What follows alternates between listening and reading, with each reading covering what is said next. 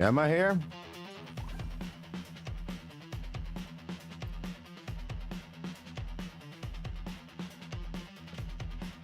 Might be, might not be.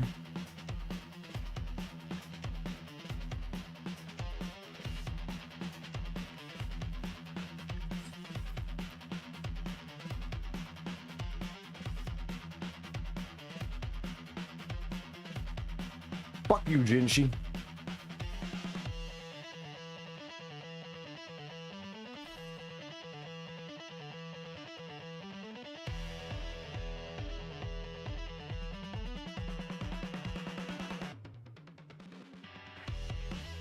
Oh, pretty much everything's like 7-6 kind of shit, but yeah. What the hell's going on here? Like, what else am I need to get? There's nothing to collect. Fuck off then. Like, this is my Zanny. She's got her fucking weapon. It's an R3. She's currently a 7-4. Shorekeeper is a 7-5. With a rank 2 Stellar Symphony. We got her signature weapon as well, but she's not a. But she's only a 7-0. Brent 7-0 with an R1 signature weapon. We use Vertili's handle, Yao's weapon, and she's also a 7-0. Carlotta's a 7-1 with her signature weapon. Rank 3, 7-3, rank 3.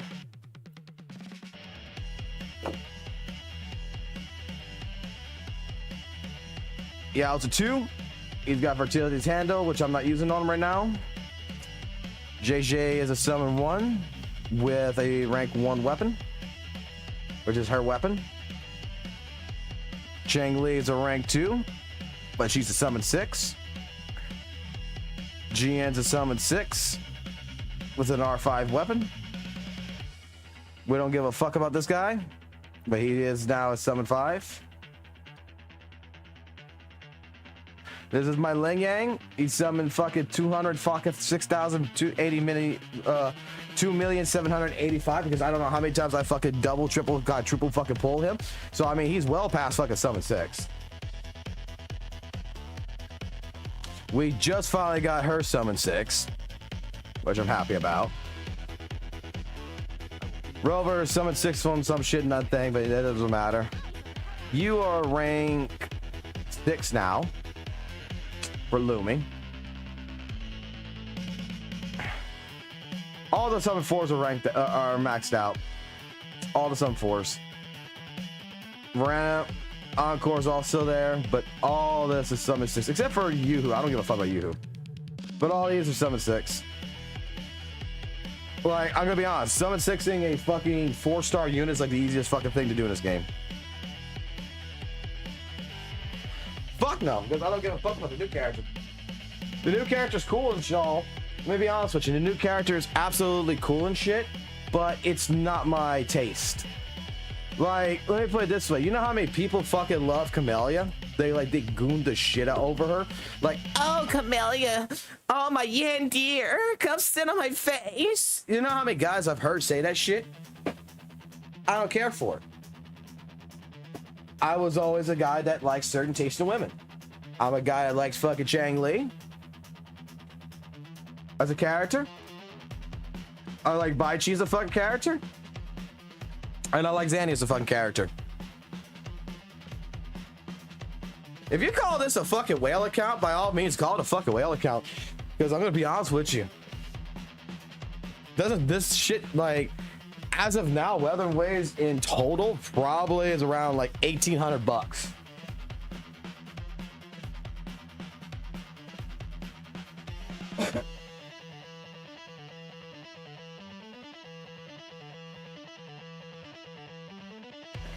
And with all the new characters of 2.0, which was like Carlotta, fucking this one,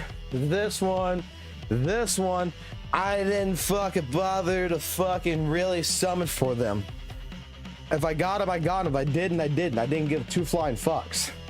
Because I don't like fucking Wuthering Waves 2.0 like I did with 1.0. But when Zanny came out, yeah, I'll put fucking money into fucking Zanny. I don't give a fuck.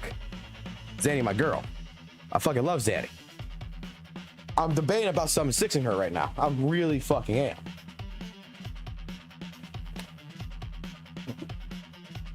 I get paid in a few hours. Direct deposit into my account. And I'm thinking about fucking going to toss about 150 bucks into the game one more time. And fucking try to finish her off. What about SK? Never lost a 50-50 once with SK. This is my absolute cheapest fucking unit. Absolute fucking cheapest. Because we never lost a 50-50. And we had lots of early pity.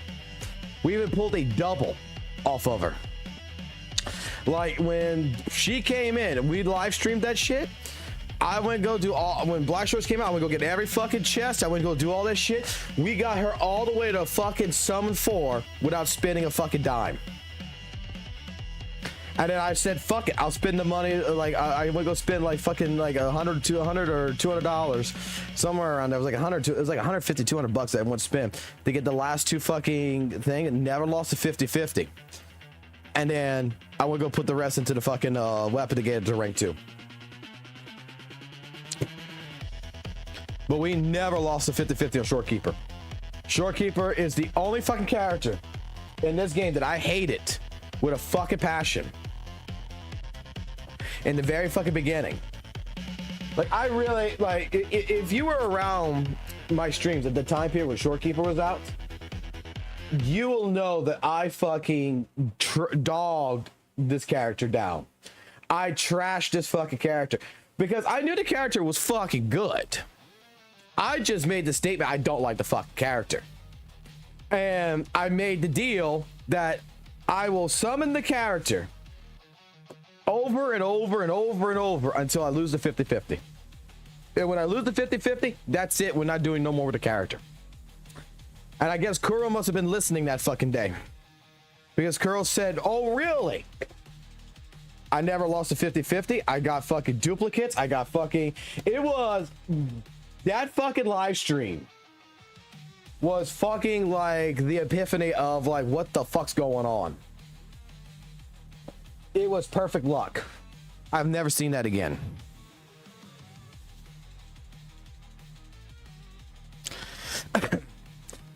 In all honesty, to summon 6 a character, when I was doing it, like Zanny right now, in all honesty, to summon 6 Zanny right now, all together on her right now, I think I got about 180. It's under 200. I know it's under 200 I spent in the game because of all the shit we got with the anniversary shit and everything. It was under 180. To really summon 6 a character, to me, compared to any fucking gacha game, Wuthering Waves is absolutely the most cheapest monetary value wise on doing this. And I would have to say that the most expensive character that I have is Chang Li, because I lost almost every 50-50 and still it only cost me about 500 bucks, 400 to 500 bucks. Show you the damage on these 3 right here. All right, I mean, that ain't fucking hard to fucking do. I did that last fucking night.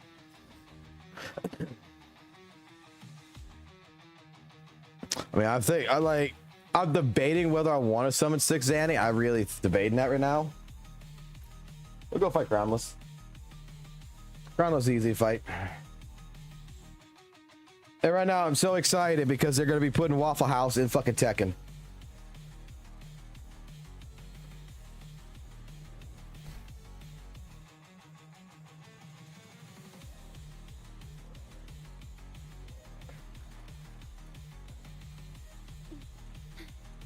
I want to see damage. Okay, I'll show you the damage. I mean, it's as good as the fucking team that I got is gonna have a better fucking damage than this, but let's put on. Okay, let's put it on the fucking pig song.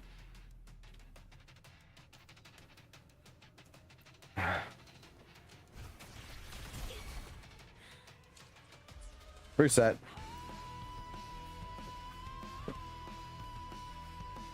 I fucked up. So I was looking at something else there.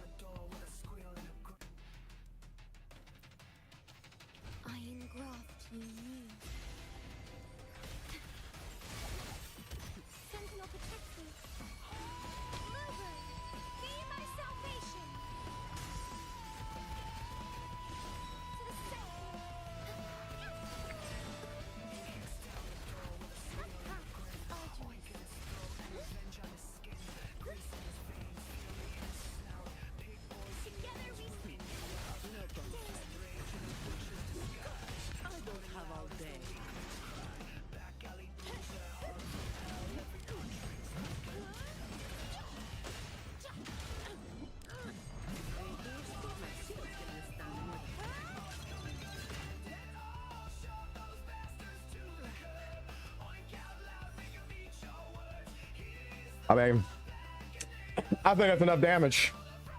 I fucked that rotation up too, which is even fucking beautiful. It's so forgiving. It's such a fucking forgiving fucking rotation.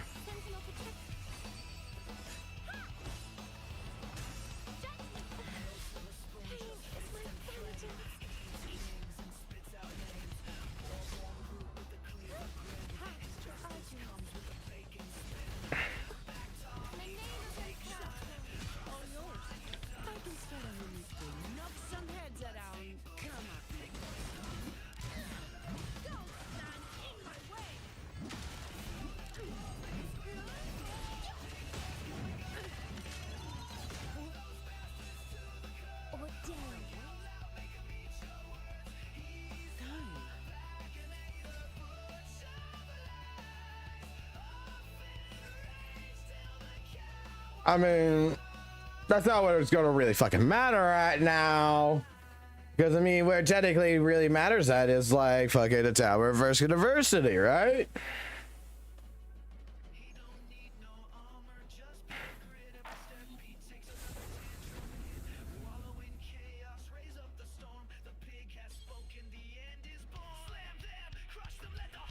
Pretty close to it, yeah. Basically, yeah. And I don't even have her fucking fully built either, which is even fucking funnier.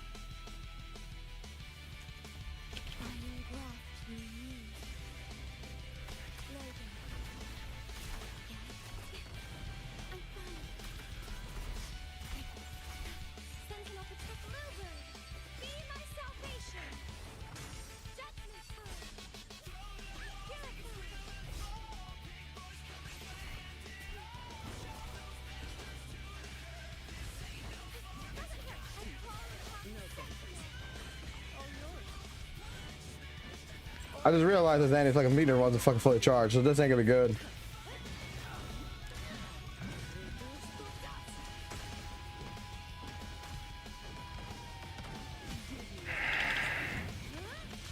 That ain't gonna be good. I didn't build up Zanny's meter.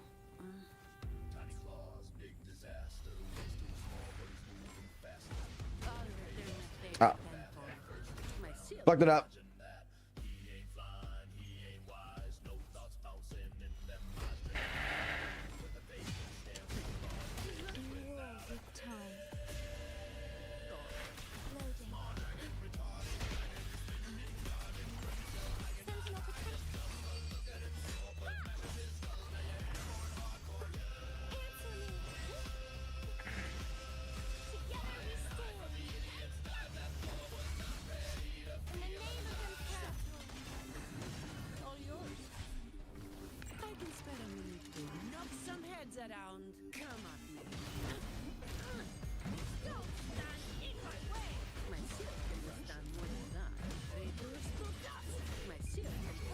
Better.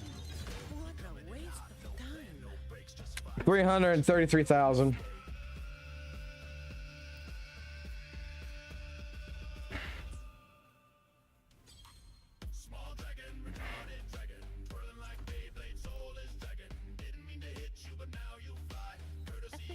I mean, I like this fucking team. Like, this is the only reason why I'm back playing fucking Wuthering Waves.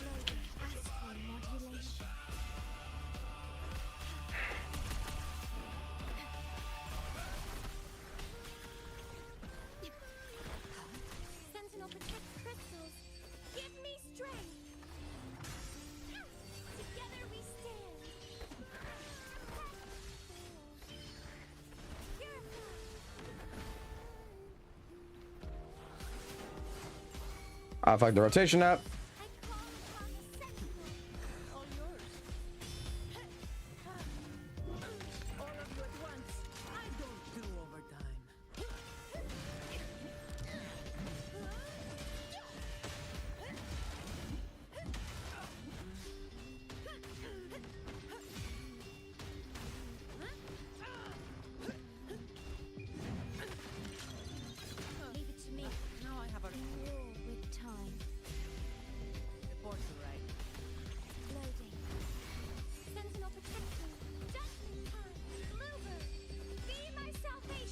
Nope. I don't like the character. I don't really like the character. Not my taste.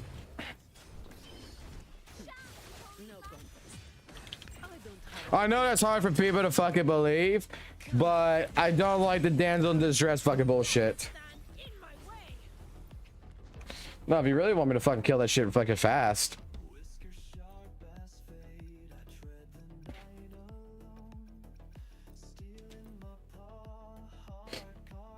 Actually, this was the wrong fucking team already.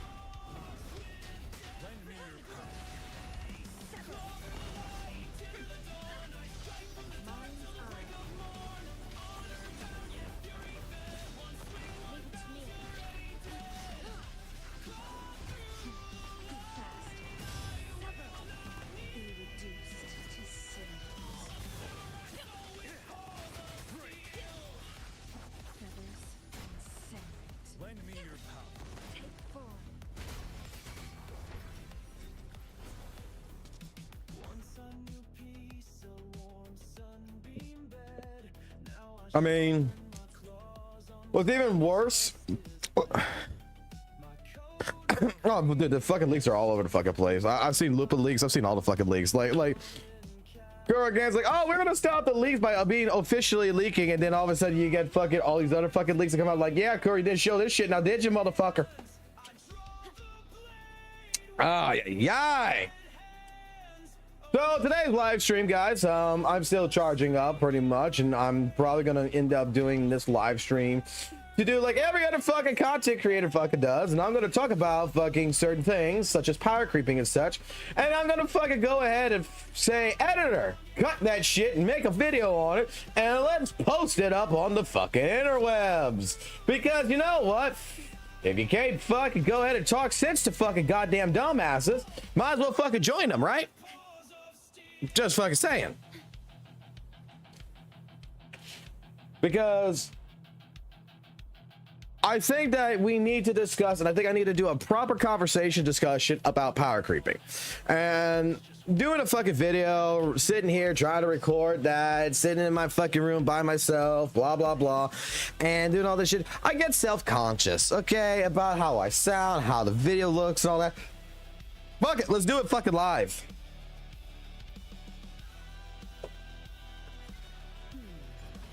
And let's not give two fucks. Because we had this conversation last night. It was a good fucking conversation last night. I just think that we need to have a better forum for it. I think there needs to be more understanding that a lot of the Wuthering Waves community itself provides in terms with its CCs. And I'll fucking put some fucking name drops on this shit because I don't give a flying fuck. But people like Satonus legitimately do provide misinformation quite a bit when they're speaking about certain topics. The Maggie power creeping with Zanny fucking situation, that right there, while we're bouncing on one leg, sitting down, is absolutely a farm of misinformation. Okay? The fucking entire conversation about Wuthering Waves and power creeping and how Wuthering Waves does not have power creeping has been a conversational topic for God knows how fucking long, for at least 9 months or so, like if not longer than that. There's been videos on that side since fucking the days when Yao came out and shit, how Wuthering Waves has no fucking power creeping, and yet the game does have power creeping. It's just that I'm sorry that small brain, you know, casual CCs out there who really claim that they're putting an effort into learning something don't fucking see the fucking actual power creeping. 100%.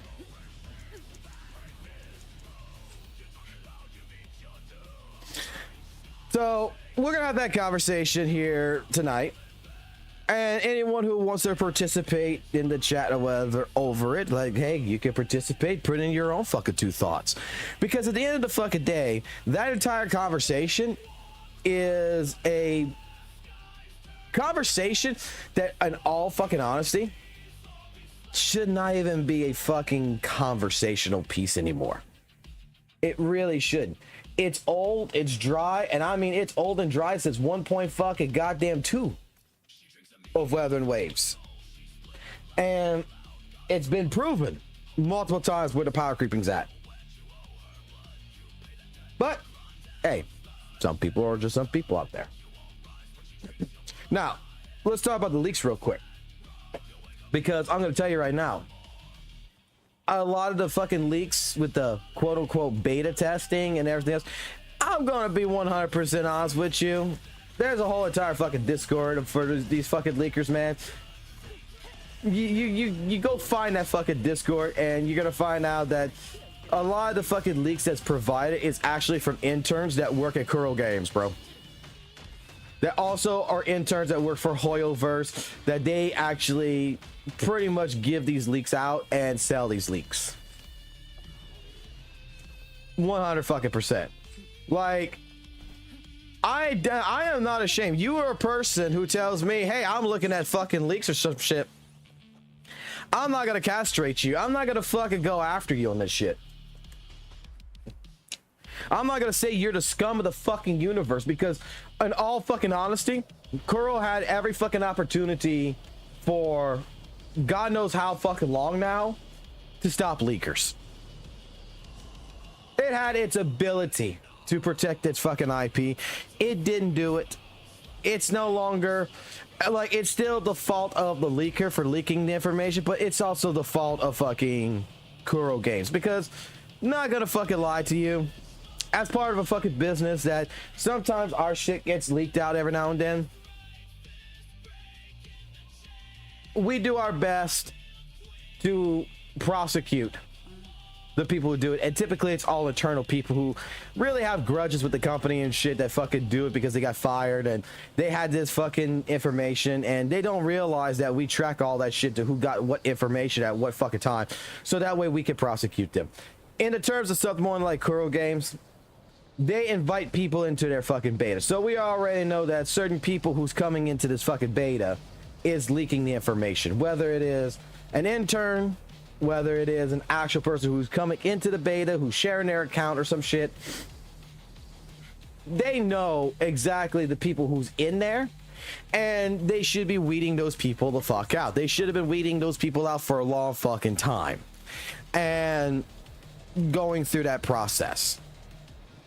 Like, they should only be trusting a handful of people. In all honesty, what Kuro Games should have been doing is that they should have been hiring their own fucking testers, not fucking giving this out to the fucking public whatsoever, and say, fuck this shit, y'all want to fucking leak. If they want to really blame it on the fucking, you know, the average person who's got into the beta and they're the ones leaking it, well, fuck them.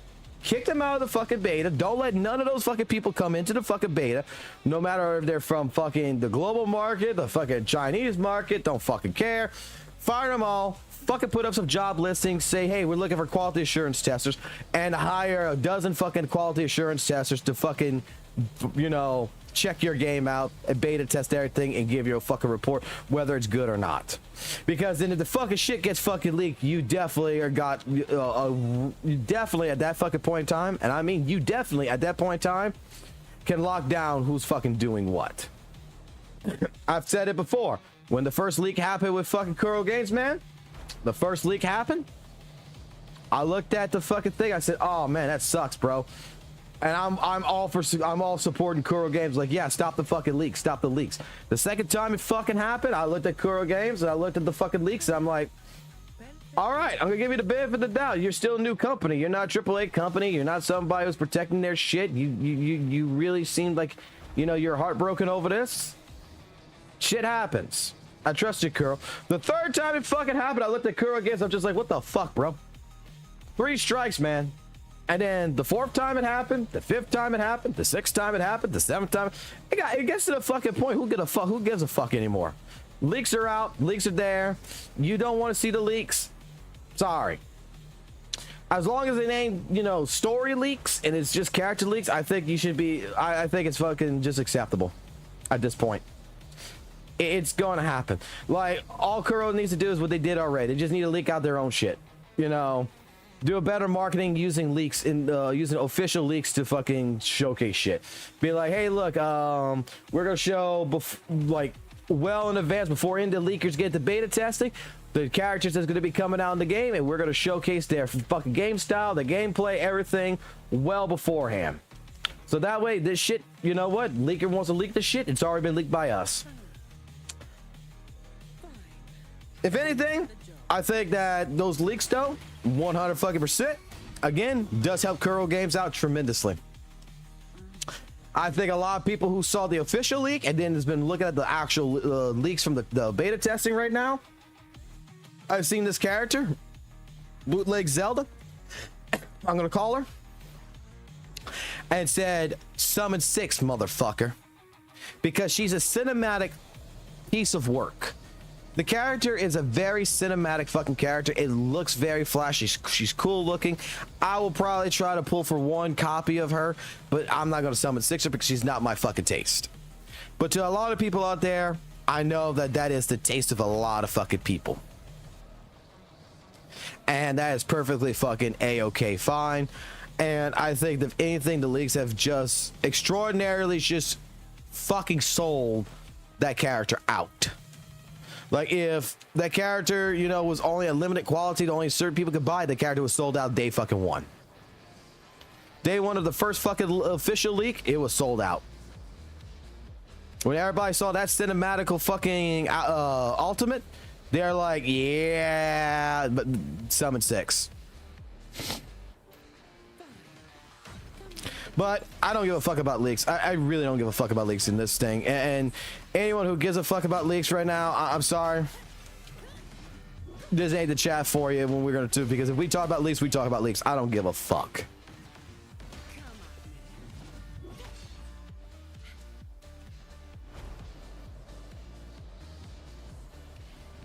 I really don't. I don't think it hurts the game in any which way. I don't think it hurts the hype. Like, I don't think it hurts any which way, shape, form for certain leaks that come out. To other people, their perspective is it does. To me, it just makes it easier for a person to understand whether or not they're going to go for a character or not. That's it. They look at something and it's like, oh shit, let me take a look at this character. This character looks pretty cool. And then they look at the gameplay and it's like, it's not for me. Guess I'm not really going to be playing Wuthering Waves that much this month. It saves them time. It saves them, you know, a hassle. They get to pick and choose with leaks what they're going to be saving up for and what they're going to be doing. They get a plan. They already get their pre-farming done. They get everything taken care of. They already got an idea how that character is going to operate and how they're going to handle it with a team. That's why I say leaks, you know, when it comes to the character building side, I think it's perfectly fucking fine. I don't give a fuck what the other ones say. I think a lot of them are just being prima donnas about a lot of the shit when it comes down to leaks. But I mean, hey, look, if you don't like leaks, I'm sorry, it's going to be completely fucking unavoidable at this fucking point in time unless you fucking stay away from social media, online fucking aspects. It's just what it is, bro. It sucks. But I've grown up to the point to where someone can leak anything to me. They could leak the ending to fucking Kazan and shit like they did for me already. it doesn't change my opinion on how good the game is. It doesn't change my opinion how good this movie is. It doesn't change my opinion, you know, of anything. I don't, in all honesty, I don't give a fuck if I'm surprised. I'm not fucking 5 years old anymore. Surprises, if anything, I don't like surprises anymore. Because being a grown-ass fucking adult and finding out surprises come around the fucking corner kind of fucking hurts a lot of shit. But that's the case of fucking leaks. That is my take on fucking leaks. Now,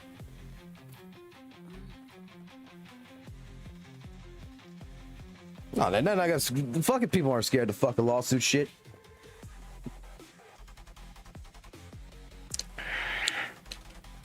And until one of the companies, whether it's Hoyo, whether it's Kuro, or whoever, legitimately, legally, fucking do what they gotta do to take this shit down, and I mean, like, bring motherfucker to actual fucking court under criminal fucking charges, fucking get them to the highest fucking degree. Until someone actually fucking does that, leaks are like, you're not gonna scare leakers away. I mean, like, look, we got season 5 of fucking Guilty Gear Strive completely leaked out. We already know characters has not even been yet fucking announced, because season 5 is not going to be announced until Evolution Tournament, which is not until August. Around that time frame has already leaked out of what characters are coming in, what planned characters who are coming in for the season 5. And Arc System Works has legitimately stated that they're working right now with investigators and shit to find out how this shit got fucking leaked. And it's like, to be completely honest with you, your shitty fucking coding in that game is what caused the fucking leak. A lot of people should realize that one too. For Arc System Works, a lot of people should realize that one, because Guilty Gear Strive, when it's been released, since its release, has been plagued with nothing but hackers who has been diving into the source code of the game, who has changed shit to get into fucking private lobbies to fuck with streamers and shit like this. Like, Strive has legitimately, since day one, been a fucking hassle for a lot of people to play because of that reason. The online is so fucking badly hacked with people that's getting into the source coding and shit, that what dumbass at Arc System Works decided to put into the fucking game the entire future season 5 information into the fucking last update for the fucking game pre fucking release, so that way someone can data mine the fuck out of it and say, holy shit, guess what, motherfuckers? Jam's coming into the game. This character's coming into the game. All this shit. Oh my fucking god. Like, it's all out there. But my question is, what dumbass legitimately at the fucking development side put the fucking shit in the code to basically say this is what season 5 is going to entail, like pre-planning season 5's entire fucking structure in the latest update? Like, dude, I worked with for what, with the Department of Education for fucking goddamn, I don't know fucking how long, with their application development. You have several different types of fucking development projects you could do.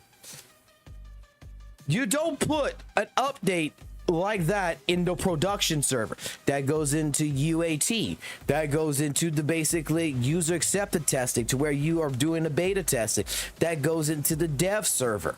You have 3 different environments that you typically use in development: dev, UAT, then production. And in terms of Guilty Gear Strive, in terms of even like it seems like is, well, someone fucking put it all in fucking production. Said fuck put it in UAT, fuck put it in dev also, and leaving it there. We're gonna put it in production as well. And well, guess what? Your entire season 5 has been leaked well before any fucking announcement, which would not happen until fucking August.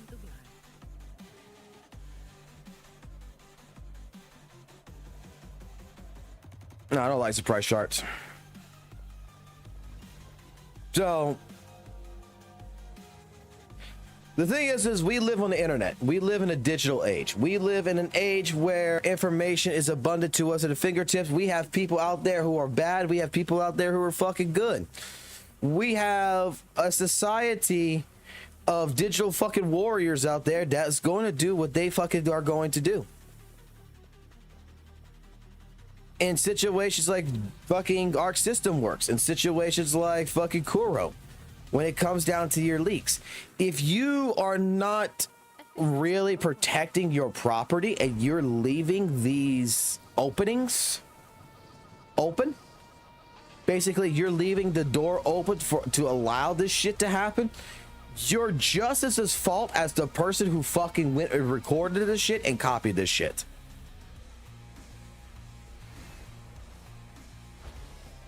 100%. Like, I'm not just gonna blame a fucking leaker like Step Leaker for fucking leaking out all the new shit for fucking Wuthering Waves from the beta testing.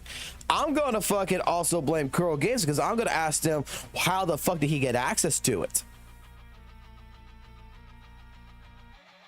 You understand my point?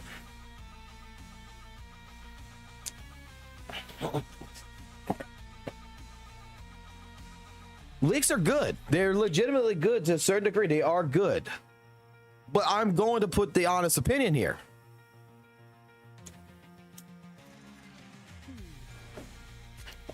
I'm going to give the honest opinion.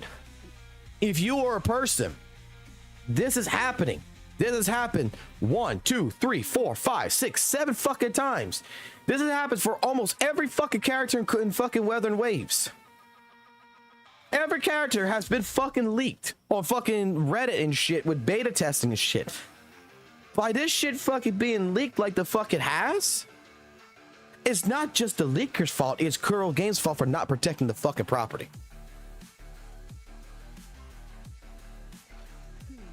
The beta files are in the game ready for data mine. That's the fucking thing. It's already fucking there. Why the fuck is it there? I've done application development. I've built fucking applications. The production server, which what I'm playing right now, this right here, this is what we're playing. This is production. This ain't fucking UAT. This ain't dev.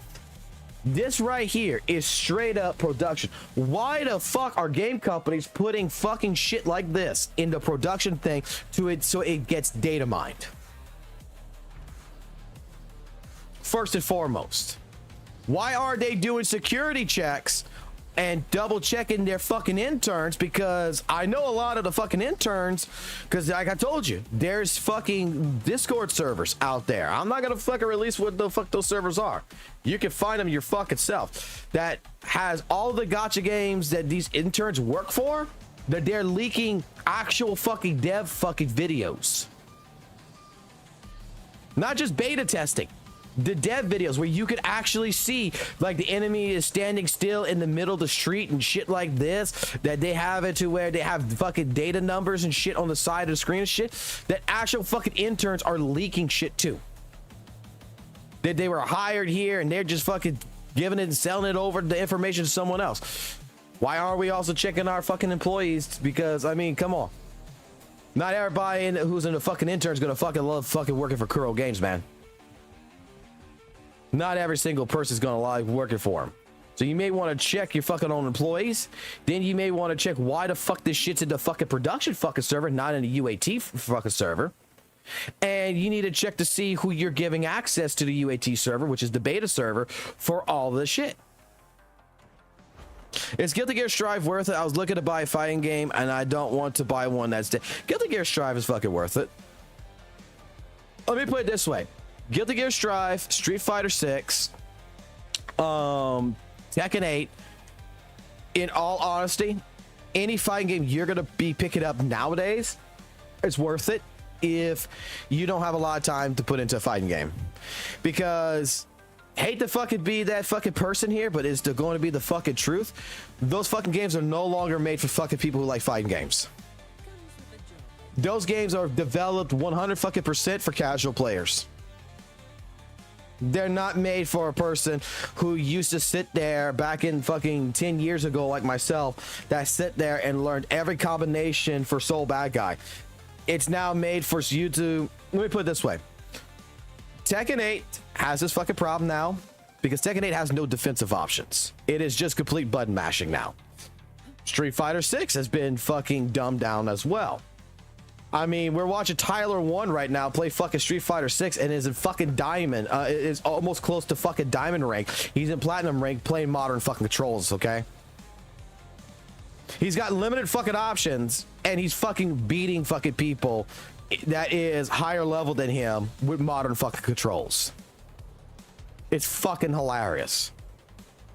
Guilty Gear Strive, compared to all of the old Guilty Gear, has been very well heavily redesigned for pretty much a casual marketplace to come in, for a casual player just to be able to pick up the game, put the controller down on the fucking table, put their face on the controller and roll it back and forth over and over and over and over again, and they see big flashy things happen on the fucking screen and they're winning.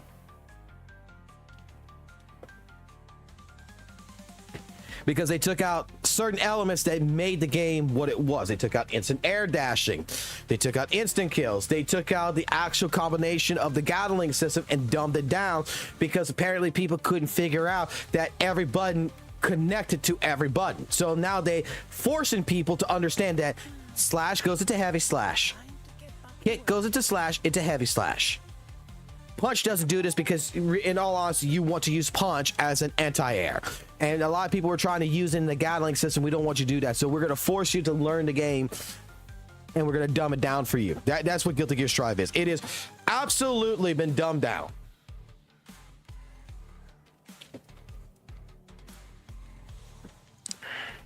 Sparking Zero is a good game.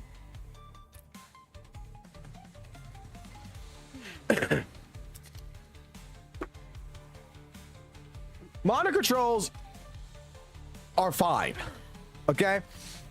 A lot of people are going to be bitching about modern controls and stuff like this, but that is the future of fighting games. They want to make fighting games more and more accessible to casual players and not leave it as a niche community anymore. The only issue that I have with Strive, okay, is that Strive is a game. I will be 100% honest here. And I know that I'm going to be pretty much called something that I'm not. I'm probably going to be, you know, called, you know, a hater, if you would, to a certain group of people. But it's not towards them that I have the problem. It's not them at all. But Strive has really changed its identity. Like Guilty Gear has really changed what its identity is from all of the previous Guilty Gears to very heavily influence itself around practically the LGBT community. Okay?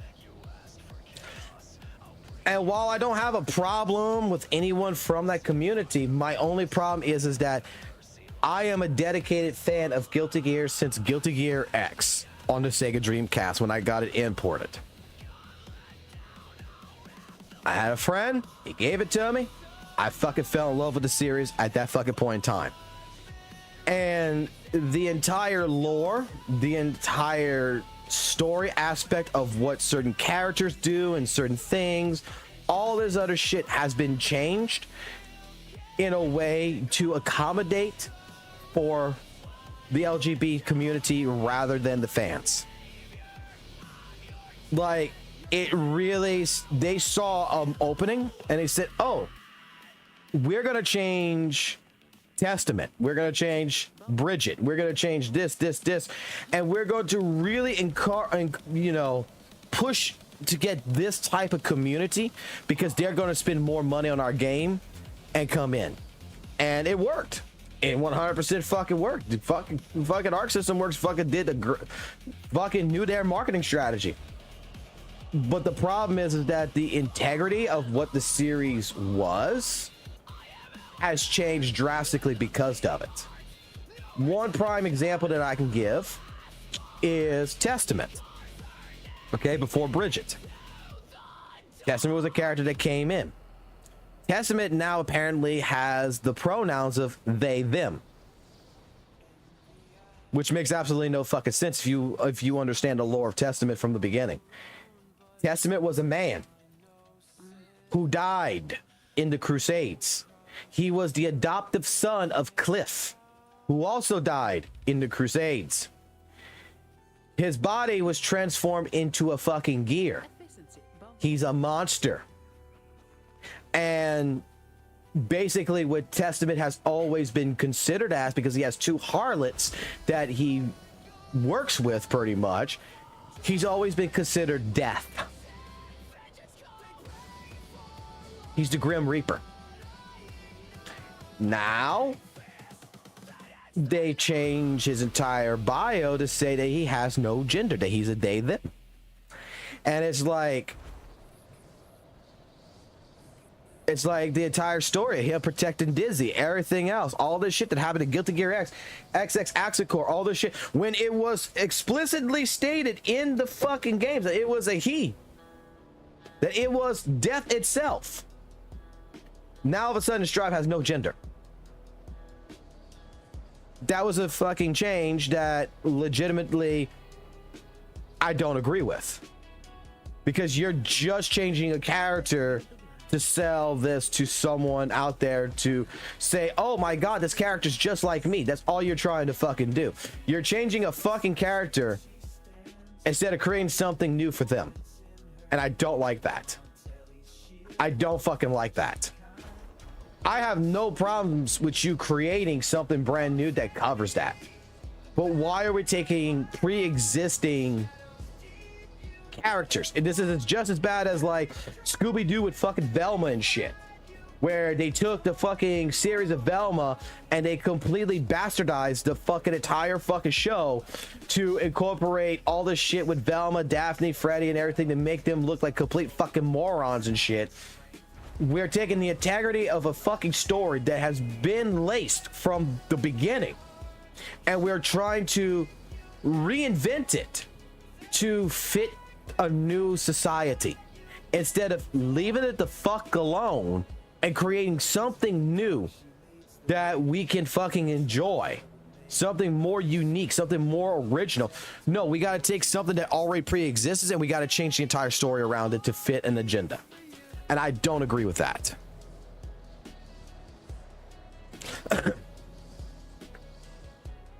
Bridget, okay.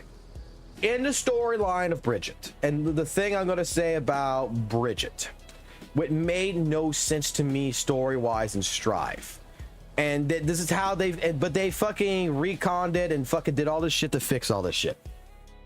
Bridget always knew that Bridget was a boy.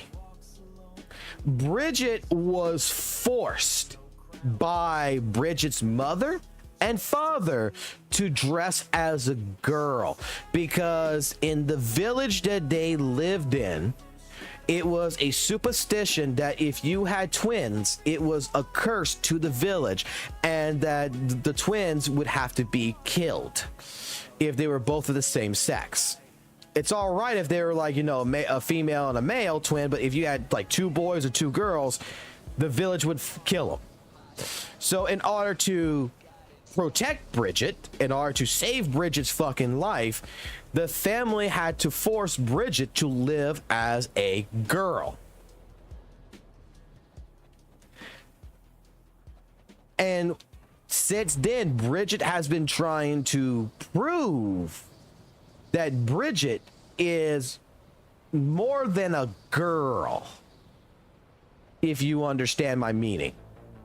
Bridget has been trying to be a bounty hunter, is a bounty hunter that's been trying to prove themselves, so that way they could basically show the village elders and shit that, hey, look, it's not a curse, it's not thing, like, this is, you're fine. And then all of a sudden we're at the end of the storyline.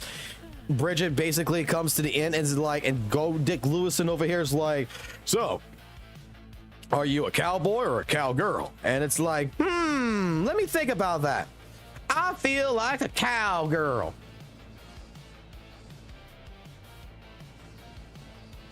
I don't know. The story doesn't make sense to me. It never did in Strive.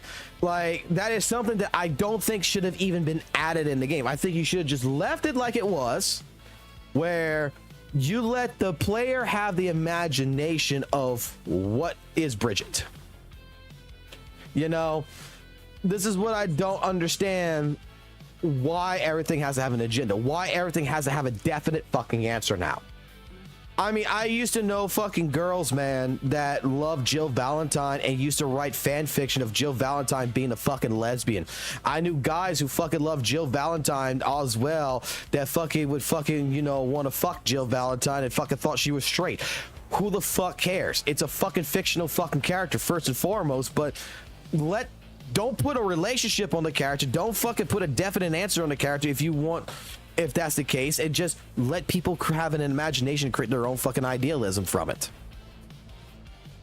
Because, I mean, we're that good. We're good enough to come up with our own kind of story plot and be like, and do all these fan theories and shit like this.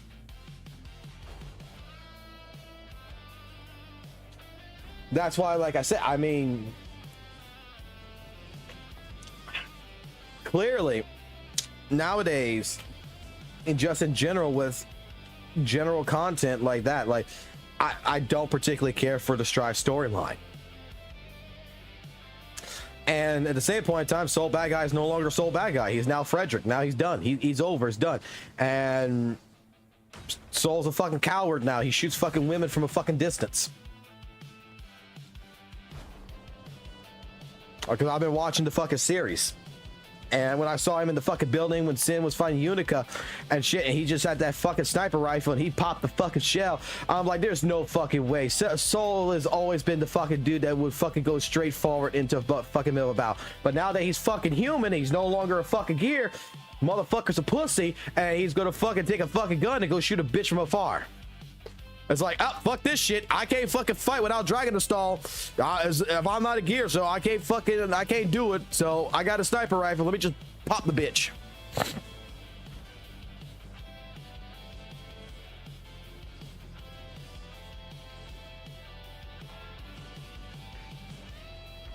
So, but do I still like Guilty Gear?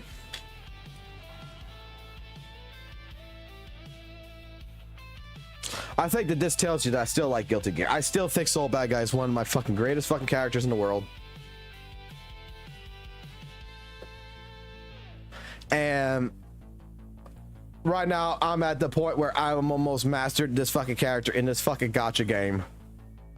We're very close. We're only 400 points basically away from maxing out the entire fucking mastery of this character. So, just putting it out there before anyone says I'm not a fucking true Guilty Gear fan, I'm not a true Soul Bad Guy fan, you can kiss my fucking ass. Because the only reason why I'm playing this fucking crappy fucking game is because it has fucking Guilty Gear fucking skins. I'm a major Guilty Gear fucking fanboy. And I gave this game fucking money just so that way I can populate the fucking skins.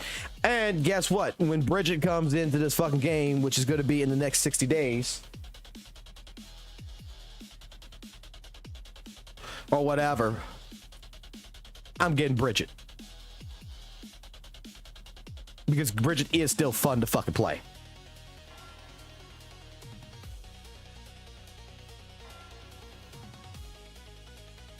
Yes, it is a gacha game. It's a gacha game that you don't have to buy. You don't have to gacha for the characters, if that makes sense. You have to gacha for their shit. You have to gacha for this in order to make this more powerful. Like, these go up to like 9 levels. You got to gacha for this. So what's called the enchantments. This is what your gachas. You gacha for skins. Like, if I want this fucking skin right here, for example, because I like tan girls like fucking Yorichi, so I kind of want to get this. After fucking opening fucking 375 more fucking boxes, I'll get that fucking skin guaranteed. You summon for that, and you summon, like right now, I got 46 days to try to get Soul maxed out on all his damage. So basically, this is like your sequences. This is all the fucking damage, and you want to make sure that you're getting these as high up as possible. You want to level these up. This is your gacha system.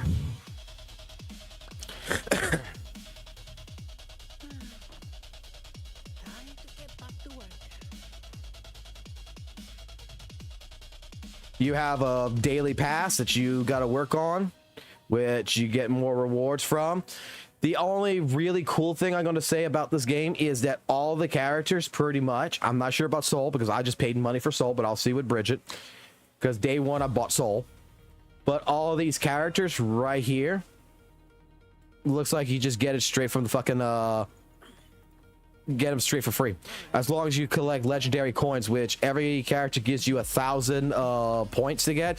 So if you get this right here, like the legendary coins, which keep rotating in like this, goes by 1,500, you know, 500, 500, 500, 500, 1,000, 300, 250, 250.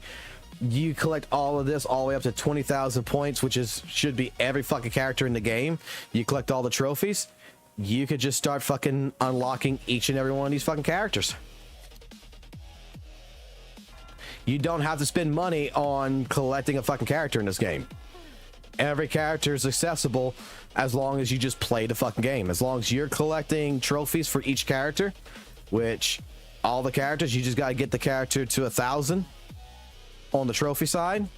So like this one's up to 300 right here, but once you reach 1,000 you collect. And then if you buy the characters battle pass, which, look, this game's very predatory in that shit, I'm not gonna lie, because characters have their own little fucking battle pass. They also give fucking legendary coins too, which up goes to only a little bit.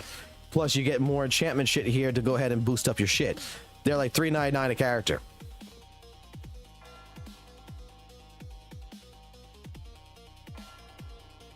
But yeah, this is a complete fucking gacha game. That's why I've been playing this. This game has it's competitive. It's got rank and everything else, which rank is only open from 7 p.m. to 3 a.m. in the morning. And you got different things to go do, dueling and such. Like, this is a game that completely, it's a fighting game. That's what it is. It's a fighting game gacha.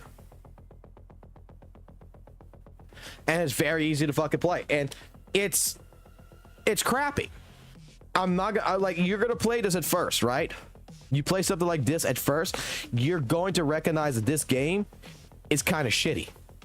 But it's like I was saying this before, I'm not sure how many of y'all played PlayStation 2 games, PlayStation 3 games, PlayStation 1 games, where if you remember a place like Blockbuster where you go rent a fucking video game, right? You go rent this fucking video game and you fucking play for 5 minutes and you're like, man, this game's kind of ass. But you play it for the next 3 days because, hey, you fucking rented it, so you might as well fucking play it. And then the game actually grows on you to the point to where you know it's ass. You know it's a shitty game. It's like playing Devil May Cry fucking 2. You know it's fucking ass. But it's a lovable ass. If that makes sense.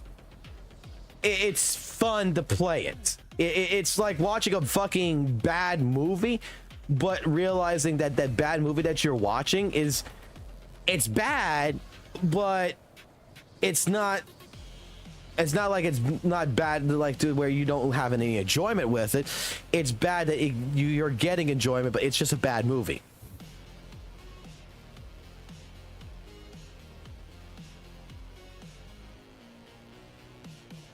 They call it arena fighters and all that other stuff. Is that the Fox girl you called bad a few days ago? She's not bad. Okay, she's not actually a bad character.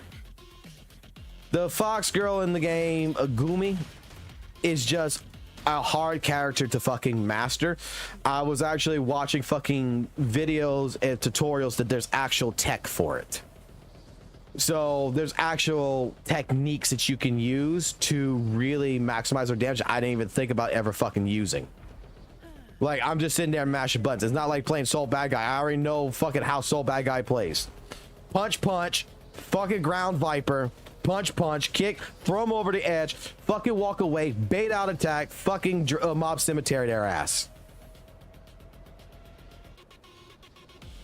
Soul Bad Guy is a character that you punch first and everything. So, like I said, the game, it's ass, but it's an enjoyable ass. Like, I'm not gonna lie, I've actually having a lot of fun with it.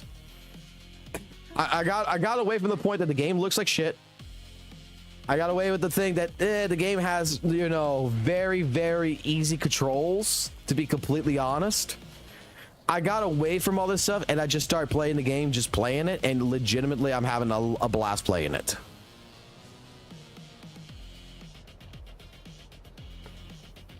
Well, how hot is that playable lady in DMC and DMC2? Lucia? Oh, she was fine. She was fine to play, but I was a Dante man. I was all about Dante. I was just upset that Dante didn't really speak in the game. Alrighty. So I think we should get into the conversation about power creeping. What y'all think? I think I should go ahead and properly go ahead and get into that conversation and discuss pretty much my thought patterns on that while playing a playlist that doesn't have any lyrics behind it, just, you know, straight up. Let's see.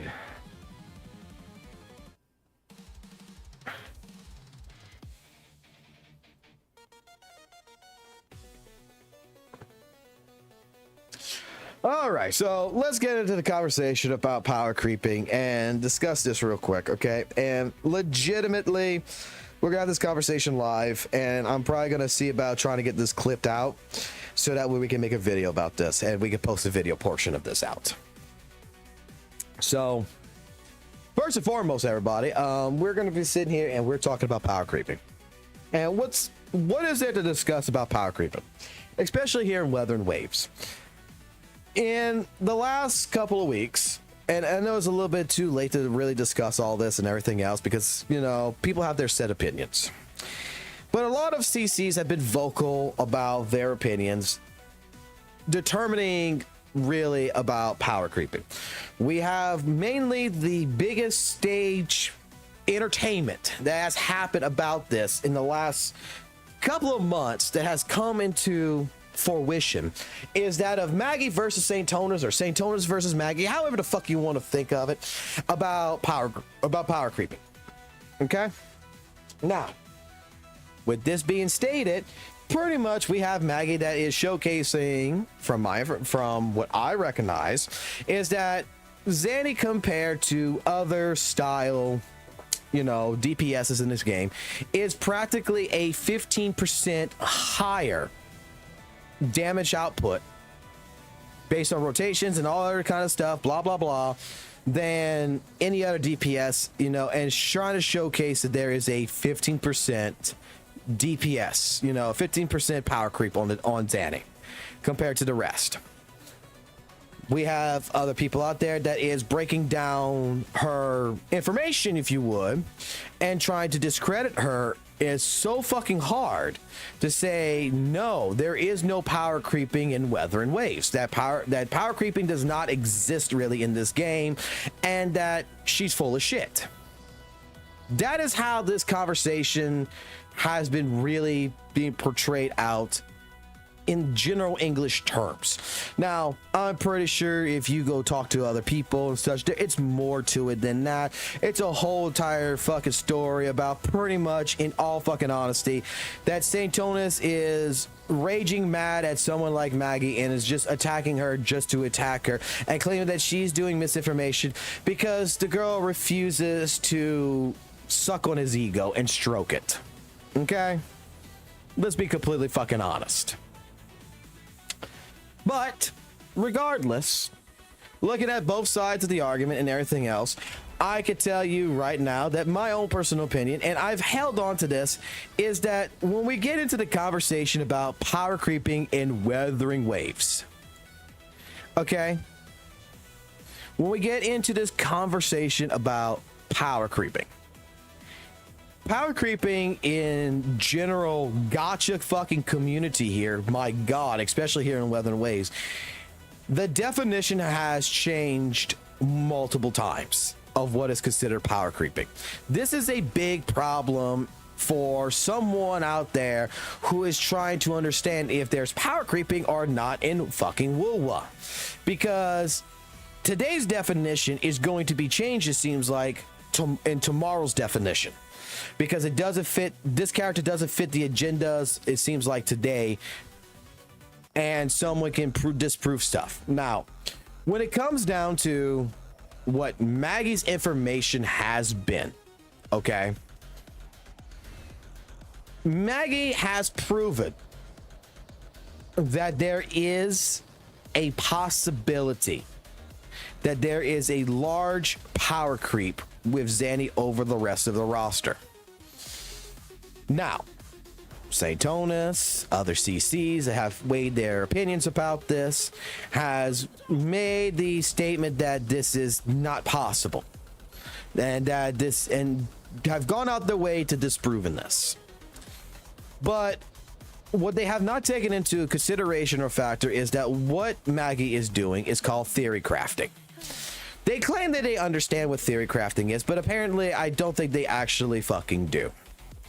Because to try to put this as plain English as possible for someone who does not understand this shit, for someone who does not pretty much know anything about what the fuck power creeping is, like, I want to try to just tell this to my mother, pretty much, who doesn't play fucking video games, or my dad, and I want to explain to them what power creeping is. Let me explain it as English as possible. What's going on between Maggie and Saintonis. If you ever watch speedruns, okay, and I've made this statement last night, that's why I want to make this into this video. If you look at speedruns, speedrunners go in to play in a video game, whatever video game that they're speedrun. Let's just say Sonic the Hedgehog, because I reference Sonic with speed, right? So speedrunning a Sonic the Hedgehog game, or Mario 64, or whatever is your favorite game that you like watching someone speedrun, Dark Souls. They play this game and they get PBs, personal bests. Now, a world record holder for a game like this, let's just say someone's playing, I don't know, Sonic Frontiers, and they're finding glitches, they're finding different things that help save time, and their world record holder has 1 hour. They beat the game in 1 hour, and they're the world record holder. No one else has come up to them. So what ends up happening is that people will take from, you know, these speedrunners who are speedrunning the game on a daily basis, that is on averaging making an hour's worth of time. They're going to take all of these runs, take the best part of the data from these runs, and put it into a simulation system. We call this tool assisted speedruns, where with mathematical equations, with the simulation taking all this data, putting it together and understanding the routes and understanding all this, does everything perfectly, and can show you that if there was absolutely no mistakes, because if you watch a speed run live stream most of the time, like Zeus with fucking Bloodborne, how many times did these speedrunners mess up, you know, a strategy, and they have to do a backup strategy, that they have to do this in order to save time, that they don't get everything frame perfect. The tool assisted system says, okay, if we take out all of the human error out of this, and we put all this together, and the run now, if you got all this shit together, the world record holder who's got 1 hour on this should honestly be able to beat this game instead of an hour. If they did everything perfectly, should be able to beat the game in 45 minutes. That's what a tool assisted does. It shows you that from all perfect execution, all perfect conditions, all perfect RNG, everything that's perfect is met. This is what you can see happens. So in terms of power creeping that Maggie is trying to present with her entire synopsis, with her data sheets and everything else about power creeping, she is taking into account only perfect conditions. Like, everything has to be met. This is the conditions, this is everything. That if we took all of the data that Zanny has and we put it together into being the most optimal, the most perfect case scenario, Zanny would show mathematically that there is a 15% better output than Carlotta in terms of rotation, in terms of this, whatever. That is what theory crafting is. That's what tool assistant is. It's the same thing.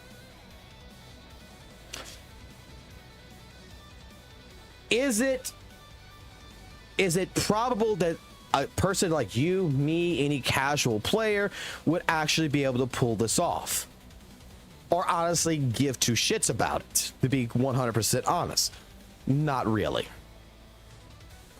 Okay, I don't know anyone who honestly plays Wuthering Waves as a casual player who gives two shits about, oh, is Zenny a fucking power creep or not to fucking whatever character in the fucking game.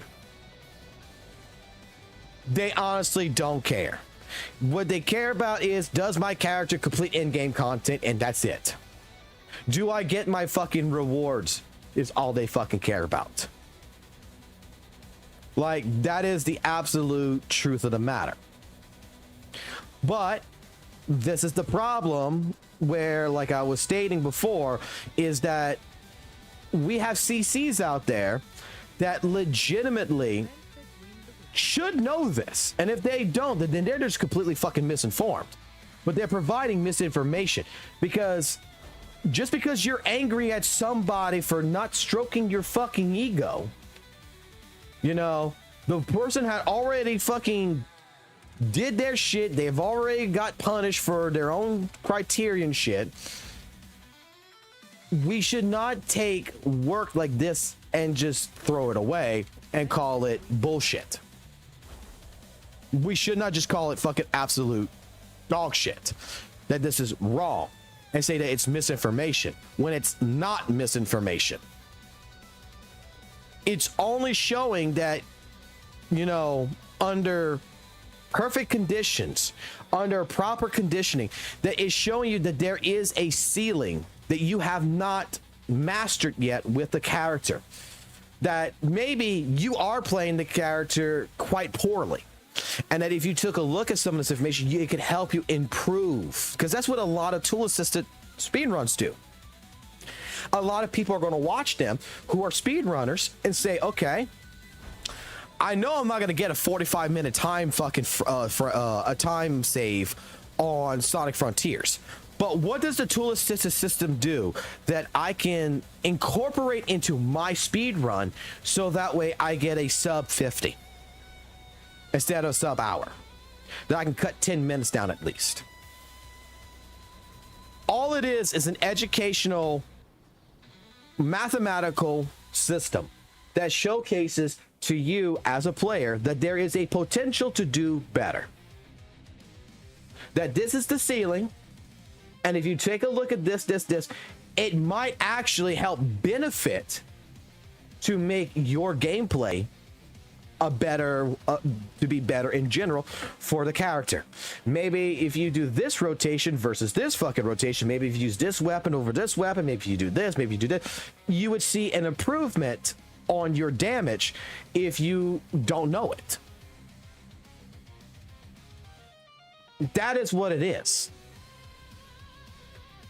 The thing is that power creeping in Wuthering Waves has existed, okay, long before this argument with theory crafting versus practicality. I hear it all the time from a lot of different CCs, from a lot of different people who I talk to. Oh, this guy over here, and it all spans really from fucking St. Tonus, 100%. He's the one that originally started this shit. I'm going to say it. About how WUWA is not a game that power creeps. When we take a look at Wuthering Waves, and I'm a person who's played Wuthering Waves since the very fucking beginning, day fucking one, okay? And from me playing the game day one as a casual player and spending fucking money and fucking enjoying the game, I could tell you that GN was the first 5-star DPS we got in the game. He was the first 5-star limited character. He's a great character. Even to this fucking day, the character is still a good character. There's nothing wrong with GN. Okay? But when Jinshi came out, Jinshi in her own rights became a huge damage powerhouse over GN. When the character Camellia came out, she basically took GN's AoE from his ult. She took fucking Jinshi's fucking nuke, put it together, and created a kit that made the character easier to play, that you didn't really have to do any of these animation canceling. Like, pretty much with GN, to maximize his output, to maximize the true damage from GN, like how Noisy Boy and Author plays GN, you really have to understand the animation canceling. You have to understand different things that ultimately makes it to where you're doing his absolute most outrageous and best damage. While he's still somewhat of a brain dead character, he is not that brain dead, which makes him really good. But then you get a character that comes in like Camellia that pretty much she spins to wins. Her kit loses death with each new character that comes in. The kits start losing death. They become easier and easier to play. They become harder, and the damage numbers become bigger and better. In all fucking general honesty. So from GN to Jinshi to Camellia, we can see that there has been about, maybe in my personal opinion, a 5%. Roughly non-noticeable power creep. Oh, I even forgot about Yao. Even Yao was a power creep, okay, to them, because he can basically slow down fucking time. Camellia comes in, power creep. It wasn't until 2.0, to the beginning of 2.0, that we actually could say that power creeping went much higher. Okay? When you got a character like Carlotta that now has brand new fucking echo set that benefits her resonant liberation, her resonant skill, her glacial fucking damage, and with her own fucking kit, she freezes a fucking enemy and pretty much is her own fucking powerhouse, to where I've seen fucking people fucking single-handedly fucking do a one rotation and just destroy shit. It's a power creep. Is legitimately a fucking power creep. Because someone like GN can't benefit from the new Echo set. Jinshi can't benefit from the new Echo set. I don't think Camellia could benefit from the new Echo set. Can she? Does she benefit from the new Echo set? She might, actually.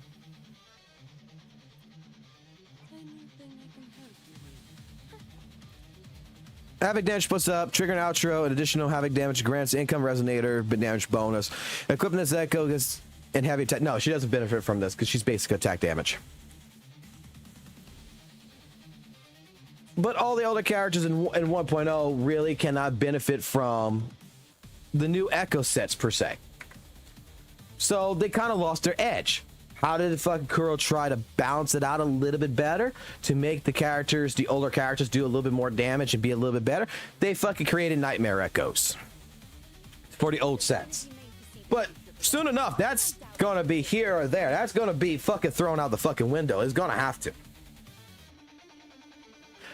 I don't know shit about this fucking character, whether it's a DPS or whether it's not, or sub DPS or whatever, so we're gonna have to skip that one. But from Carlotta to fucking Zanny herself is a fucking power creep.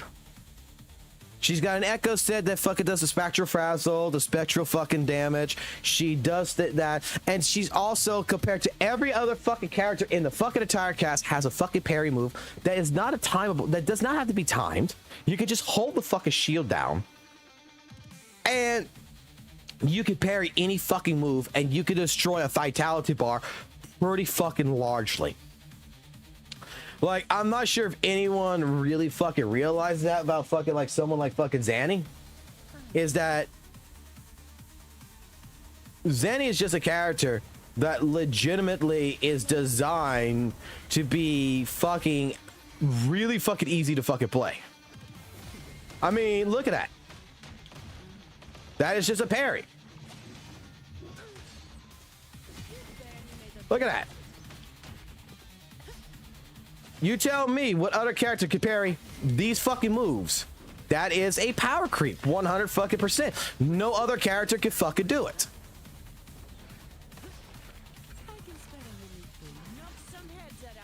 Is her rotation slow as shit? Everything else, yeah, but I mean the fucking bitch fucking can parry any fucking attack.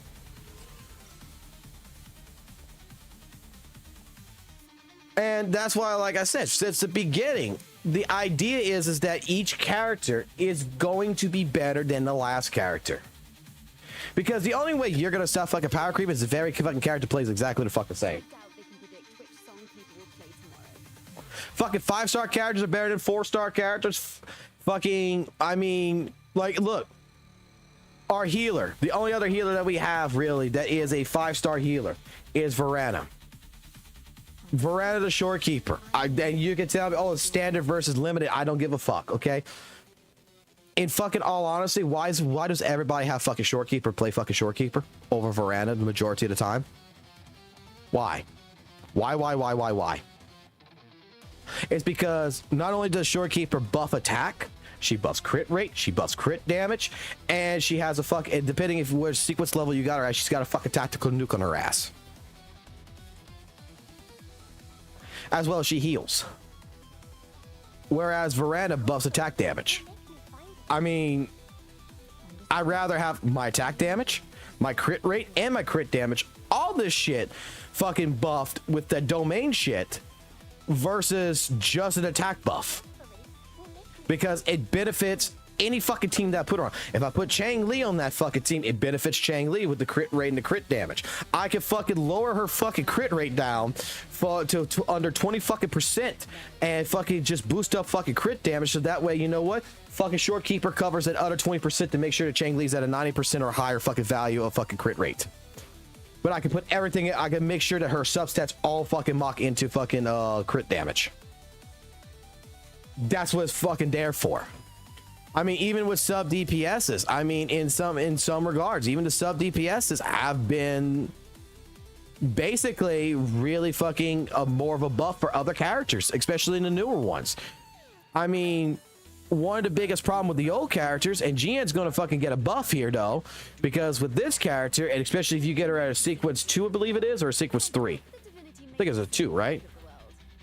Yeah, out of sequence 2, you're going to get a 40% aerial damage bonus. So this character right here is basically going to be a sub DPS that out of summon 2 is going to benefit GN. Okay? But it's still not a sub DPS that is designed around GN.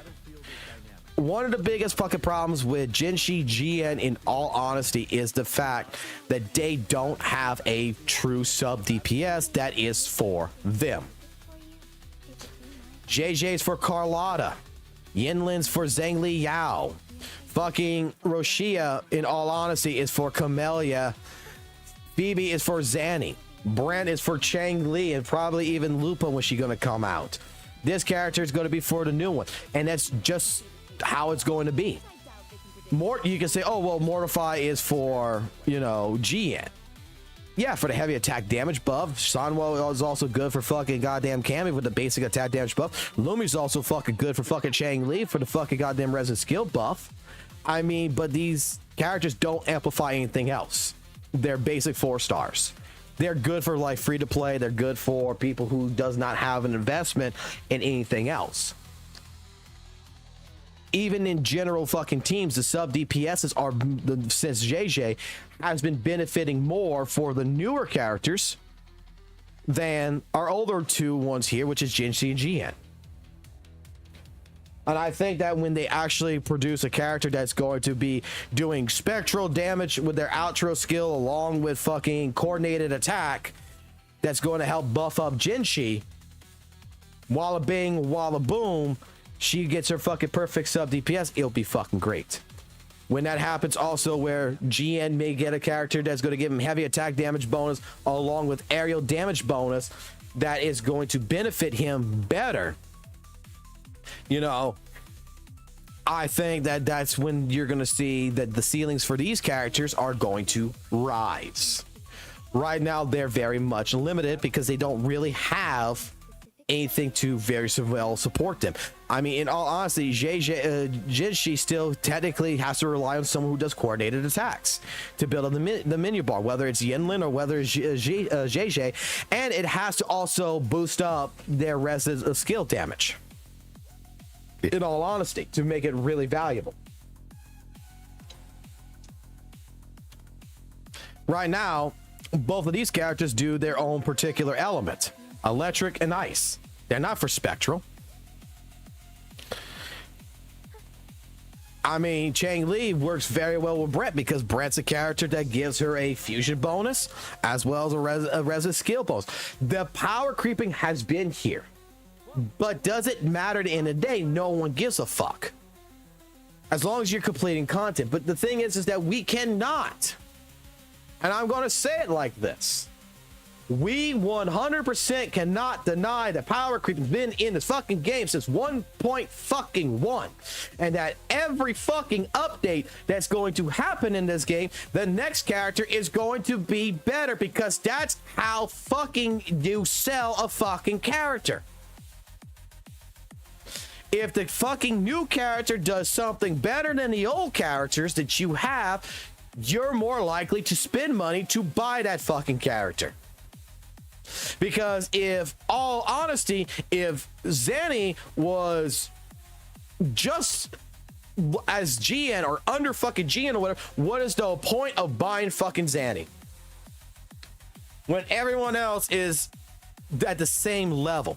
Zanny does have a higher power creep with Carlotta over the old 1.1 cast. When 3.0 is going to come out, the 3.0 teams are going to have, those characters are going to have also a massive fucking damage buff over probably the 2.0 characters and the 1.0s. There'll probably be new echo sets by that fucking time that's going to really fucking populate for the newer cast to make them better. There's power creeping in every fucking game, from fucking Dark Souls I have fucking played to fighting fucking games. Power creeping is not something to be fucking scared of. It's not something to fucking be pissed off about. It's not something to deny.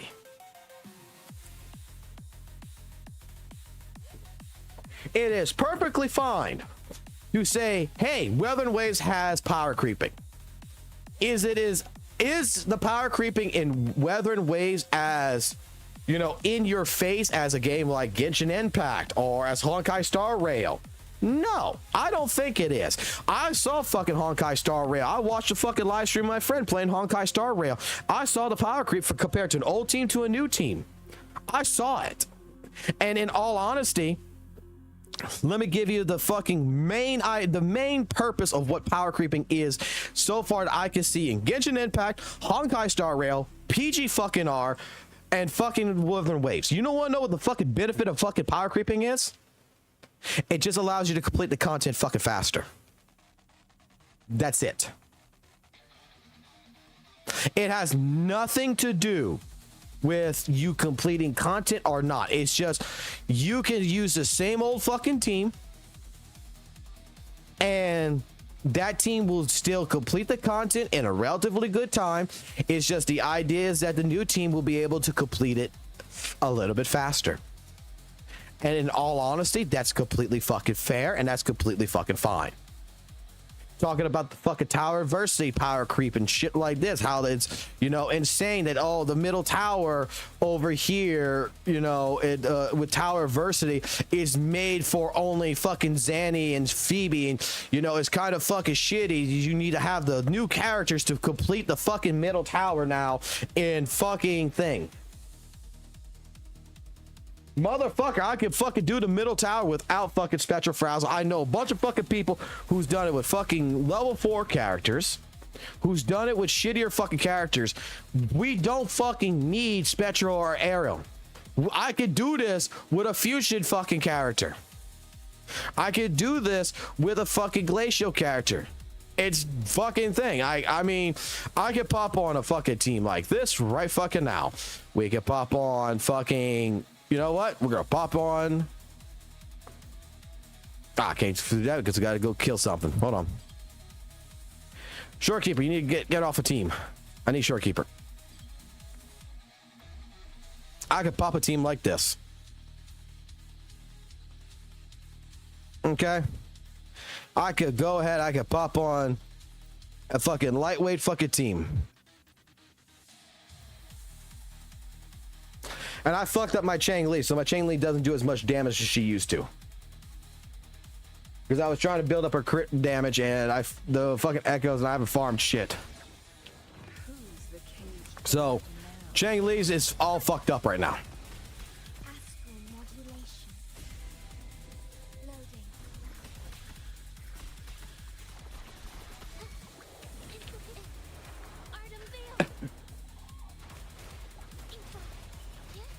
I mean, why do I need the fucking new team to complete this when my fucking current team right here is doing a fucking fantastic job all itself? Elements in this fucking game don't fucking matter.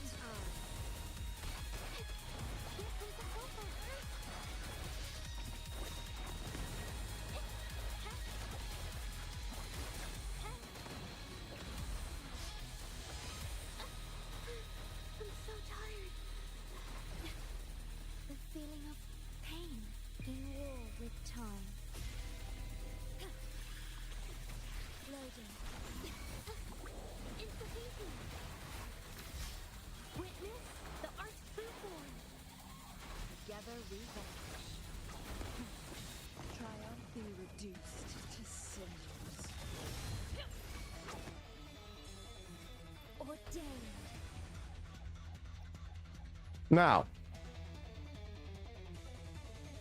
I completed it. I fucking did all fucking goddamn all fucking 3 on it. Really no fucking issue whatsoever. But if I go fucking change this team right now to the Zanny team from a standard team that I would use, which is the fucking old team that I would always fucking use, the difference is that what? Is that I'm just going to be expecting that fucking Zanny should be able to complete this a lot fucking easier. That's it.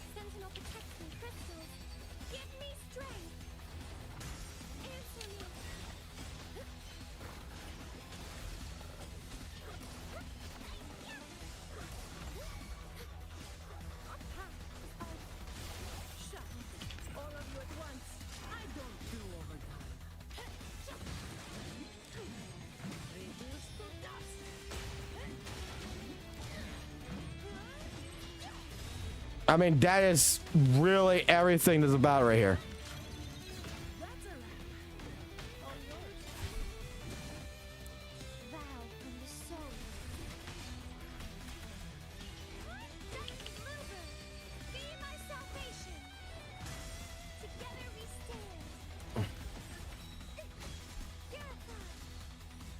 I mean, it just means that the new team is going to fucking complete it much faster. That's it. That's really fucking it. And that's me, like, I'm telling you, like, my fucking Chang Li, I fucked up my Chang Li shit. Because I was trying to redo her echoes, and I fucking deleted the wrong fucking echo. She's got a 45% fucking crit rate. She ain't critting for shit. She got 301 crit damage, which I fucking like, but she's only got a fucking 45 crit rate. I need to fix that. Her fucking attack damage went down from fucking almost 3k down to fucking 2300. Yeah. And I almost right there only had like what, fucking 10 seconds left before I lost all 3 stars with a summoned 6 fucking character. But yet, with a summon fucking 3, I mean, a summon 4, fucking Zenny with a rank 3 fucking weapon, I fucking go in there and I almost fucking destroy the fucking shit because the tower's there, because it just means that it's fucking easier. It just makes it to where it's faster. That's power creeping 101. I mean, dude, I could go fucking play Dark Souls with all the new DLC content and everything and still fucking use the basic fucking weapons from the original fucking game instead of using any of the DLC weapons from fucking the new shit. And guess what? Fighting the bosses, the fucking old weapons, guess what they're fucking gonna do in Elden Ring or Dark Souls? They're going to hit for a lot fucking less than the new DLC fucking weapons. That's in fucking general how power creeping fucking works. And to try to go ahead and say that Wuthering Waves has negative power creeping, that Wuthering Waves has no power creeping, that all this other stuff, it's been there since the beginning. It has always fucking been there. And that's misinformation saying there's no fucking power creep in this game. It's misinformation to take something that fucking Maggie has fucking stated, which is theory crafting, and go ahead and trying to claim that it is complete bullshit when it has showcased absolutely that this is under certain circumstances. Again, to use the famous line that I remember St. Tonus for, it's lying by omission when you should already know that what fucking Maggie's always fucking done is theory crafting. It's always been theory crafting. So, point settled here from me to everyone else out there, whether you agree, whether you disagree. I'm telling you, power creep has been in this game since fucking 1.1. I'll tell you right now that the power creeping in the game, in all fucking complete fucking honesty, with the power creeping in general, if you're a casual player and you're playing the game and you're completing the in-game content and everything else and you're doing fine, power creeping does not fucking matter to you. And it shouldn't matter to you. Because in all honesty, it's really should not be a factor, because it should not be that much noticeable of a change. Really shouldn't. The only fucking power creeping change that you should fucking see, in all fucking honesty, is that when you fucking have different levels of sequences on a character or different ranks on a weapon. That's the power creeping you should think. But otherwise, like in the terms of a casual person who's looking at, oh man, Zanny's a power creep, let me tell you something. If you've been playing this game and you don't fucking do all the dodge animation cancels, you don't do all the shit, you just fucking hitting buttons and you just want to see big flashing numbers, power creeping does not matter to you whatsoever. You have no justification to care about it, and you shouldn't have to. Don't worry about it. Move on. Let the fucking argument of power creep and just die at that point. But if you are a person that is looking at historically and everything else about Wuthering Waves and in general how it's been since 1.0 to now, you have to understand fucking power creep has been in place in this game even with fucking echo sets, bro. Even with the general echo sets, like Freezing Frost was a fucking echo set that did 10% glacial damage, 10% at the basic or heavy attack. This stacks up to 3 times. I'm sorry. Frosty Resolve is the better fucking echo set that if I have a fucking glacial character, I would rather go ahead and pop it, especially for the resist skill damage plus 12. Casted resist skill grants me a 22.5% glacial damage for 15 seconds, and casted resist liberation increases the skill damage by 18%, lasting for 5 seconds, and it stacks up twice for both of them. So it stacks up to 44 to 45%, and it stacks up to 18% twice right there. So I mean, look. That's a power creep right there. Celestial Light is just for spectral damage. Oh, 10% and 30% for an intro skill.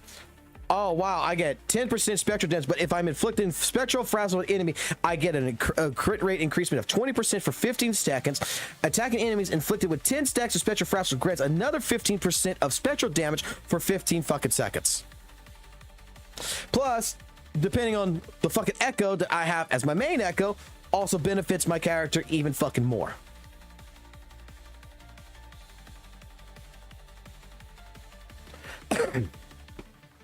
I mean,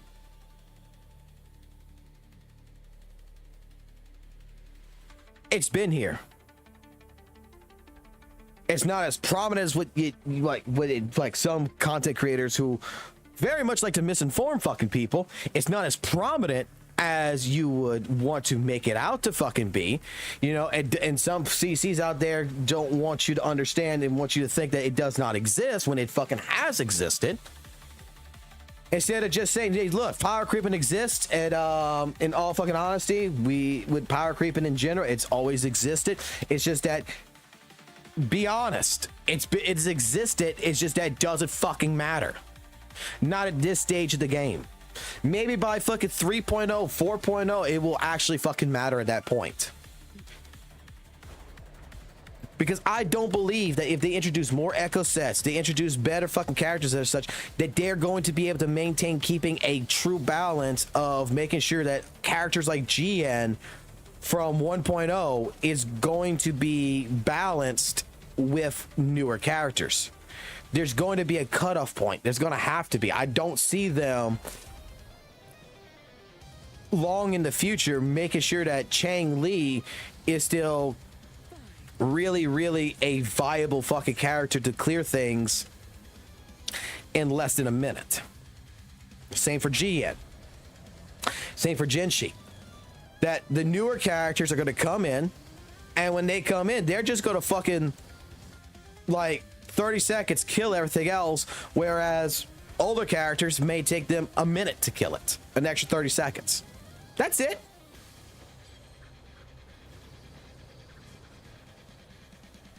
I don't believe that Kuro's going to make it to where the old characters will not be able to complete content. That right there, I think that in 3 years from now, 4 years from now, you will still be able to play GN and still be able to clear all fucking content with no problems. You're just not going to clear content as fast as the newer characters that come out. That's what I legitimately believe. So, lay down your thoughts and everything else in the comment section down below. What you think about power creeping, whether you believe me, whether you don't believe me, I don't care. I'm just telling you that from my own personal experiences and from my own knowledge, this is how it's always fucking been. And I don't care what video game you lay down in front of me. I mean, I'll even put one more example out there. Fighting games. Guilty Gear Strive. If you got a character in fucking Guilty Gear Strive, like Soul Bad Guy, that takes 5 button presses to do half your fucking health, guaranteed. And you got to make sure you time it at the same point in time to make sure you delay like your third attack to ensure that when you hit Tyrant Rave, that the character is still in midair to where at that point in time, you're going to do half their health bar versus a character like Slayer, where all I have to do is press // quarter circle, heavy slash, and you're locked in a combo, and I do more than half your health by doing that. Power creeping exists in majority of every fucking game. I don't know a fucking game one that does not have fucking power creeping.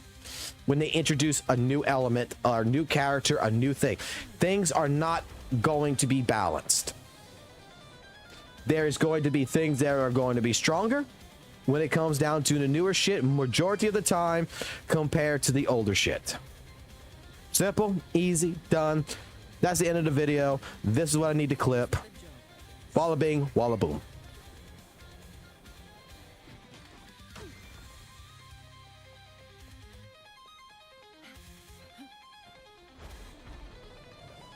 So that right there, that's the part that I need to make sure we cut that out and make a video out of that.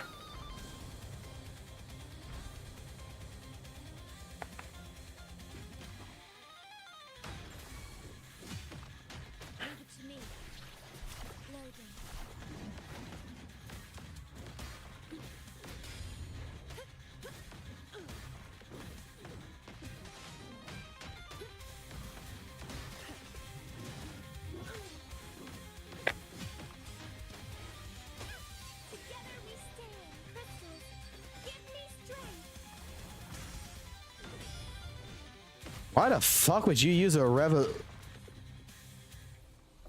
Why the fuck would you use what the wait what like I'm reading the chat now. We're talking about aerial rover or some fucking bullshit. Like why the fuck would you use a rejuvenation echo set on him? Like if you're talking about the new fucking bitch character, fucking Zelda bitch is coming in the game, why the fuck would you even use fucking Rover as a fucking character in there on that fucking team?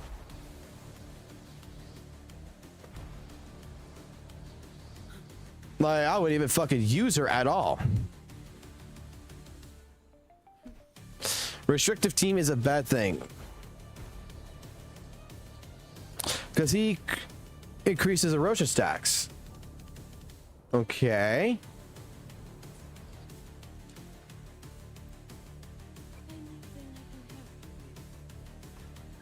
I will be there for everyone as we head toward our shared future. Hold on here.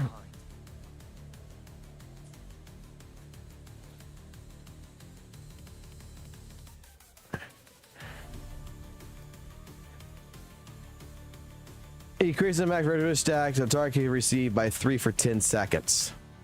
This effect just for the outro effect. Okay, so he does increase that, but I don't think it's gonna fucking matter. I mean, I think you just get this fucking bitch right here for the new bitch.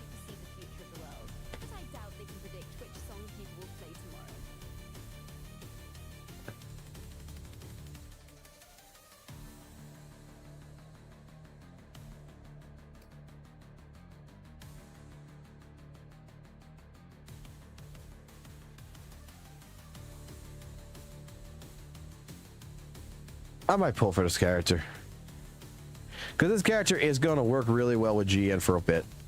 If they want to have area erosion on target upon hit, normal attack, blah blah blah thing. Base attack inflicts 1 stack of area erosion.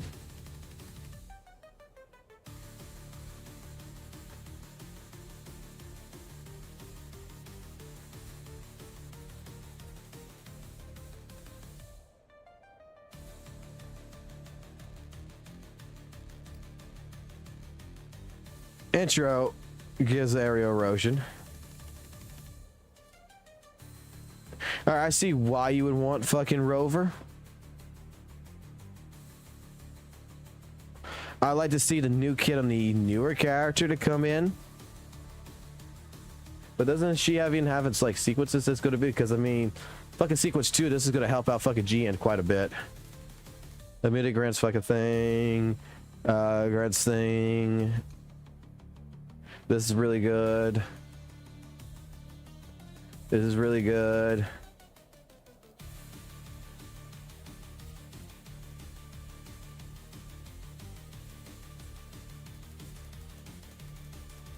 No, don't care. I really don't care.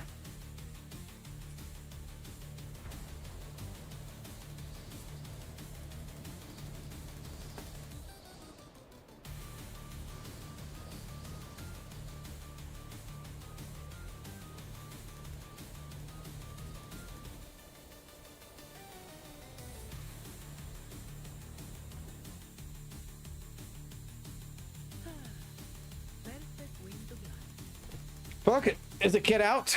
Is the fucking kid out already? I don't mind fucking looking at it real quick. What's the name of that fucking website that fucking typically has the fucking kit shit in it? It's like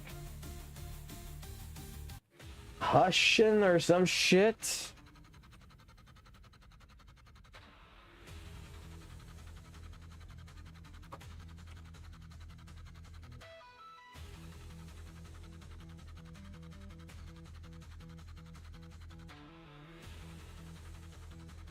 Hakushin. Okay, thank you. I want to see if they have it on there. Because, I mean, to be completely honest,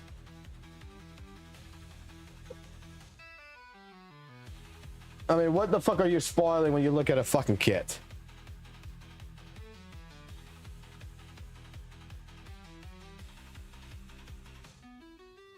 That's not been updated.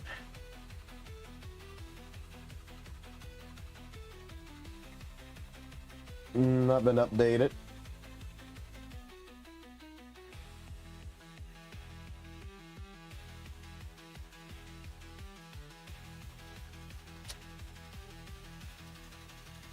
Okay, so that's not been updated yet.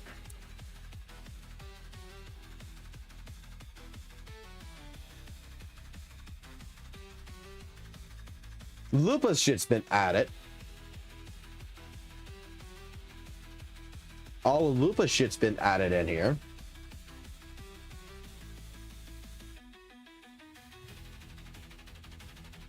Let's see.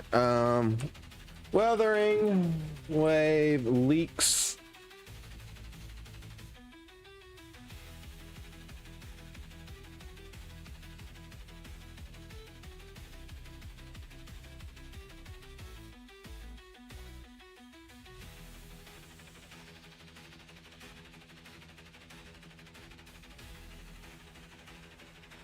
Kit.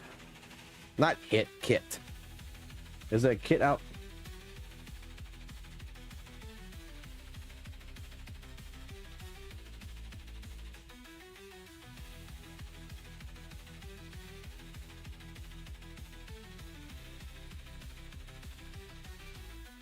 All right, so I'm gonna write it all down. Okay. Let's look at this. All right, Res Liberation. Listen to Knight's Heart Prayer. Will transform into thing. Gains a new combat form, reducing her own HP by 50% of her max HP, entering manifestation for 12 seconds when her HP is below 50. No HP is consumed while in manifestation state. All right, she gains 60% in this state. I'm guessing Fearless gains a 60% increase in aerial damage bonus when Fear attacks and hits a target. She accumulates determination. When determination reaches 120 points, tapping Resin skill allows her to unleash Resin skill Liberation, Roaring Tidal Stormblade. If determination is below 120, blah blah blah blah blah blah, don't give a fuck. The fourth hit of the normal attack summons a force field that slows enemies within the range, gains increased resistance to interruption while airborne. Height of Human Right will remove when Manifestation's Rights ends. When Fears possesses the will of Divine Rights in the manifestation state, within certain radius for thing, triggering interval winds erosion effect, the target will be reduced by 50%. The damage taken from wind erosion effects will increase by 50%. Alrighty. Power things that is manifestation state. On the fourth hit of the normal attack, for the third hit of the attack from the resident skill will title split windbreaker immediately trigger wind erosion once. After triggering, the current wind erosion stack account is reduced by 1. While transformed, you cannot use grappling hooks. As a note, explosive tools will revert her to her original form. She can walk on water, and while on water, she continuously consumes stamina. Transformation mechanics. Okay, the transformation mechanics determine what thing. Tap on Res Liberation can execute mid-air. Transformation manifestation when thing can. She can immediately retransform without consuming resonant energy, and she can also be executed in mid-air. Res Liberation rotates by for thing 120 res skill place such Shadow Storm. Okay, so Res Liberation rotates 70 will restore 70% from maxing and deal aerial damage in a straight line ahead. Upon hitting a target, all existing wind erosion stacks on a target are cleared. Before damage is dealt for each stack of wind erosion on a target, the target damage will be increased by 20% up to 5 stacks. So with him, okay, I see why you want fucking Rover on the team. You want the fucking stacks on a target, so you can, when you do the Resin Liberation, each one of them is going to be 20%. So you want that 5 stacks. So that right there,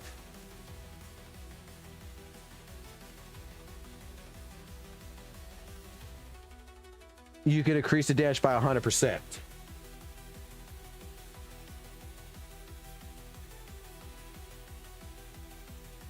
But the problem I have here, right? How long is it going to take? I mean, you're going to have to fucking quick swap, right? You're going to have to make sure you time that correctly. Because, I mean, it's 10 seconds.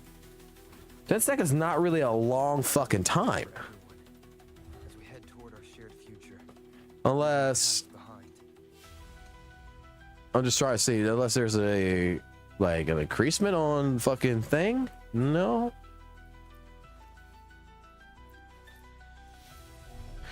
It's 10 seconds, right? Like, you can increase the maximum stack of area erosion on a target that can receive by 3 for 10 seconds. Like, and it's not a stackable, and the effect's not stackable. So the only thing that I would be curious about wondering here is, will you be able to, with Rover, pull it all off and do this?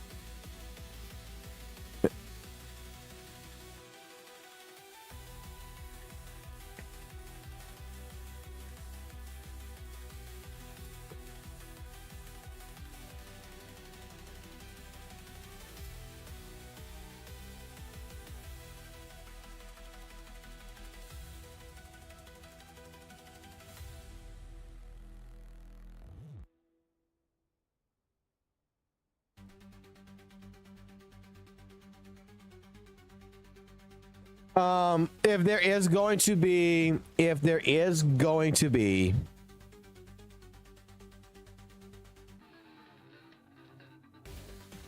like a 5-star selector, it will probably be for like they did before, where it's only gonna be for standard units, to be completely fucking honest, or older units that's not gonna be newer units. Like, I don't see them giving you a 5-star free selector for any of the new characters.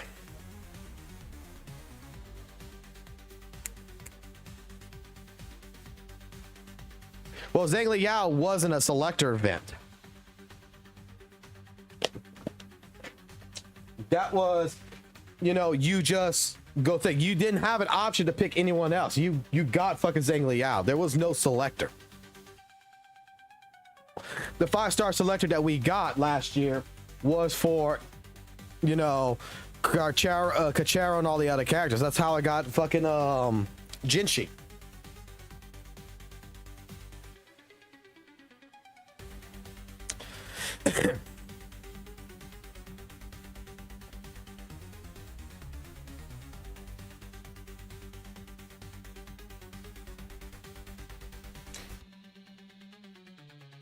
I mean, you see, like, looking at leaks like shit like this, we gotta be completely fair. We gotta be completely fucking honest about leaks like this shit. This shit could change tomorrow. The character ain't out right now, okay? Fucking Cartharia, whatever the fuck her name is, the character I don't give a fuck about right here, she does not exist right now. She is in beta. They can change this from 20% to 10%. They can change this 70% or whatever. They can change different things in this kit before it's publicly released. That's why you take this shit with a grain of salt. But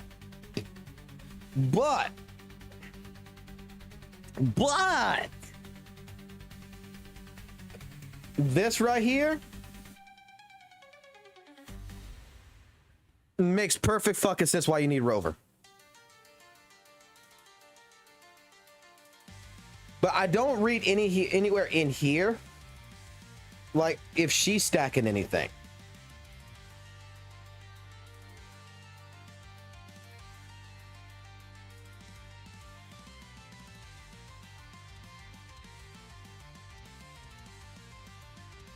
Because I mean, like right here, like it written erosion will reduce by counter by 1. That means you take away. I'm not seeing anything that adds it in here unless I missed it. Like, I feel there's still more to this fucking kit than this. But knowing this, yeah, you're going to want a character like Rover in order to pop an additional 3 stacks.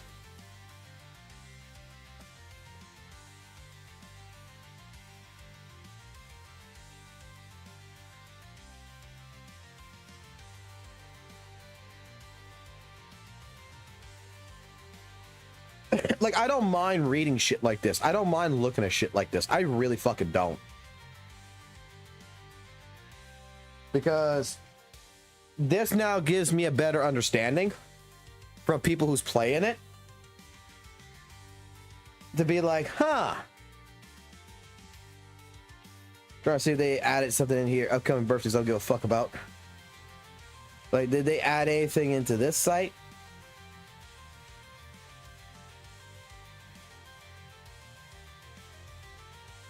No, they just got it as a fucking placeholder right now.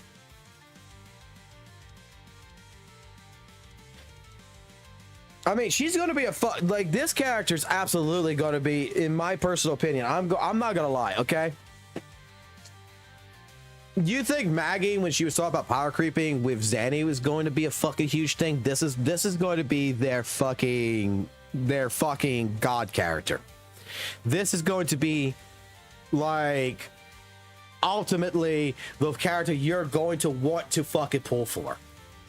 Like, in terms of Lupa versus this character is the one you're going to want to pull over Lupa.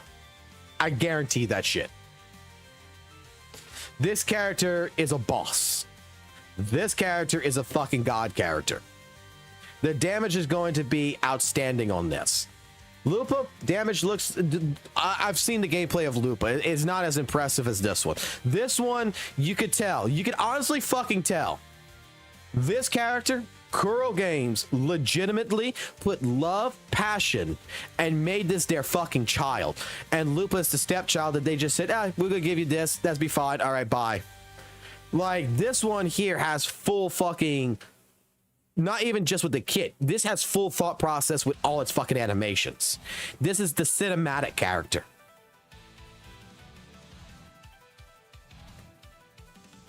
This is the god character. This is the character you're definitely going to want to pull for. This is your major power creep.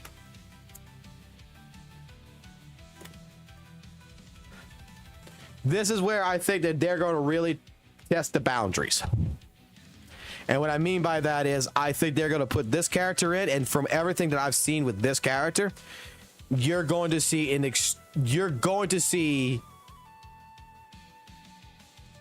a fucking Amazon bitch destroy every other DPS in fucking Wuthering Waves. I don't believe GN's gonna hold.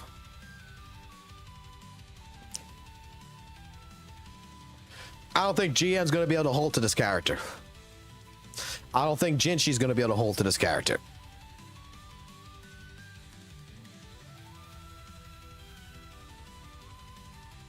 They're not going to be on par. Like, Lupa is a character I wish would have more to it.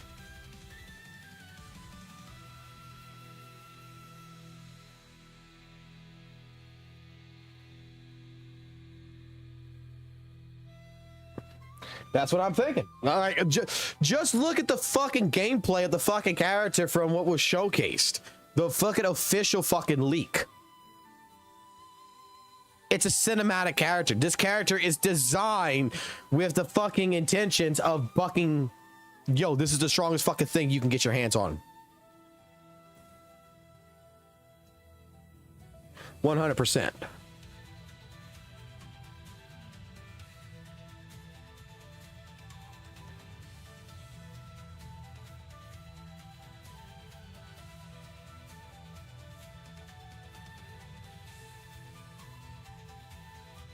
Lupa is just like your typical fucking DPS.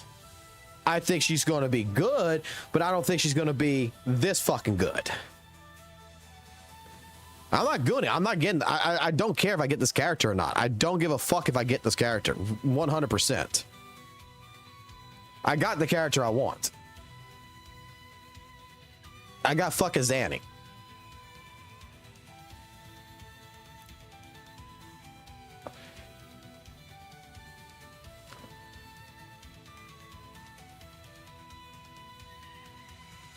I'm good with Zanny.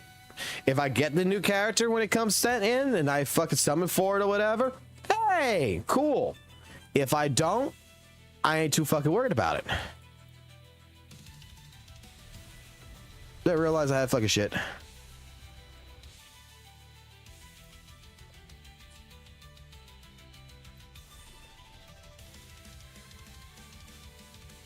The only thing about Zanny that I'm going to say design-wise that I'm a little confused about is why is the torso so fucking long. Like, that's the only thing that kind of weirds me out a little bit. Like, compared to the rest of the cast and shit, is that Zanny is like a fucking 2x4. She's got a fucking huge ass fucking stomach all the way to her vagina. From tits to vagina, I honestly don't feel it should be this fucking long.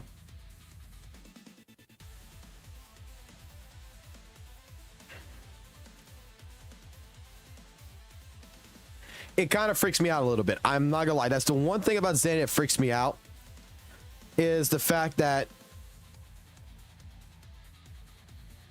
this just seems out of place.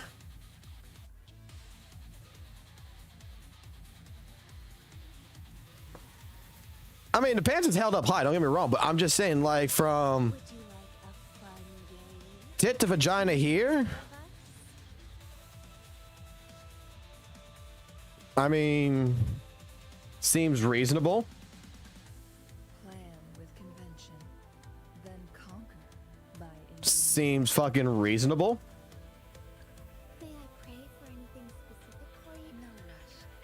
The impatient ones will fall right into our lap. Proportionally, like, this seems fucking reasonable. This one, like, the belt should be right here, right? And even if the belt's right here, that would just mean that the fucking stomach is still fucking way too long of a torso. Like, her waist band is where her fingertips are at. That is her waist. That, like, legitimately, that's the waist. It's just from the waist on up, it just seems right here just a little bit too long.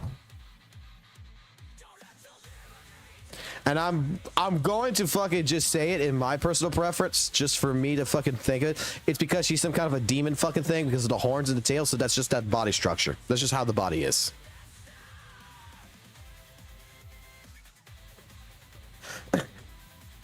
That's how I'm going to justify it.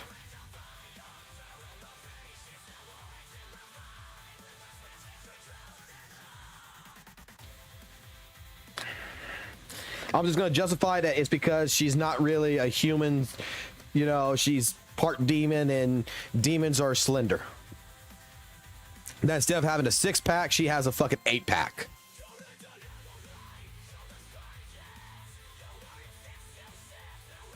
That's all I'm going to say. I just think that that's the way I'm approaching it. Otherwise, design-wise, compared to every other fucking character, I mean, her legs are extremely fucking long, technically speaking.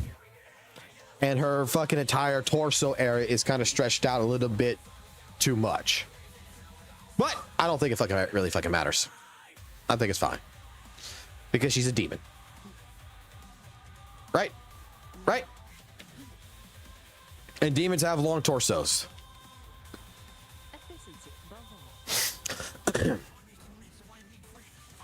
But I gotta remind myself that I gotta clip that entire segment that we did about power creeping, because I want to post that as a video.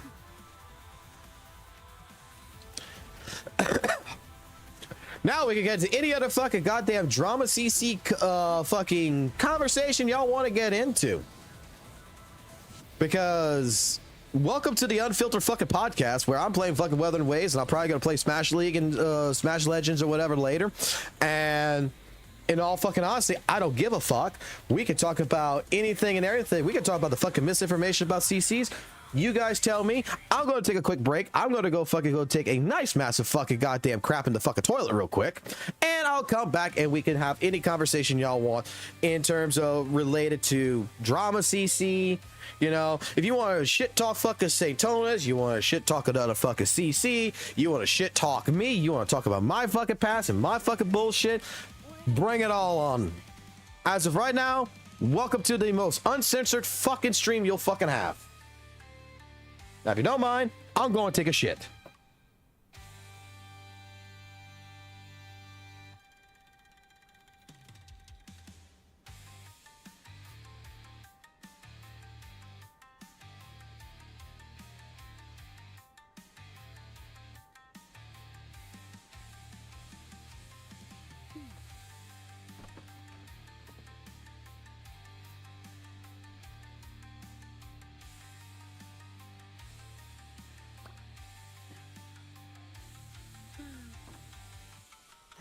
get back to work.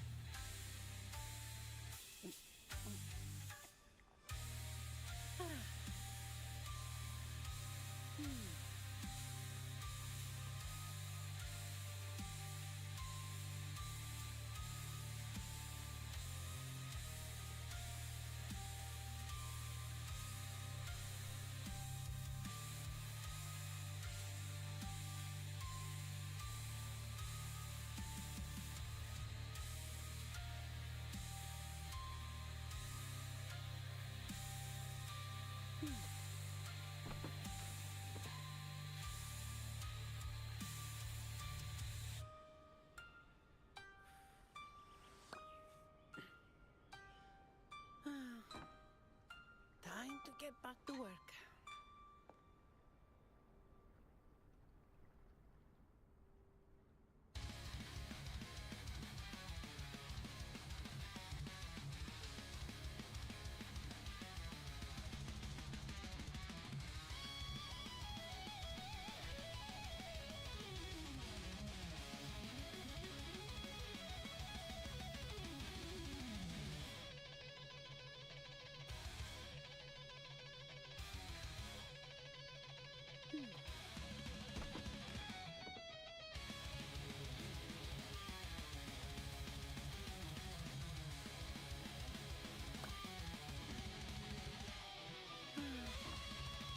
Time to get back to work.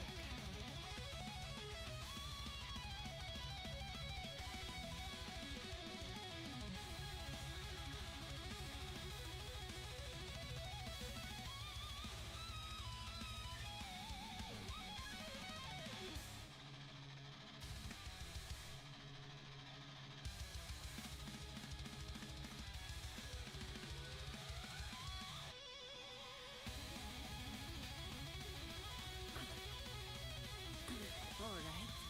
Where are we off to next?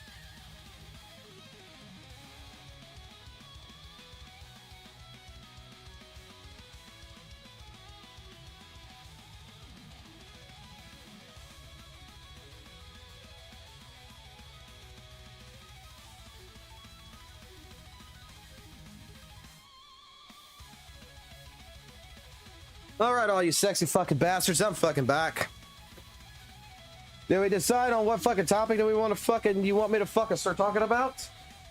All hands up. We can talk about whatever the fuck you want. Time to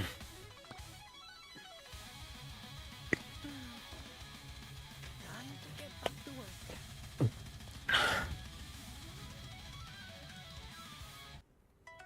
Why are these CCs not getting arrested for disrupting the fucking communities and slavery?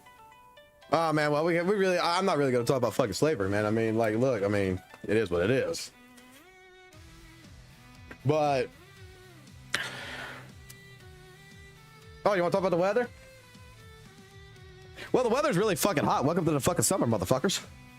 Fucking goddamn fucking scorching out there. We're in the fucking upper 90s right now, almost getting into the hundreds. Summer's here, motherfuckers. Whether you want to believe it or not, fucking summer is motherfucking here. For people outside of the fucking United States of America, for you motherfuckers out there, it might be fucking winter for all I fucking know. But for the United States, motherfuckers, summer's here.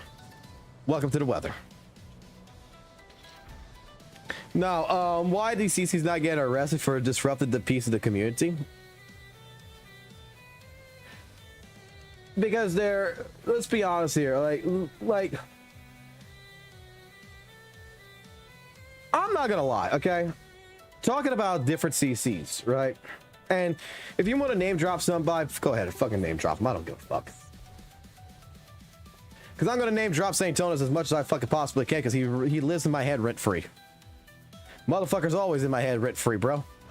Like, I can't go a day without fucking thinking about St. Tonis and that mystical fucking beautiful jawline of his. But no, in all fucking honesty, the Wuthering Waves community creators, and that's how I'm gonna put it, are, I don't want to say that they're fucking retarded, but they sure do fucking act like a majority of the time. There's only very few of them that I think actually put in an effort to actually, you know, think before they speak and actually legitimately listen to all sides of an argument and get into a proper debating, right? It can't be that, like, I'm gonna be honest, the majority of these CCs can't be fucking dumb. Like, I can't believe that they would believe half the fucking bullshit that comes out their own fucking mouth. I really think it's more aligned at CCs in general. And I even put St. Tonis in this fucking category. I put a bunch of them in this category.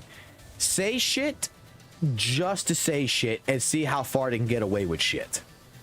And in particular, in the Wuthering Waves community, the biggest fucking one for it is St. Tonis. And with that man right there, straight up 110%, I will say it like this, is I think he definitely knows that he is lying by omission. I definitely do believe that he says shit on purpose just to say shit, just to see how far he can get away with it, because nobody has been able to properly fucking spank him.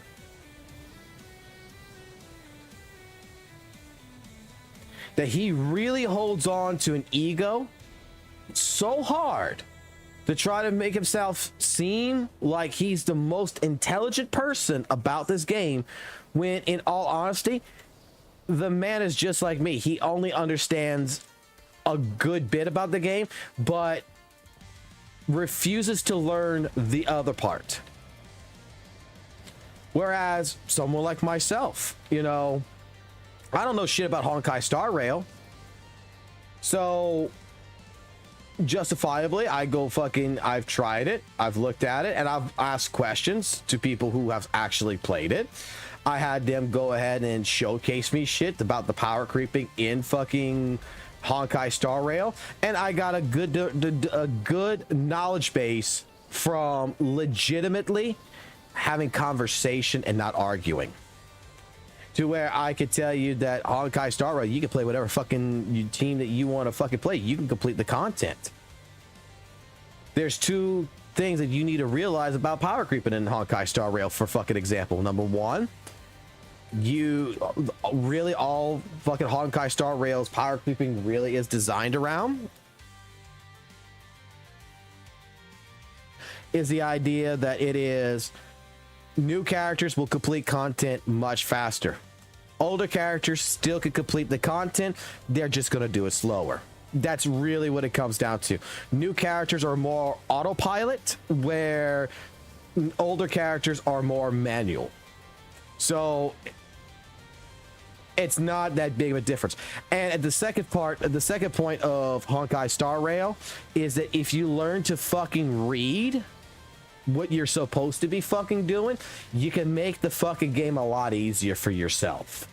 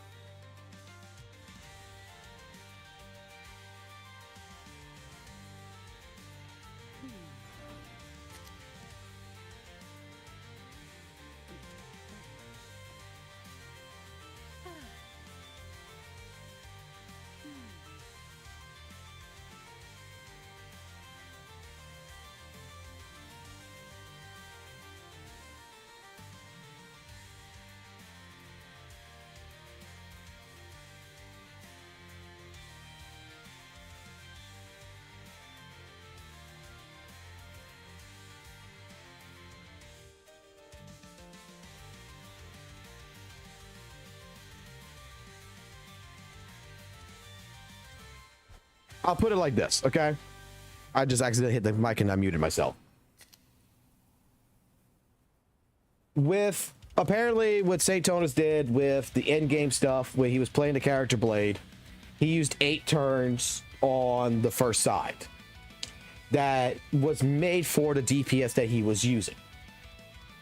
People in his chat was even telling him at the time period that they were clearing it with 0 turns, you know, a perfect run with Blade.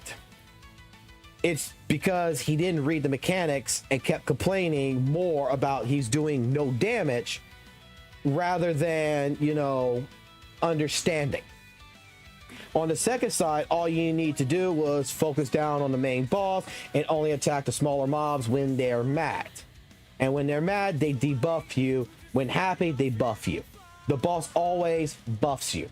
So change it happy, mad, happy by hitting them pretty much. He just AoE'd and cried about getting debuffed. Like, come on, just like Wuthering Waves, getting your Cachero going to your DPS and switching immediately before killing with skill buff. You just did it to yourself. Like, read the mechanics, read the chat, understand what you're doing wrong. You are proficient, right? You're proficient in Wuthering Waves. You can complete Wuthering Waves. This is a game you don't have much understanding of, that you clearly don't understand how this game operates, because you don't have the time and experience that you put into it, like someone like Mr. fucking Poke has put into it. So yes, power creep exists, right? But you can deal with it by just reading and creating a proper team to go around it. That's why, like I said, even in Wuthering Waves, you don't need to have Zanny to complete the middle fucking tower. We just fucking went through that shit a little while ago. You don't need certain elements in Wuthering Waves to do in-game content. It's just a suggestion. It's a recommendation. If you actually learn to read about the mechanics, you learn to read about the different elements, you learn basically what you can do, then at that fucking point in time, you know, you could get away with shit.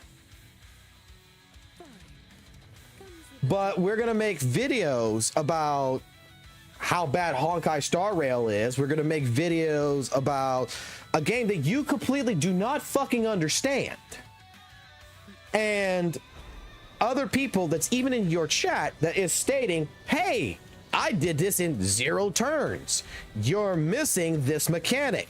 You need to make every fucking little bitty enemy fucking happy, not angry. So you need to hit them. You need to change them from being a debuff to a buff.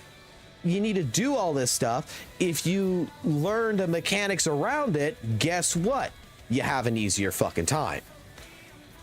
Again, we're spreading misinformation and we're lying by omission.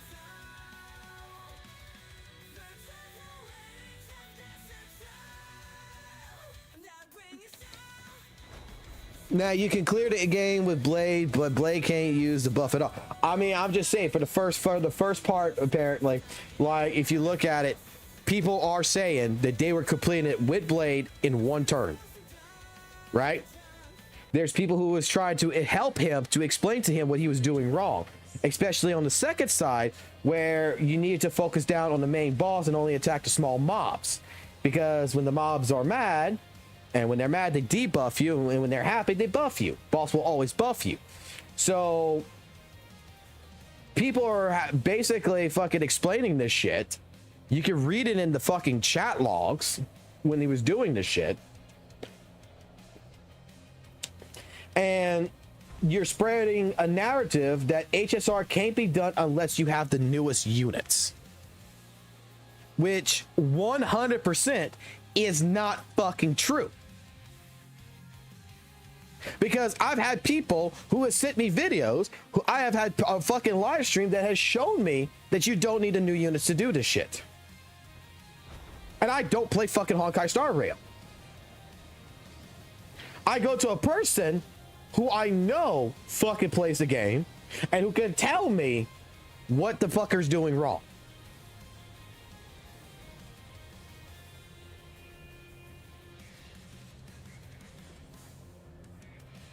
Because, and I think Vez is the one that pointed out this the best, and I'm going to give Vez the best spotlight on this one. I think they explained this better than I could explain it. And this goes to the power creeping of Honkai Star Rail. Power creep exists, but you can deal with it by just reading and making a proper team. Yes, the newer units can auto, so what? Buffs cater to them, and autos with each of the new updates is smarter on newer comps. For example, I can't auto with my strongest team. They do nothing, but I can clear easily in 2 turns manually. There's people out there who's doing this shit. And when a new CC or CC that in general is only playing one fucking game, who is not knowledgeable about the game that they're talking about because they're not part of that community, in all fucking honesty, then you got a fucking problem.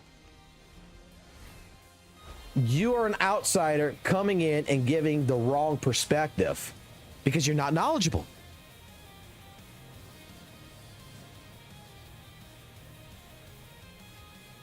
You're not knowledgeable about the situation. You're not knowledgeable about the game.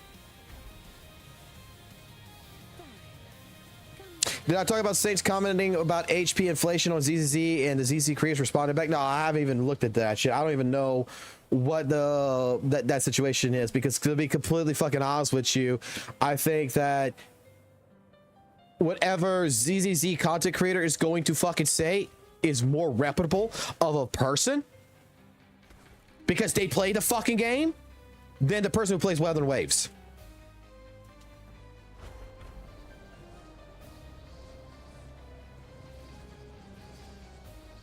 %. I'm going to call Saint out on that one right now.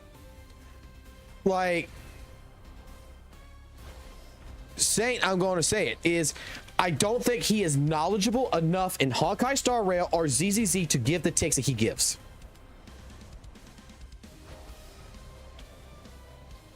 I don't think I'm knowledgeable enough in ZZZ or fucking Honkai Star Rail PGR or fucking Genshin Impact to give you a proper opinion about power creeping or mechanics and stuff like this as well. But if you want me to find you somebody who does know this better than me, by all means, give me 5 fucking minutes and I can get you a fucking person who can fucking explain it fucking better than I can and explain to you how that game operates.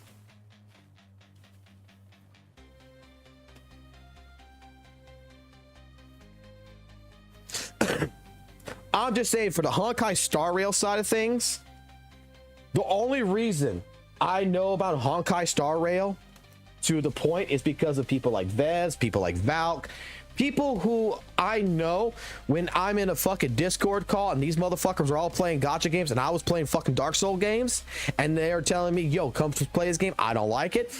They're explaining every single aspect of this game to me. And they're live streaming this shit and they're talking about the mechanics. They're talking about how they accomplish shit. And I know that these motherfuckers, when I see them completing the same shit with no fucking problems, the same fucking way St. Tonus was fucking playing, with the same shit that St. Tonus was fucking playing with their shit, and he can't do it and they can, that tells me he's full of shit.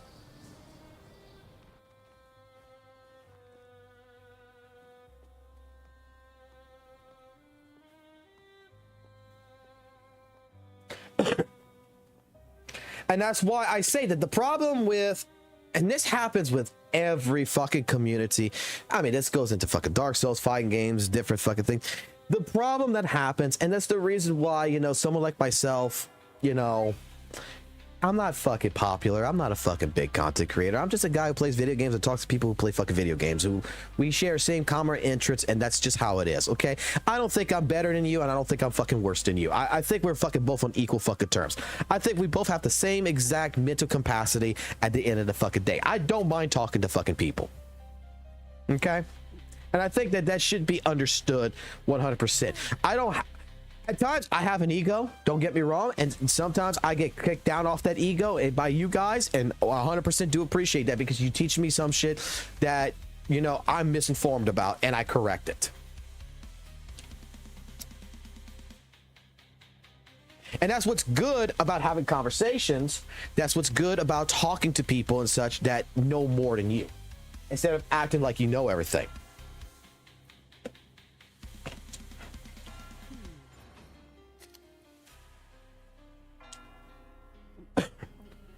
I've played Wuthering Waves, and you know how many people disagree with me on this, okay? Let me explain something very carefully about my experience with Wuthering Waves. And I guarantee you a majority of people is going to disagree with me about this. But I have showcased this in many of fucking live streams. I've done this 100 fucking times to try to disprove this. I've been told by multiple people I need to have a 75% crit rate on someone like Camellia in order for her to do damage. I need to have this. I need to have that. I need these type of echoes. I need this. I need this. I have come into Wuthering Waves. One of the biggest challenges that I had, Noisy and Vaz and several people in my Discord, because it's still on that fucking Discord for historical purposes to showcase this, had a person called Mew, okay, that basically came in and told me that when 1.4 came out with Camellia, that I would need to have, in order to complete the Tower Adversity on a summon 0 fucking character with an R1 weapon for Camellia, that I would need to have a 70% crit rate with over 250% crit damage to even complete it. This is what I was told. That I could use. They gave me a challenge, basically. They told me to get a Camellia and don't put any shit on Camellia. Do not put no sequences on her. Just leave her as an R1 weapon and as a summon 0 and put her at level 90 and go try to do the Tower Adversity the way I normally would. I was told to use either Varana or Baichi for my support, not Shorekeeper. And I was told to use Sanwa as the sub DPS and do whatever the fuck I wanted. That a summon 6 Sanwa wasn't going to make a difference. Okay. You know what I did? I threw on fucking 5 fucking echoes. I set them all to 25. I fucking went ahead. They got all completely random stats with fucking heavy attack damage, with fucking goddamn fucking crit rate, with fucking defense, with HP, with attack percentage, basic. Like, it was completely across the board. I was not farming echoes. I just put the fucking echo shit. I just threw echoes on there, level 25 them, fucking put it with Baichi as the fucking support, and I put it with Sanwa. And we went into the Tower Adversity.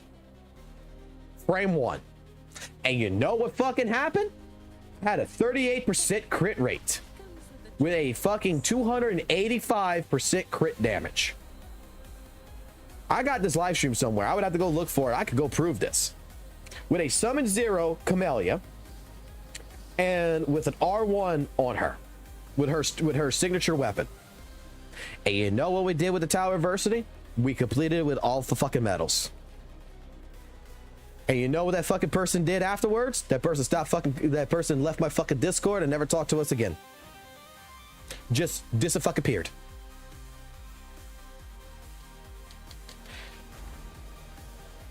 Because, like I made the fucking statement, is that Wuthering Waves is not that fucking hard of a fucking game. That Camellia itself, its fucking kit, is going to legitimately fucking be the buff. I did it. I was told I was wrong. I was told that you need to do all this shit, and I say, no, you don't. I was told you need to do this A, B, C, D, E, F, G. I did what I wanted to do. I took the challenge. I completed every part of the fucking towers with Camellia as a summon fucking 0 with an R1 weapon with fucking Baichi and with fucking Sanwa on the fucking team. and went fucking nuts and fucking just said, so why do I need a 70% crit rate? 35% is just perfectly fine. Why do I need to have all this other shit? Because they were first blaming it to say that it's because all my characters were high sequence levels. I've done on purpose to fucking play fucking, you know, Chang Li to fucking prove points when in the fucking back in the day with no fucking echoes and fucking changing out her fucking weapon to a 4-star weapon. And still completing Tower Adversity. Again, it's how you fucking play. It's how you do things. It's understanding the mechanics. It's understanding what you have to fucking do. My point here is that when it comes down to it, I can tell you how to basically, in some regards, cheat your content. I can tell you that there's certain things you could do here, here, and here, because I have that knowledge in Wuthering Waves. I have proven that in Wuthering Waves. Me going into a game like Honkai fucking Star Rail and trying to tell you that you're not going to be able to fucking do this, and this is the same fucking thing as that person who apparently did not play fucking Wuthering Waves that was trying to tell me how to play Wuthering Waves.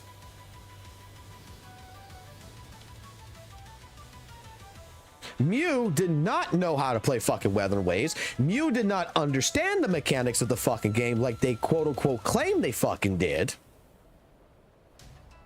Mew challenged me. I took the fucking challenge. I fucking did the live stream. I proved my fucking point. And I'm the bad guy.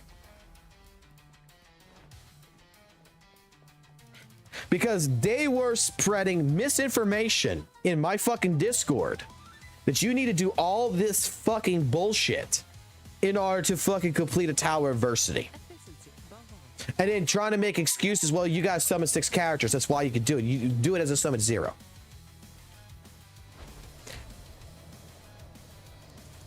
So, a person who clearly does not play Wuthering Waves and clearly does not understand mechanics is trying to tell me how to fucking do my job.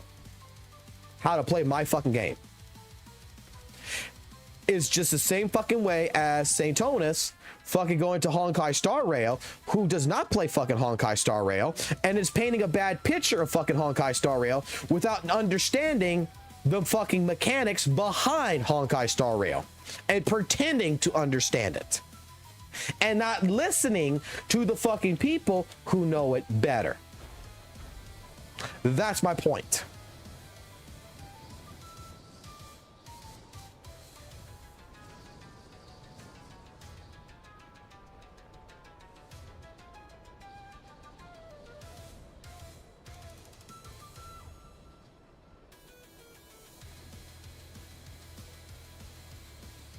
100%. They're the ones that want to give advice, but they don't fucking play the game. And you can clearly see it because it's like me trying to explain to this person. It's like, it doesn't fucking matter, man. It doesn't fucking matter. Yes, it does. No, it fucking doesn't. Kuro's not going to design this game to where I am forced to do all this shit to complete Tower Adversity, motherfucker.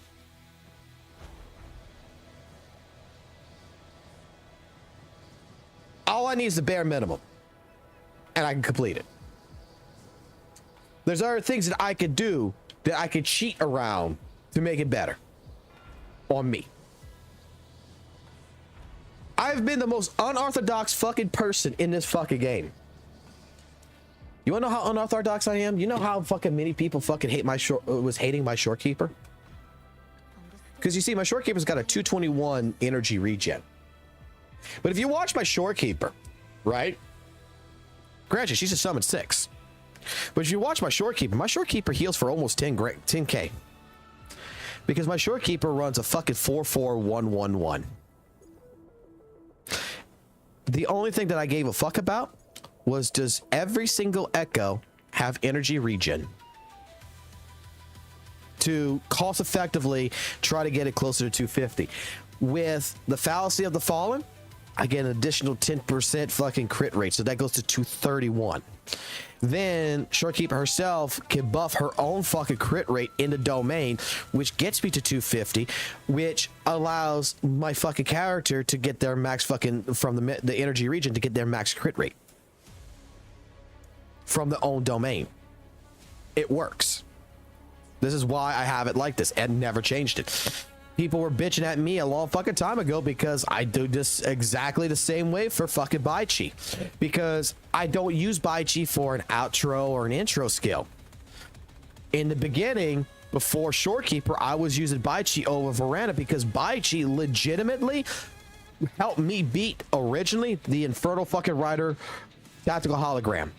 Because she consistently was healing faster and was quick swapping in and out, doing more shit than Veranda.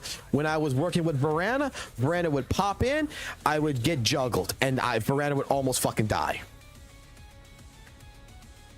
Because she was slow at healing, where Baichi has one button press. In regards to this, the 5-star is better, but in terms of this of the kit, I have to do this with the skill, jump in the air, go ha, and then swap the character out. In some cases, she was getting juggled a hell of a lot faster by Infernal Rider, where Baichi just came in, did her shit, boom, get the fuck out, and then I put GN back into the field with Mortife, and they fucking did it all with no problems. I have characters in here where I have fucking proven that, like, look at this character. I've ran Tao Chi where she was level fucking 40. I threw fucking nothing but defensive echoes on her at the time. Nothing but defense echoes. Because the only thing I needed her for was her fucking skill to make Chang Li pop. And then she got replaced with fucking Lumi. Lumi's not my character. That was the character I started using for Chang Li. Then JJ. I mean, people build fucking different fucking things. Like, dude, I got bitched out not that long ago because I'm using Moonlit Clouds of fucking Phoebe. Why am I not using the Spectral Frazzle fucking set? Why am I using a Moonlit Cloud set? Because when I'm using my outro skill and I'm swapping over to Zanny, I get a 22.5% attack buff on Zanny. The Moonlit Clouds is doing a good job with everything else. The bell is also increasing, does a damage increasement, as well as reduces incoming damage for the first hit for Zanny. I mean, it fucking works out perfectly well. You build how the fuck you want to build. You fucking think. I built fucking Shorekeeper with fucking Spectro fucking elemental set that was based on fucking attack, just to go ahead to make it to where her fucking shit of her outro skill was a fucking tactical nuke. It was fun to go ahead and watch it basically do over a fucking 500,000 fucking goddamn fucking hit. 3 fucking times at, it was doing like a 3 times the hit or whatever at close to like 150k or some shit like that, if not more than that. I don't exactly fucking remember, but it was fun to watch. It wasn't practical, but it was fun to watch, and it worked. That's why when I listen to people in the Wuthering Waves community, especially, that fucking say you have to do this, you have to do this in order to complete this, and this. I was like, no, you fucking don't. No, you fucking don't. Dude, I had a guy whose fucking GN wasn't completed Tower Adversity and shit. And he had a summon 2 fucking GN with a fucking summon 2 fucking an R2 weapon. And he is not completing the Tower Adversity, and he was bitching up a fucking massive my chat. And I asked him a question and everything else. I said, how does his skill, like, what's going on here? It took us a good like fucking 10 minutes to figure out what the problem was. No one told the motherfucker apparently that with his GN that he needed to build up his fucking goddamn fucking tree. This was all still level 1. He never touched it. And it's like, oh, well, that's your fucking problem right there, motherfucker. The moment he went in there and he fucking would lift all that shit up, put it all to the right fucking shit. He was like level 8, level 9s and shit. Motherfucker started killing everything. He completed Tower Adversity, no more problems.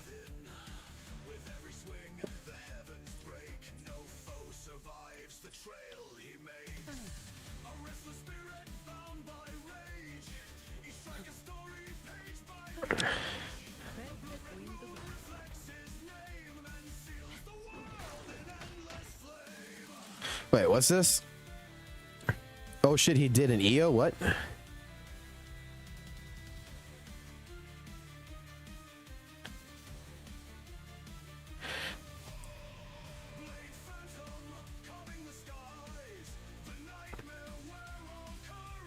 What do you mean by that one?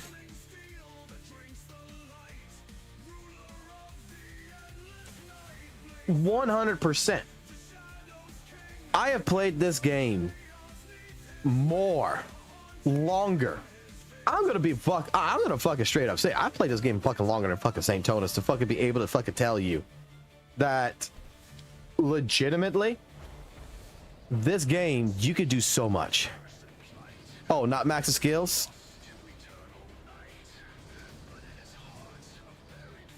Oh, it's a reference to EO not leveling. Oh, I didn't even know EO. Only thing I know EO from is fucking Guilty Gear a little bit. I did not realize the person was staying, was a person was into gachas and shit with till ZZZ and shit.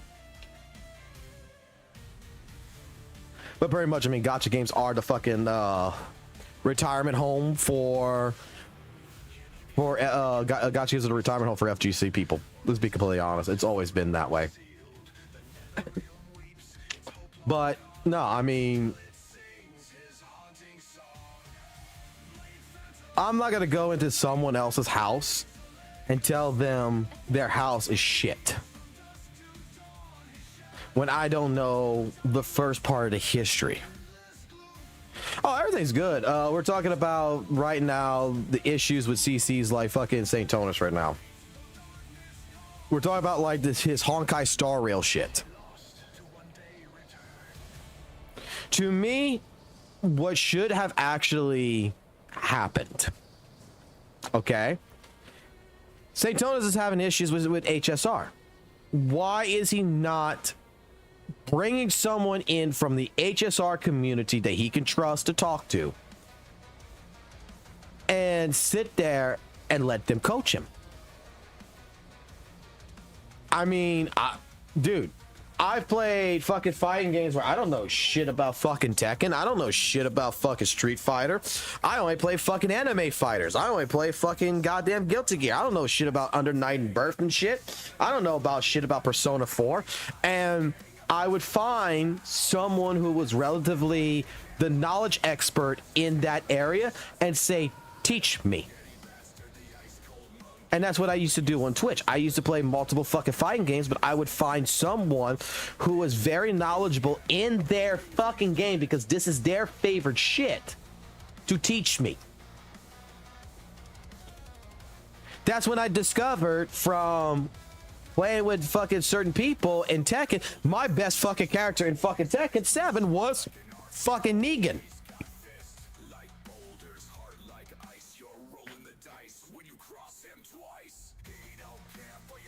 That's where, like, when I was playing fucking casually Guilty Gear in the beginning with Guilty Gear XR, it wasn't until fucking Matsu took me under his wing, basically, and started teaching me actually how to fucking play the game competitively. To where I started actually learning how to do fucking dust loops and stuff like this with Soul Bad Guy and shit, to where I upgraded my Soul Bad Guy, that all that shit's now been taken away from Strive and in all that case, but still, with XR series, like, I was learning, and I was learning because someone out there was better than me. So why not talk to the person who's better than me and learn from the person who's better than me? Like ZZZ, I played ZZZ, okay? I got the understanding of ZZZ down. You know who taught me the mechanics of ZZZ? Valk. Because the dude when ZZZ came out, the dude gave up and quit Wuthering Waves immediately. Went to ZZZ and started playing it every fucking day. He fucking played it so fucking much, he fucking understood the mechanics, he understood the builds, he was understanding everything. So, what, 4 months later or whatever, when people told me try ZZZ and I kept saying no, no, no, he comes in, he said, you need to try ZZZ. And I said, fine, fuck it, I'll try it. He didn't tell me nothing at first. And I started failing the challenges of the end game. And I asked him, what the fuck am I doing wrong? And then that's when he told me what I needed to do. How I needed to build. How I needed to work with the characters. How I needed to read certain things.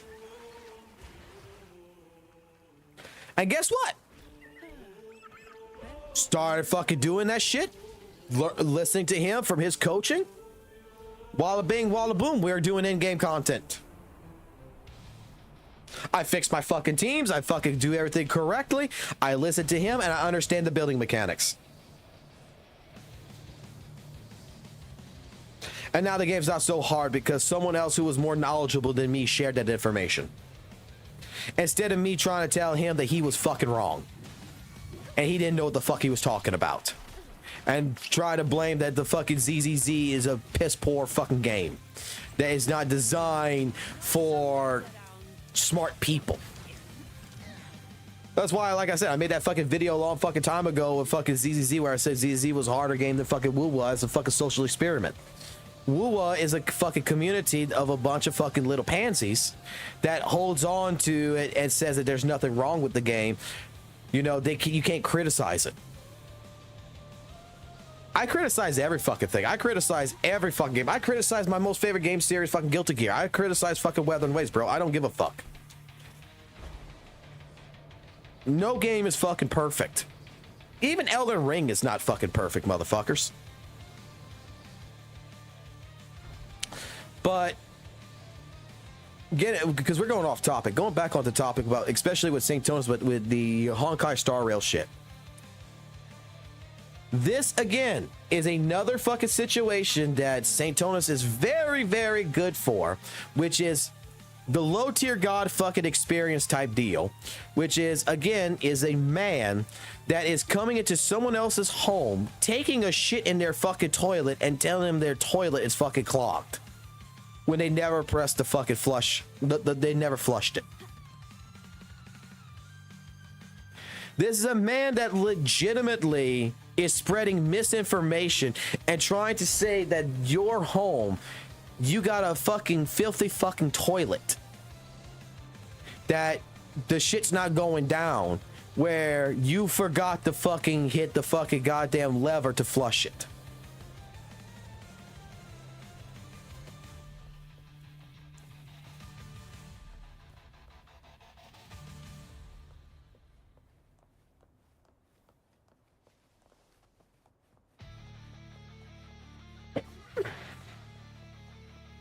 You know what I mean?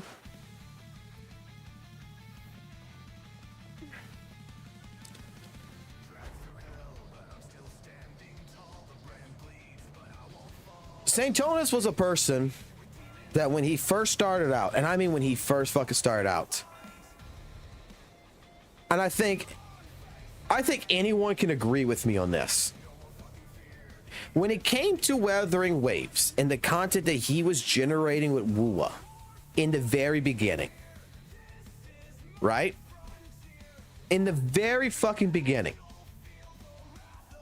I think that a lot of us can agree that we agreed with his opinion between 80 and 90% of the time.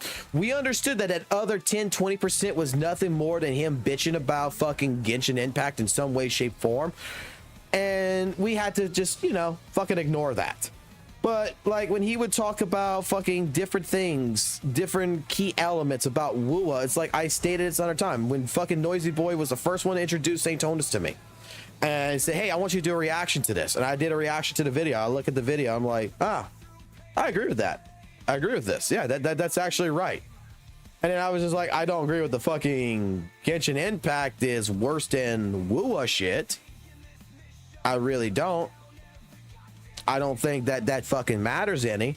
But for the rest of this storyline here, you know, about the tacit fields, about this, about that, I agree 80% of the time.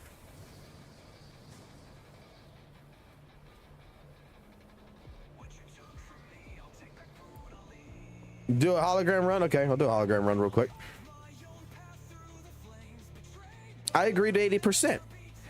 It's just that now the fucking content is legitimately, ever since gacha revenue video that he fucking made, because he was just pissed off that he was wrong.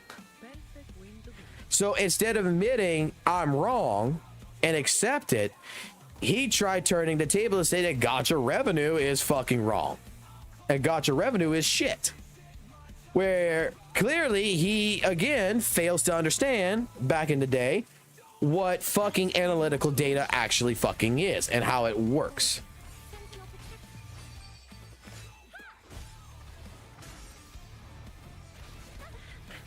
Pain is my thanatos.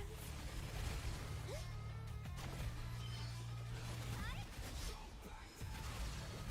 call upon the sentinel. Come at me. All of you at once. I don't do overtime. Reduce to dust. Come at me. Don't stand in my way. Oh, from the heart. No, I haven't. Report to right. I mean, I'll call out anything. It's like, and he's not the only one. There's been other fucking Wuthering Waves CCs, right? In general, that does the same kind of fucking dealio. Like, it's not about the game no more. It's about trying to make other shit look bad when you don't understand it. You have no fucking actual fucking evidence. You have nothing that actually determines this shit. 100%. Sit down. Come at me.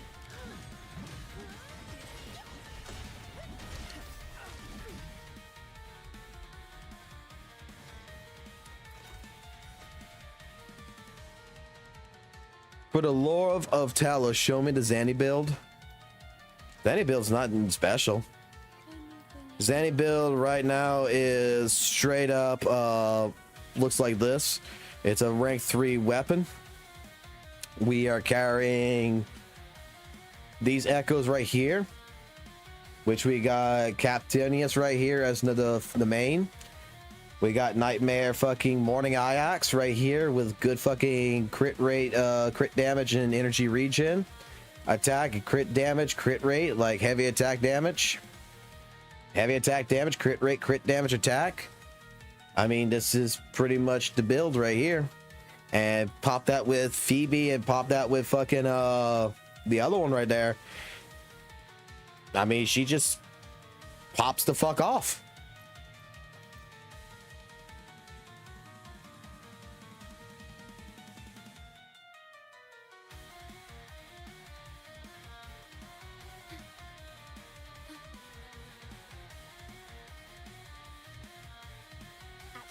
And you know what's sad is I got those echoes all in one day.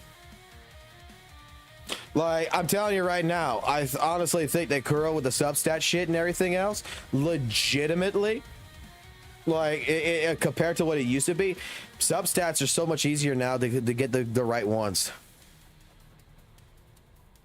Oh yeah, I forgot about that. I do also have a 7-4. Thank you. Anything I can help you with? Yes, I do have a 7-4. That does matter too. I know I forgot something, like,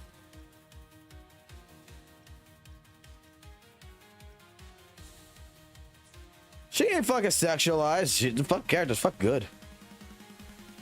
I mean, it's not my fucking cup of tea. I mean, that's gonna be more fucking V's cup of tea.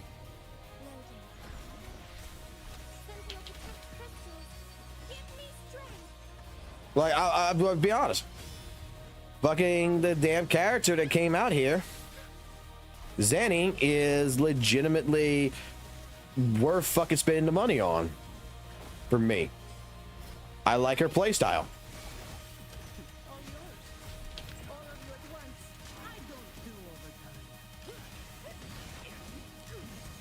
Reduce to dust.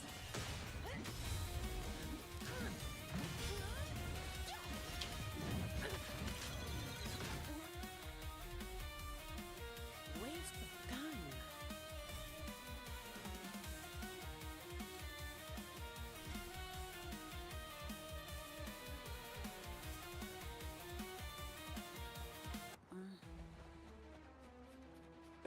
But let me put up like this, like we're talking about CCs here still, right?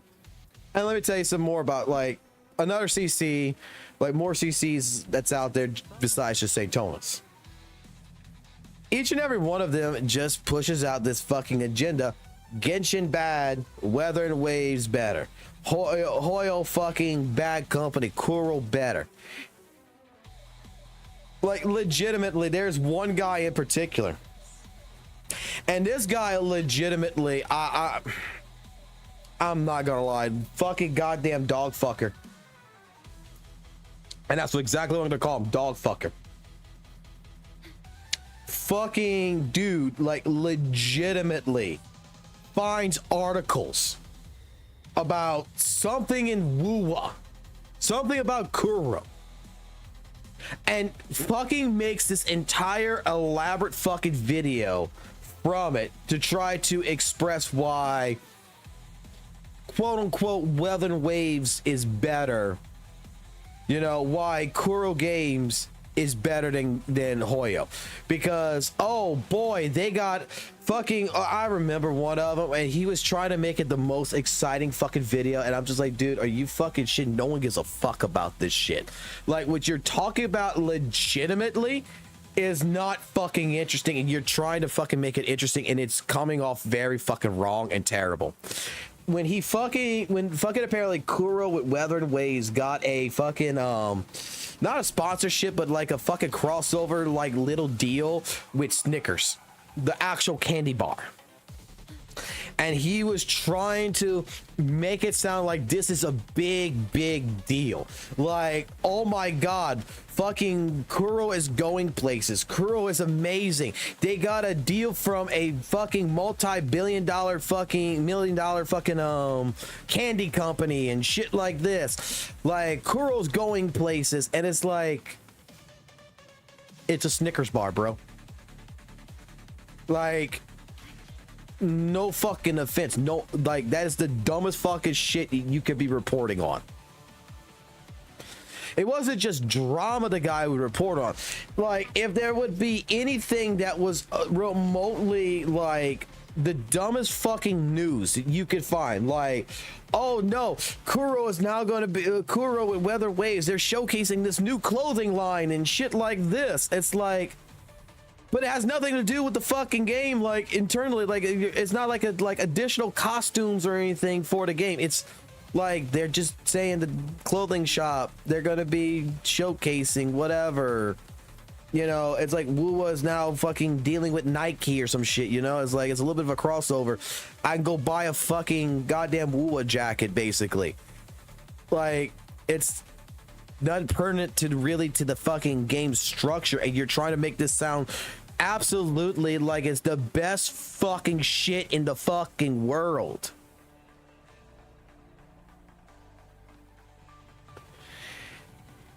And it's like, it's the dumbest shit to fucking talk about.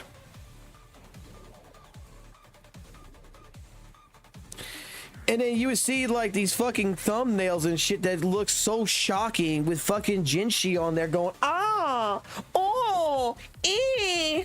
And you're looking at it and it's like, you're trying to take an article that some fucking damn journalist fucking wrote, and you're trying to make it like this is the biggest blow up story for fucking why fucking Wuthering Waves is better than Gacha, because it get all these types of brand deals and shit like this and everything. Whereas fucking Genshin is like fucking Disneyland in fucking China, and they fucking already did a collaboration with fucking like McDonald's and shit. Fucking Genshin Impact has its own fucking collaborations, just like fucking Wuthering Waves does.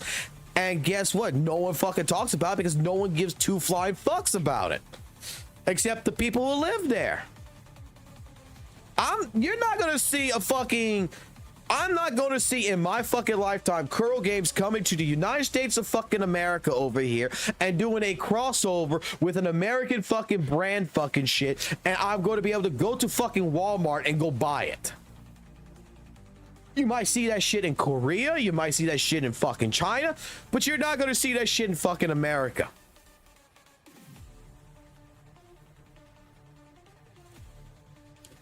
Like, why the fuck is your dumbass trying to present this as if this is like the epiphany of the best news that could ever happen to Wuthering fucking Waves? It's the dumbest fucking news that could. It's nice, yeah, but it's not like it is the most extremely fucking high rated shit ever.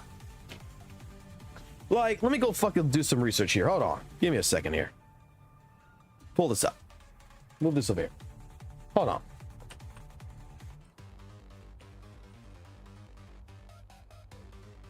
Let me go do a little bit of fucking research really quickly on this. So, because I want to get some titles out of what some things that he talks about and shit.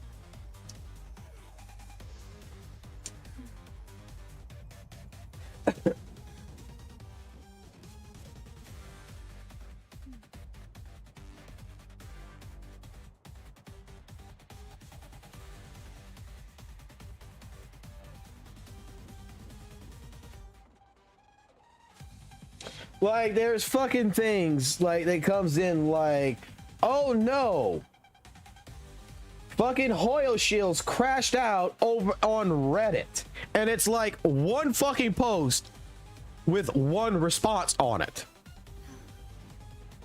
and it's trying to make it seem like it's the biggest fucking thing. Kuro has a huge plan, and they're dominating gacha games. And then you go look at it, and for 9 fucking minutes, he's not providing no information on this shit. Like, I want to go way down. I want to go to like the really good shit.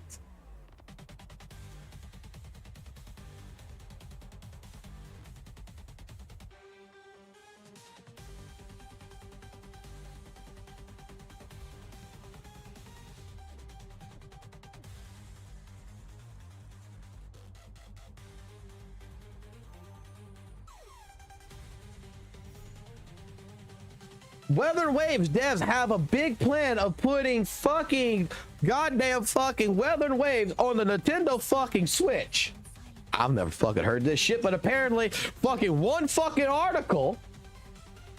Yeah, one fucking article. Walla bing, walla boom. There it fuck is. I'm not gonna showcase who this is. I'm gonna let y'all figure this one out, who the fuck this is.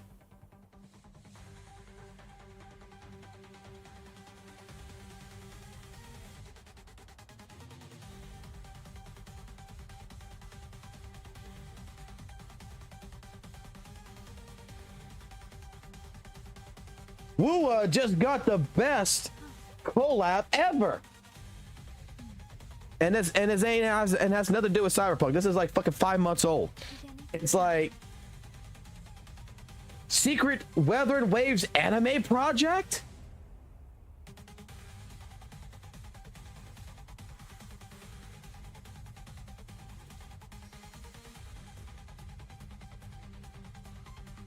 And this person also made a video about me and called me a Hoyle shield and said that I was Wuthering Waves' biggest hater, that I hate this game, and that I was a Genshin player. And even in that video, he never watched my video. So he never even watched my video or anything. He just made the statement that I was unhinged and that I was a Hoyle shield. That all I did was play fucking Genshin Impact and I was lying about Wuthering Waves. Where, motherfucker, I went ahead, I do have a Genshin account, and before I showcase it, the last time I fucking played it was back in 2021.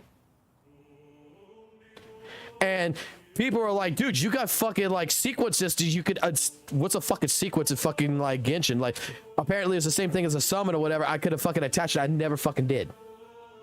Because that's how much I fucking love that shit.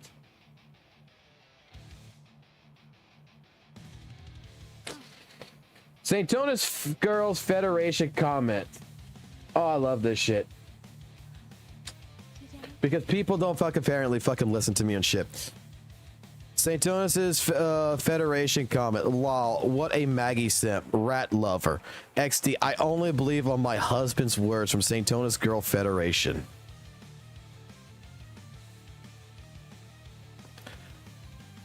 Brah. I have made this statement, and I'm sorry in case ever Maggie ever fucking watches something like this or some shit, but this is the fucking honest truth. I'm not a simp for fucking Maggie because I really cannot stand Maggie's voice.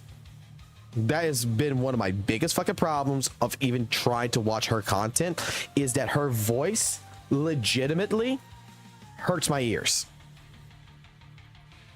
I understand that it's most likely a medical condition like a lisp or something, but it is so hard to understand shit from her that it's not my type of content.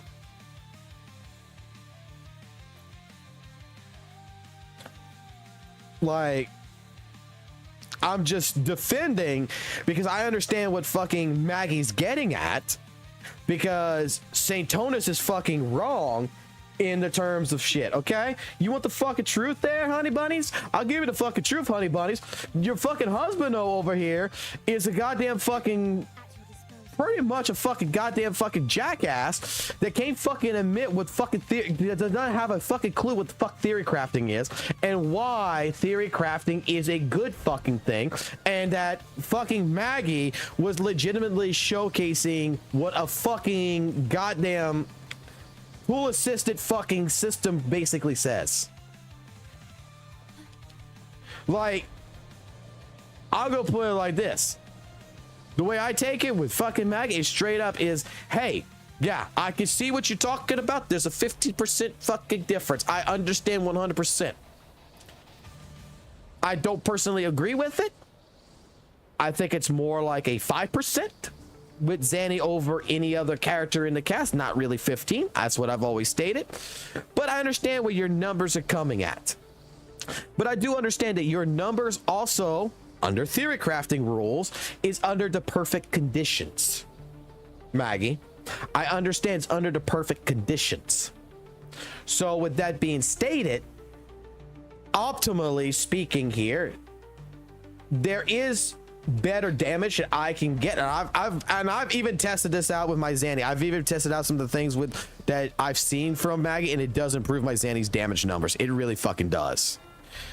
Okay, by adding a couple of different things here and there, it does improve the damage numbers. I'm not going to be doing the fucking rotation shit that she does, or she tries to do, because honestly, I don't give a fuck. But I understand what Maggie's getting at. I understand that, you know what? Logically, what Maggie's saying is 100% fucking true. But it's called theory crafting.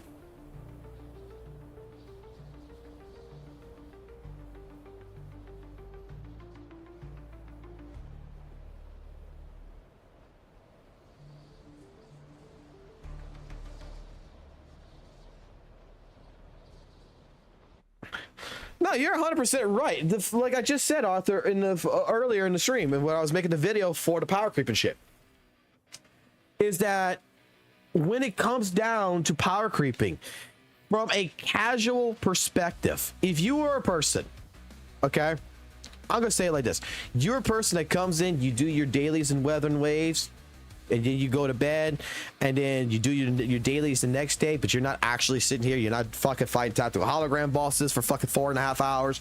You're not fucking embracing the game. You just basically you play Wuthering Waves 15 minutes to 30 minutes a day. Okay, if that is you, power creeping is 100% irrelevant. It has no bearing on your fucking day's shit. The only thing that matters to you is that you're able to do the end game content, get your rewards, and get the fuck out. That's all that fucking matters to you. So, talks of power creeping from St. Tonus, talks of power creeping from Maggie, of how one says this is a power creep, one says this is not a power creep. This is completely irrelevant. It does not involve you, and it is not going to benefit you any which way, shape, form in that fucking argument. Okay? But you're a person that's playing Wuthering Waves, that you really like Zanny. Let's say you really fucking like Zanny. This is a character that you really want to maximize because you just want to fucking do it for the fun. This is where the talks of power creeping does come into play. This is the talks of where theory crafting comes in that says, okay, mathematically speaking, logically speaking, Zanny is a 76k fucking DPS. This is why. Taking all best data, put together under perfect conditions, no RNG, everything is done exactly fucking perfect. This is the ceiling that you can potentially reach compared to everybody else. You know what that just tells you? That tells you that if you're not anywhere fucking near that shit, in all fucking honesty, you're nowhere near it. I mean, like nowhere fucking near it. I'm saying you're at the bottom of the barrel. You're like straight, you know, just mashing away, and you're saying, wow. So you're telling me I could actually do more damage if I do this, this, and this? And just by improving a little bit more of your rotational speed, improving more of this, improving more on that, changing this and this, did you start seeing a better improvement on your Zanny fucking rotation and her fucking damage and everything? Then guess what? The theory crafting did its fucking job, and it helped buff, and it helped to get you a better PB. It helped you get you a better personal best. That's what it's there for. Just like I made the argument multiple times. All Maggie's fucking numbers and sheets, this fucking shit that she fucking does, it is not designed as you have to fucking, this is what you can do. It is just a guideline to say, look, under perfect conditions, this is the maximum. If you can just do 10% of this, guess what? Your character is 10% better than it was before. If you could do 20% of this, your character's 20% better. The odds of you ever reaching 100%, very unlikely, because not only do you have to worry about all this other shit, you got to have perfect conditions like, you know, dodge. You don't have to dodge, cancel. You don't have to do this. You don't have to do that. The boss is just basically standing still. It's a perfect scenario. That is what Maggie has set up. And she's not wrong. Under the understanding that it is based on that premise, she's not wrong. All right. Where are we off to next? The failure is to realize is that the theory craft that she's creating, and I think it might even go to her fault too in this, is not explaining properly that yes, 100% this is Zanny's, this is Carlotta's, this is Gia's, this is Jinshi's ceiling. If you're not reaching these numbers, that means that there is potential for you to do better. That's what it fucking means. Because they're taking perfect data.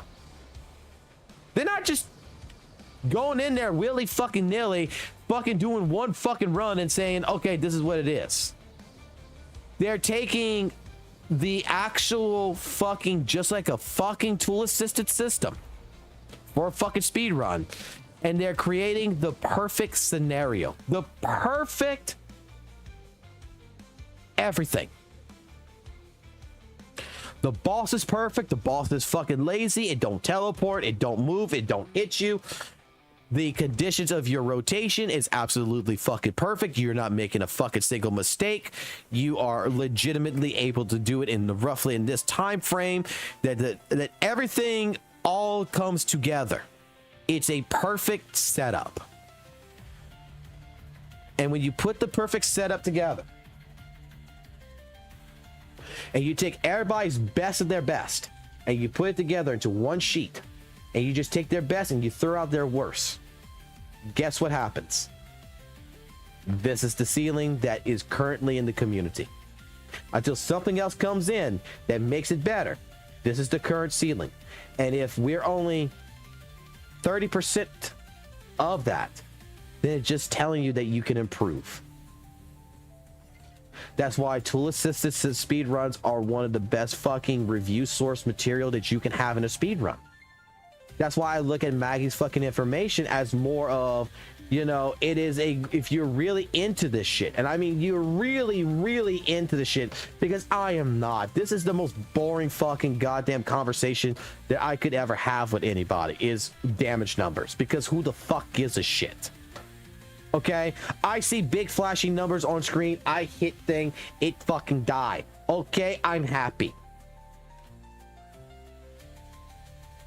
But if you're a person who really wants to understand the deep internal fucking mechanics and the actual maximal potential, what Maggie has provided with those spreadsheets and those calculations and those setups and that entire programming she has, is she has built a machine that is telling you, under the absolute best scenario, this is what you could do.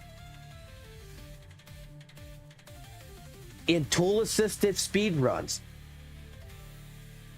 fucking speedrunners will watch them and they will use tactics from it to better improve their own personal best fucking scores, because there might be something that they did not realize. If I can get this one frame perfect fucking lineup to do this glitch to go through this fucking wall, just like the tool assisted program, guess what? I will save myself fucking 40 seconds. That's what it is. It is a tool to be used in general just to improve you as a player if you want to go down that route.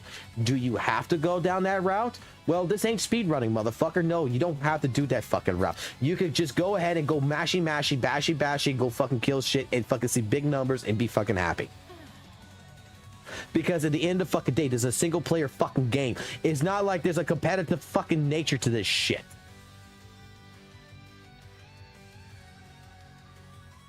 That is the fucking truth.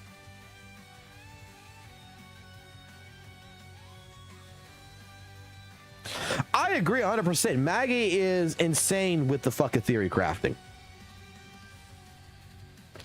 You see, let me put it like this, okay?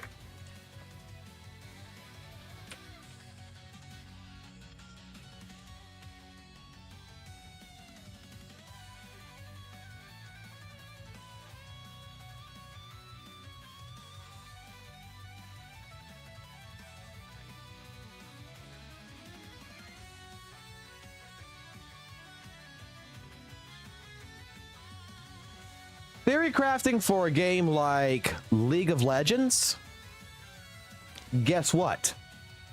There's a benefit in it. It's a multiplayer competitive fucking game. Theory crafting in a fighting game like Street Fighter, Guilty Gear, whatever, it's a competitive fucking game. It helps you to become better. It helps you think. It fucking matters. Theory crafting in fucking speedrunning, where you're trying to get the world fucking record and shit and understand different things, guess the fuck what? It fucking matters. Maggie theory crafting fucking a gacha game that is a single player fucking experience that has no competitive aspect behind it in any which way, shape, form, that is just, in all honesty, very irrelevant, does not fucking matter.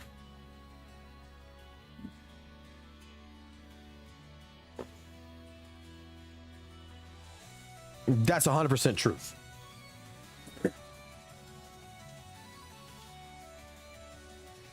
Like if Sanctonis would have made a statement in that regards, saying that, you know, Maggie's theory crafting is junk because it does not fucking matter, instead of saying that there's no such thing as power creep in Wuthering fucking Waves, would it be a fucking true statement?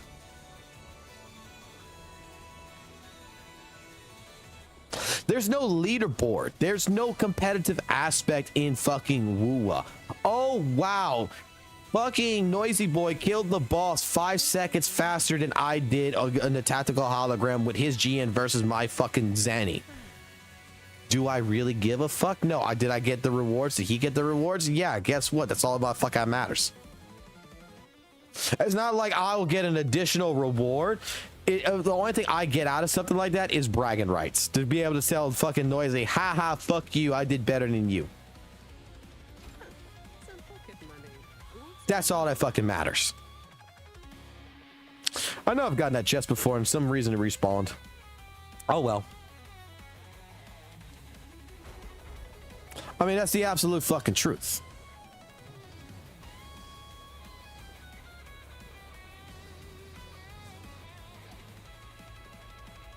Like, unless there would be a competitive nature to where, hey, look, this week we're doing, okay, let me put it this way. If Kuro Games would redesign, right? This is how you make theory crafting very valuable in something like Wuthering Waves. If this would be redesigned to where it would weekly reset, and instead of being based upon killing the enemy, it's based on the fucking how fast you did it. Like 29 seconds, 45 seconds, 12 fucking seconds, 23, 38, 18, 10, all this shit right here. If that would be the fucking case, then the theory crafting that someone like Maggie is fucking doing would be more than fucking valuable in that scenario. Because then it's like, hey, if you could complete this boss every fucking week and you can get it under 20 seconds, you get 500 astrites. But if it's over fucking 20 seconds, you get 250. Okay, then guess what? I'm going to be looking up every single fucking aspect of what I could do to improve my rotation, to improve my quick swapping, to improve whatever I fucking need to do to make sure I get it under that 20 seconds. But does WUWA have that system right now built in for something like that? Fuck no. WUWA's got big numbers, flashy, beat, boom, boom, and I still get the same fucking reward no matter whether I did it 5 seconds later than you or 5 seconds more than you.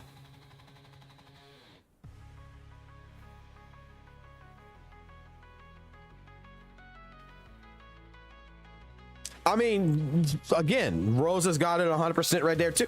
I mean, some devices are slower, lag. Some people can only run fucking WUWA at 30 frames per second, not 60, not even 120. I mean, there's different elements. I don't mind Maggie doing theory crafting for fucking WUWA. I don't mind it. I think it's perfectly fine. If she got if her and her community has an enjoyment over doing theory crafting to figure out whether or not Zenny is a power creep over the rest of the fucking cast and everything else, and that's fun for them, hey, you do you, boo-boo. Who gives a fuck? Do you? But does it matter? No. Again, instead of insulting the woman, telling the woman that she's full of fucking shit, that she's fucking wrong because you hate her because she ain't stroking your fucking ego, and this is why I will defend Maggie against fucking Sanctonis at this fucking point, is because of the same fucking problem. Is you're denying something that legitimately does not fucking it does not matter for you. You're getting involved in something that you do not fucking understand. clearly. You're making an assumption. You're fucking making a statement that Maggie is wrong about her fucking numbers. That Maggie is wrong about this, and this. Where clearly, you know what? You're right. That in the understanding that legitimately, that the average, that in reality, nobody really is going to fucking do this. But the problem is that there's people who's making videos that is getting close to that. That they just need to change things and they can probably hit that fucking number. There's people who's being basically a 70k, a 72k DPS over, under the 76k, which means they're only 4,000k fucking, you know, missing here. It's only 4k. That's pretty fucking close. That's fucking telling me that, you know what, Maggie's numbers are not fucking wrong. They're fucking correct. I'm not going to diss Maggie and tell her that she's fucking wrong when the fucking evidence and the fucking proof is there and the numbers are legitimately real. It's not like she's pulling fucking numbers out of her fucking ass. I understand what she's getting at. It's a tool assisted system. The problem is that you got people who's attacking this, who's attacking theory crafting in general and trying to debunk what theory crafting is designed for. It's not designed, again, for the average fucking player. It's more designed for those who are really want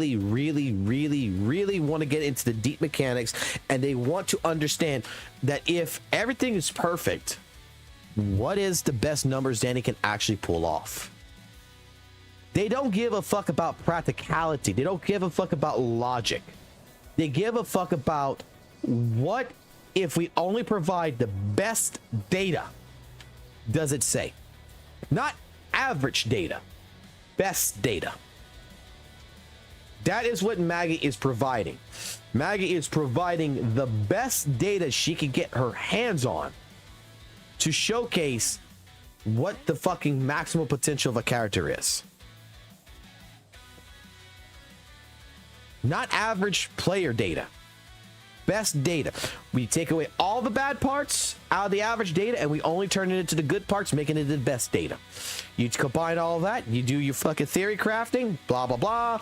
Guess what? You just found out Zanny is now a 76k fucking DPS according to all the numbers. And the numbers aren't wrong. They really aren't fucking wrong. Will St. Honus, will you, will someone averagely fucking do that shit? No, we don't give a fuck. We honestly don't give two fucking flying fucks. I can complete the content just as fast as you could fucking think. I could just do it. You do it. We're good. I have no problems with Tower Adversity. I have no problems with Wuthering Waves. I have no problems with fucking any of the fucking content in this fucking game. I've never had any problems with the content in this game. I will never have problems with the content in this game. And that's fine. This should be perfectly fucking fine. We don't need to discredit someone just because we don't like them.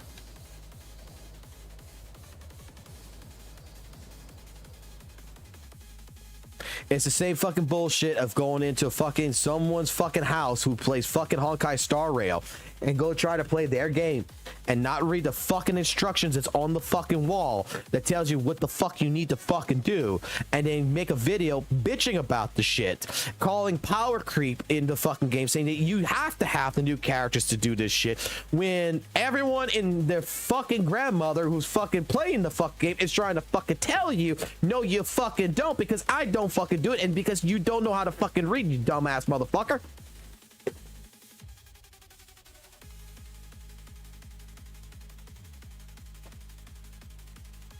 And that's also another fucking problem. V brought up another good one. That viewers watching shit like this think they know what the fuck they're talking about when they really have no clue. And starts going to Saint, telling him that Zenny's power creep and shit. That's another fucking problem. You're 100% fucking right.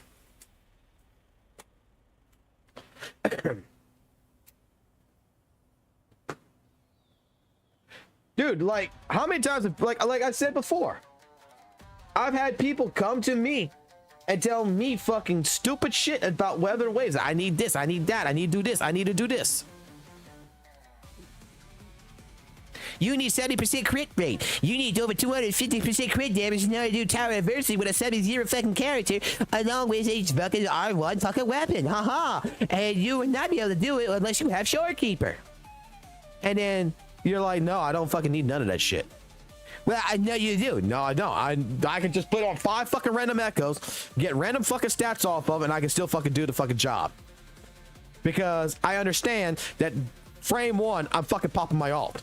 Frame fucking 2, I'm popping off to my fucking healer to fucking break the vitality bar. Fucking 3, I'm switching over to my sub DPS to boost up my fucking main DPS, and I'm fucking going to be doing a fucking rotation between sub DPS, main DPS, sub DPS, main DPS to pop my healer in only to fucking heal, and I'm going to tank as much fucking damage as I possibly can because I want to benefit to try to get as much fucking damage in, so that way at that point in time I can beat the fucking clock. You won't be able to do that, and then you fucking do it and they fucking leave your Discord like I said before with Mew and shit. And you do all the fucking towers, all 3 of them, with the fucking team that they fucking set you up with the fucking challenge, with a 38% crit rate and only 183 fucking crit damage. Suck my dick.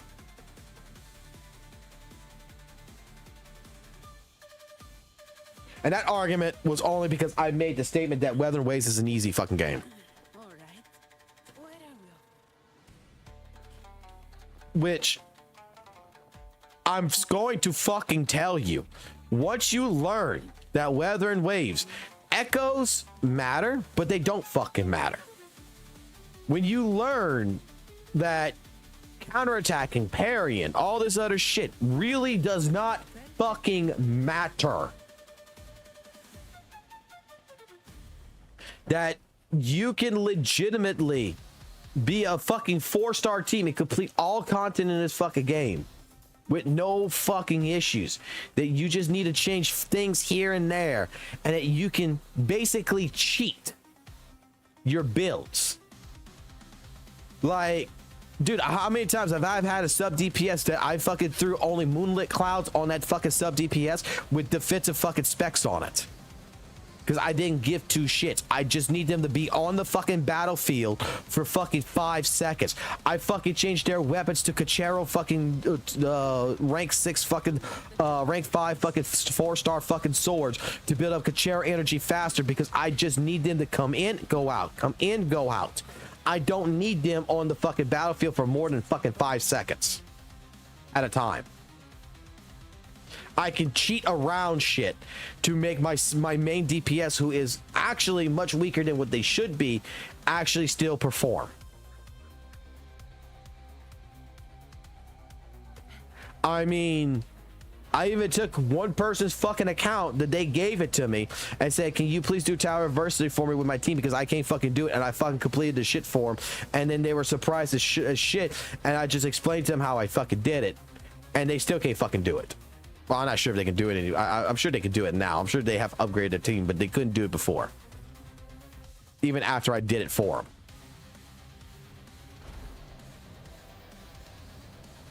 Like, you can. I've fucking played Tower Adversity where I have had fucking a goddamn team of fucking 3 DPSs with no fucking healer and shit in order to complete fucking Tower Adversity. I've had fucking goddamn GN, Yinlin, and fucking Mort on a fucking team and completed Tower fucking Adversity when I was still fucking level fucking 60 to get all 3 fucking medals. Because I decided at that point in time I just need to play perfect and not fucking get hit and not get many of my characters dead and fucking just have them all do damage. There's ways of fucking cheating shit. You're not limited to fucking playing just whatever the meta is. I mean, I have fucking... Dude, I like fucking playing this fucking team, man. Like I really fucking love playing this fucking team right here. GN, Shorekeeper, Chang Li. I fucking have fun with this team.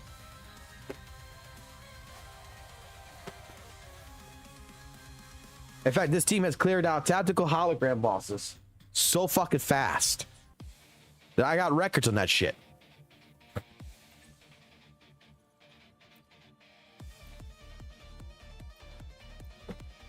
I've actually beaten fucking tactical hologram bosses with this fucking team. And it's absolutely fun. You want to have a fun fucking team? That you just watch a boss fucking melt, especially if you got these two characters built up. If you got a Sanwa and you got a JJ that's fucking built up, and you got a Shorekeeper, you throw all fucking three of those on the goddamn fucking battlefield. And you pop Shorekeeper, and then you pop JJ, you pop Sanwa, pop JJ, pop Sanwa, pop JJ, pop Sanwa, and before the timer ends, you pop Shorekeeper, you fucking do her shit all over again. You pop this, pop this, pop this, pop this, and you're gonna watch a fucking tactical hologram fucking boss melt. By just quick swapping between the two of them. Because they build up their fucking goddamn outro so fucking fast that it just kills the vitality bar so fucking easily every fucking time you can do an intro outro skill, intro outro skill, intro outro skill, because they're so Kachero efficient. There's different things like that you can do in WUWA. That I have done that multiple fucking times. That we've been on this fucking live stream doing this kind of shit.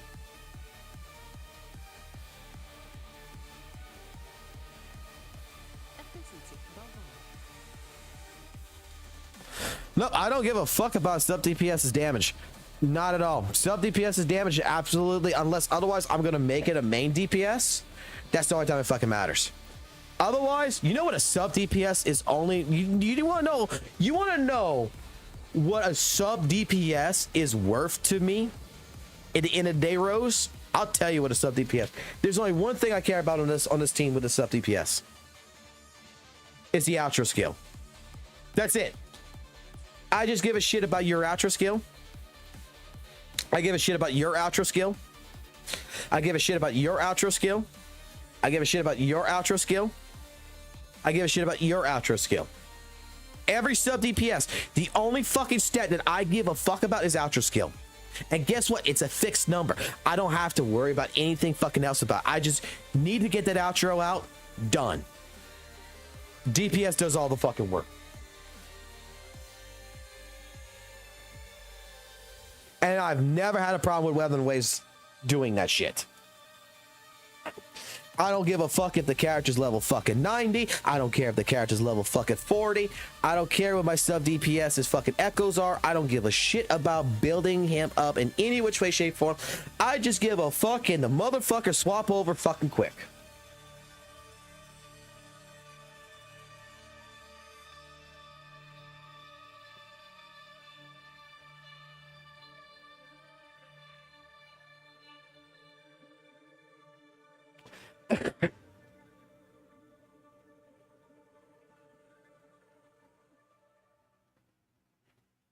That's it.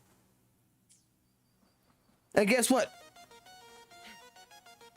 It works. As long as my fucking sub DPS does their job, I'm fucking good. I don't give a fuck what their echoes are running. Like, I don't care. It works. Put all my resources, I've always stated this. I even got a fucking video where I state this, right?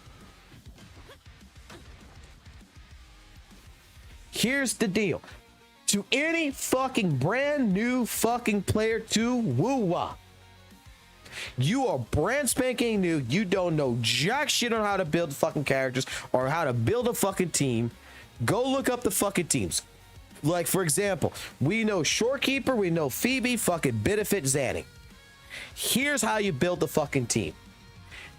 First character you give a fuck about to get to level 90 or whatever the highest level you can get it to is fucking Zanny. You put every fucking resource you got, you go to every fucking forge mine, you go to every tacit field, you get the best echoes, you get the best fucking quality items for your DPS. This character gets everything. Once this character's done, and you can't do anything much more, if you still got shit left over, it goes to your fucking healer, the Shorekeeper, Baichi, Varana, whoever is your secondary fucking character that's going to be the more of a healing character. This is the next character that is the most fucking important. You put it there. If you're done there and you still got, let's say, crumbs of some shit, fuck the bitch on the end. Who gives a fuck about the sub DPS? Just give them whatever you can give them and just call it a fucking day. These two are the only fucking ones that matter. This one, we're using it as a fucking piece of armor. That is what these two characters are. These two characters are 100% designed in fucking WUWA to be accessories. They're not fucking characters. They're not living fucking beings. They are fucking property. They are fucking slaves. Their fucking job is to die for my main DPS. These have no souls. This has a soul. That's how I've always treated Wuthering Waves, and that's how I fucking always done my fucking content. And I've never had a fucking problem with any fucking content in the game once I figured that out. Once I figured out it does not fucking pay to give a shit about my fucking healer's fucking shit until the time comes to where my fucking main DPS is done. When my main DPS is fucking done, I give a shit about my healer. When my fucking healer's done, I may consider if I have the fucking ability to do the resources and I'm not worried about, you know, a new character to build resources for, I may consider putting something on a sub DPS. It took me fucking 7 months or whatever before I got fucking Mortefe to fucking level 90. I left him at level fucking 50. I didn't give two shits. I said, well, let me put him to level fucking 90. I got the shit. I got nothing I'm spending on. Fucking do it. And I did it. Fucking Phoebe, I put all the resources on her. I left her at fucking level fucking 60. I got more fucking resources later on because all my other characters are already built. So it took me a week to fucking really give two shits enough to fucking say, okay, fine, I'll give you some more fucking damage. I'll give you some more fucking stats, whatever. I don't really fucking care. I'm perfectly fine because Phoebe and Shorekeeper are property. They're not human beings. They're slaves. 100%. They're designed to be fucking slaves to whatever my main DPS is. My main DPS is the only things that matters in the game. And if my main DPS fucking dies, did thing. No, my Phoebe, my Phoebe is moonlit.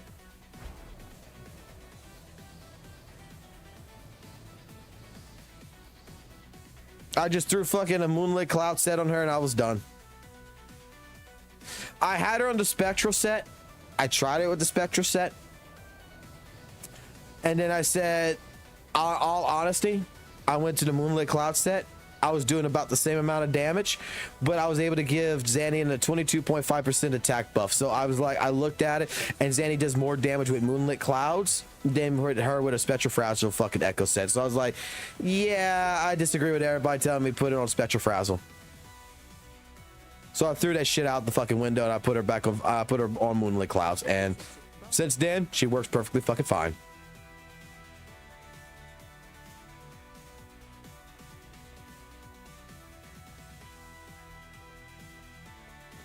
Because everybody was trying to tell me, oh, you didn't put on the fucking spectral sazzle set. I'm just like,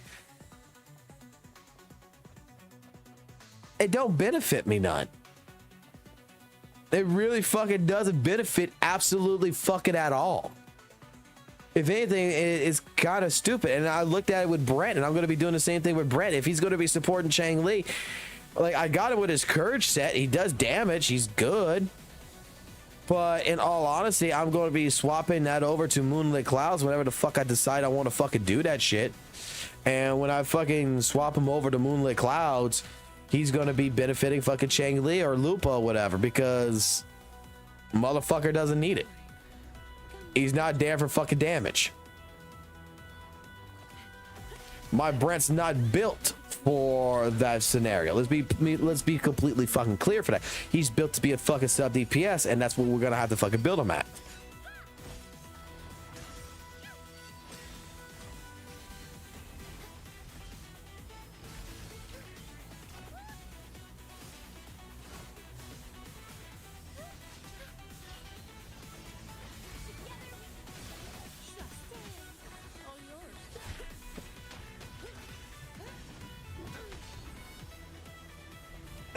Didn't even need to transform, motherfucker.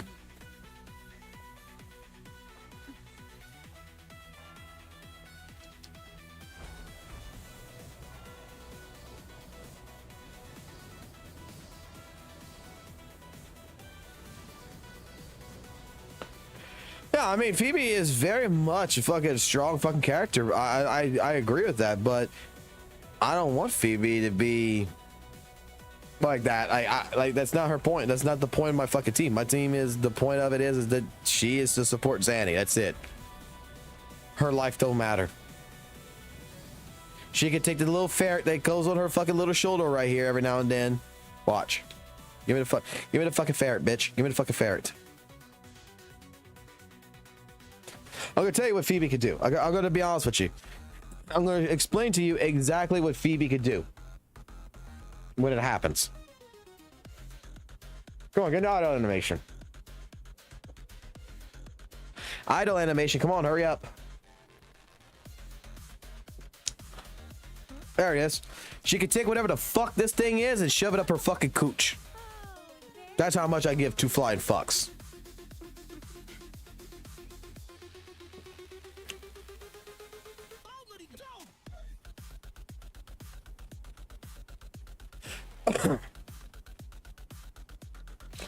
I never liked the character. Like when she first came out, I didn't get her. I only got her for Zanny in this fucking anniversary banner shit. Because I just wanted to see Zanny do more damage. I wanted Zanny's fucking bar to be able to get filled. Because trying to do it with Spectral Rover did it, but it was shitty. Like Spectral fucking only gave her like fucking a piss in the bucket fucking amount of fucking frazzle meter on her fucking shit, so it was kind of fucking useless. But like two fucking goddamn fucking blue fucking goddamn shits, whatever the fuck you call it, the confession shit here, this crap, this right here just builds up fucking Zanny's bar so fucking much. Otherwise, if fucking Spectral Rover would have fucking been able to do that, guess what? I wouldn't have Phoebe still.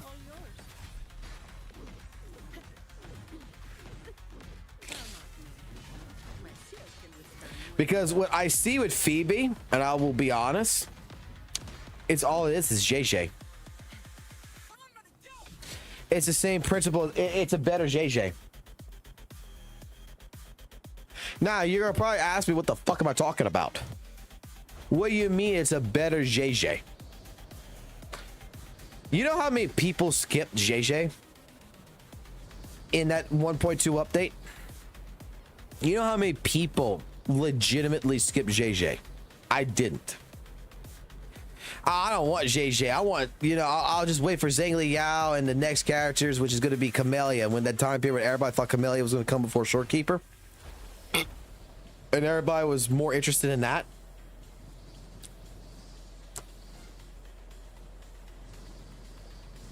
JJ, when she came in, JJ was doing damage. Like, I was heavenly surprised with the moonlit clouds, with Shang Li and everything else, that JJ was actually doing damage with the coordinated attacks. Like, in 1.2, 1.3, 1.4, my JJ was like Phoebe. She was doing good bit of damage. And I even think that Gacha Smack was even showcasing that shit too to people. Whereas like JJ is a fucking good character. I don't like fucking JJ. I fucking hated JJ as a personality. But I could not deny that JJ fucking actually pretty much with the kit pretty much rocked. She did damage. She had that fucking dodge ability and shit. It fucking worked. To her credit, I have always said that JJ is a good fucking character. It was a very well good kit on the character that I actually surprised me when people skip, and I know people have skipped it. JJ was a good fucking pick for me. That I was heavenly surprised. And then a character like Phoebe comes out, right? I don't give a fuck about Phoebe. But I could tell you right now, my Phoebe, even with moonlit clouds, does fucking damage. Like, I have gone into fucking things, but that before I have summoned fucking Zanny onto the battlefield, fucking Phoebe's already killed it. Like, she's good. And the best way I can describe it, she's just a better Zay.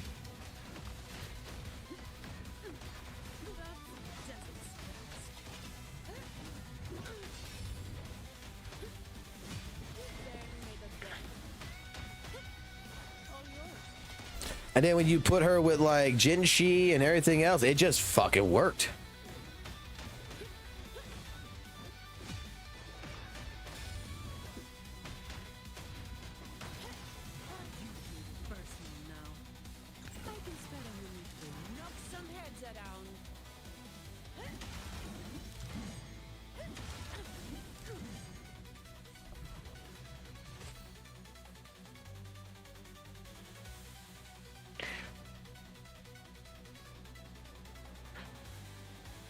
Not sure, but we'll see when the time comes.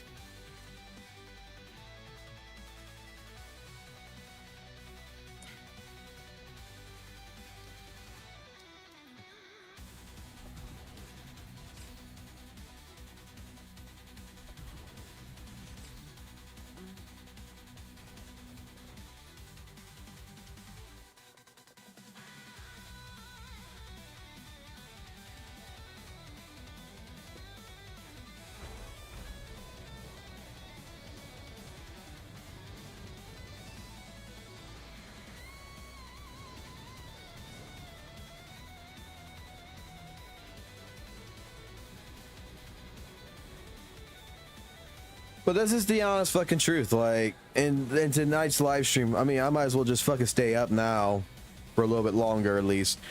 Do the fucking dailies or whatever. But to be completely fucking honest, like, legitimately, this is the problem with, you know, the WUWA CCs. They don't want to acknowledge all these things that we talk about. They don't want to acknowledge that there's other ways of playing Wuthering Waves. There's other ways of achieving the same goals. There's ways of cheating mechanics. It's either my way or the highway with some of these people. It is completely 100% an agenda-fueled community. We need to fuel the fire. We need to make people recognize that WUWA is the best. And and here is the honest fucking truth, and this goes against every fucking CC when they start doing this shit. And I'm no exception to this. I did this shit. Okay? But I don't think I did it as bad as others did it. 100%. I don't believe so. But the moment that you keep saying, my game's better, my game's better, this is why WUWA's better, you're becoming a snob.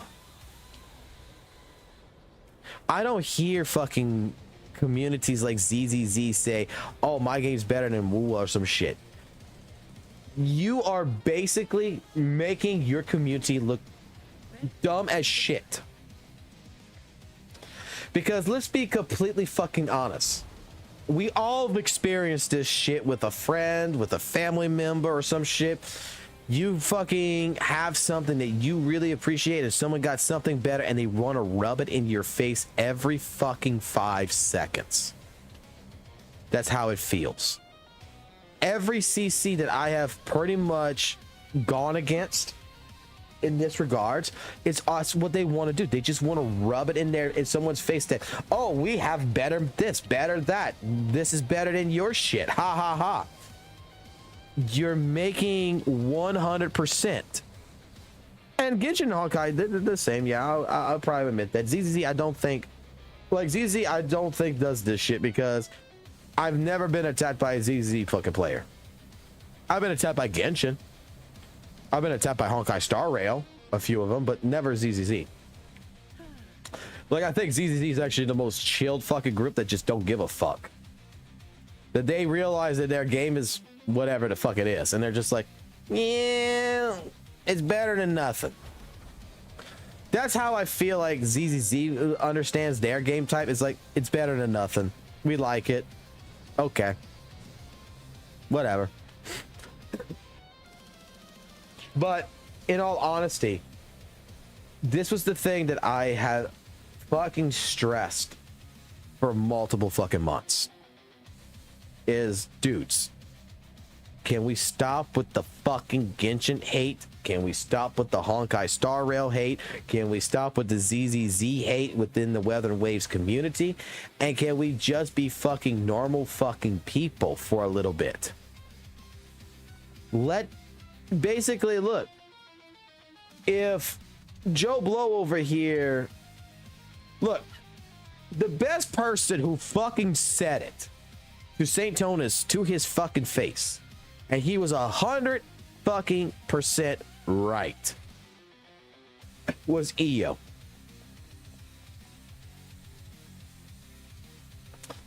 EO made the statement to St. Tonus, and I think that I think this upholds everything that, you know, I don't think anyone can fucking disagree with this. I don't give a fuck if you like EO or you hate EO. I don't think you could disagree with EO on this shit. He told it to St. Tonus on that fucking stream, and I was there for that stream. And I even commented in St. Tonus' fucking stream on this when I was very well impressed how they were handling it. And EO made the statement to him stating, dude, stop trying to get this CC over here who plays Genshin, this CC who plays Honkai Star Rail, or this person who plays ZZZ or whatever. Stop trying to get these people to change over and play WUWA and try to recognize WUWA as the best fucking game. Instead, go to the fucking people who play fucking WUWA and make a community around that. Make a network and showcase those content creators so that way you can better prove that your game is superior.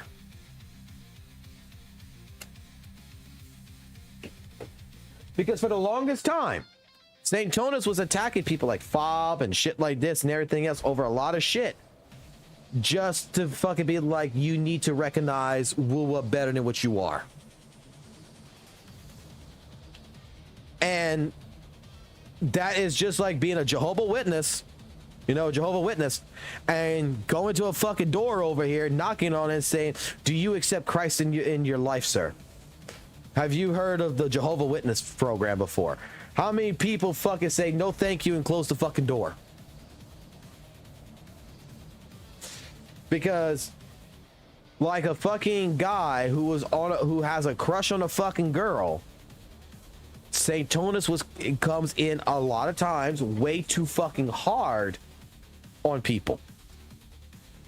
So when EO made that statement, and I thought St. Tonus got it, because even he kind of like he didn't agree, but he was understanding, I thought. It's like, yes. Instead of fucking trying to get this person or that person to change their opinion about Wuthering Waves, prove to them by showcasing better content in Wuthering Waves with other people. Show them the Wuthering Waves community is better because you're making it better. You're making a network.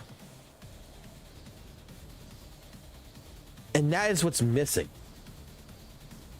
You want to change how WUWA is perceived with different communities like Genshin and Honkai Star Rail and ZZ, and you want more people to play WUWA and experience it the way you want to experience it?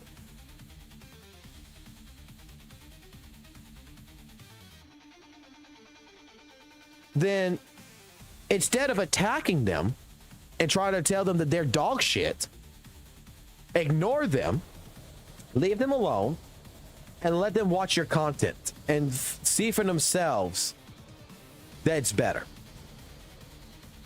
Embrace other content creators in the fucking space that is going to play Wuthering Waves, that likes Wuthering Waves, that is on your level, and captivate upon that. So that way, hey, guess what? You have just proven that you're a better community, because you're a community that absolutely does not need the BS that comes from the other shit. You don't need to rely on dealing in drama. You don't need to rely on hating on someone, you know, or making statements. You're just going to prove to them that our community is better in terms of the approach you take.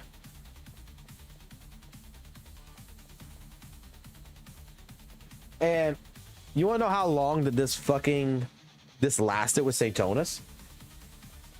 Like, it actually got me fucking riled up to want to make better content at the time for Wuthering Waves. It really fucking did. Like, this is the fucking one time that I legitimately was like, dude, this conversation between EO and Saintonus is the most productive conversation I ever fucking heard. Like, I thought it was there because even EO was like, look, I'll help you.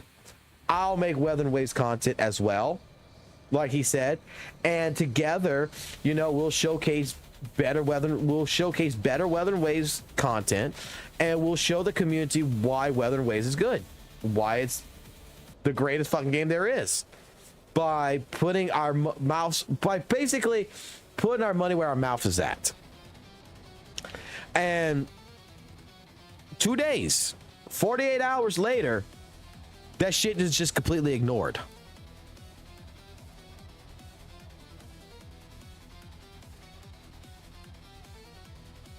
Like, I think Saintonus showed like one video in the community, and then it went right back to hating fucking people like fucking Poke and Fob and shit like this.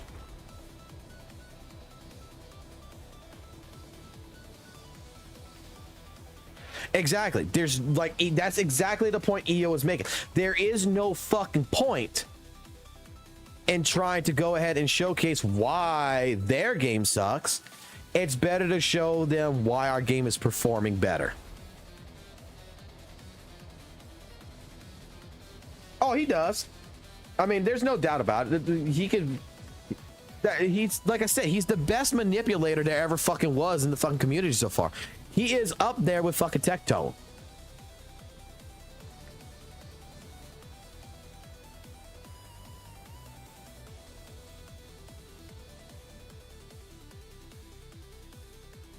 Like, he's 100% up there with Tectone on absolutely the same manipulation level. Because, like, let's talk about that. Let's talk about that drama for a second. Because I honestly thought that was fucking hilarious. Just how fucking Tectone turned that shit around. But with the fucking shit with Hazan, fucking doing the shit with his dad and everything else, and bringing that to the fucking public lighting about Tectone's fucking dad and shit, right? With the rape shit. Tectone came on stream, he cried. He explained the situation, did everything else. Since then, fucking Tectone has been fucking using that entire fucking scenario as a manipulative tactic to do reverse psychology, to be like, yo, this doesn't fucking bother me, haha. And, you know, even him on fucking Twitter making comments like, when some woman said, you know, I think it was a comment that some woman made, like, hey, you know what the man's favorite word is for fun? Their definition of the word fun is rape. And then Tectone responded to it, saying to the effect of like, let me call my dad. Like, I thought it was a low blow. Like, me personally with Hazan, I thought it was like, dude, that's a low fucking blow, man. Like, I don't like Hazan in any which way, shape, form. And I'm just like, you know, what he did to fucking Tectone is like, dude, that is fucking 100% a low blow. Going, like, if you got a beef with a man, you don't go after the man's fucking family, you go after the fucking man. But Hazan was like being a fucking bitch there and was going after that in that scenario, and then Tectone just manipulated it completely fucking around. He manipulated the situation to his advantage, you know. Smartest fucking tactic in the fucking case.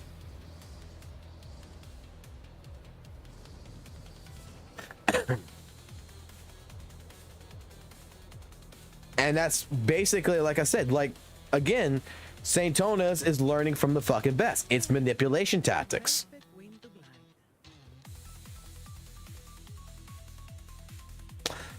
I haven't seen.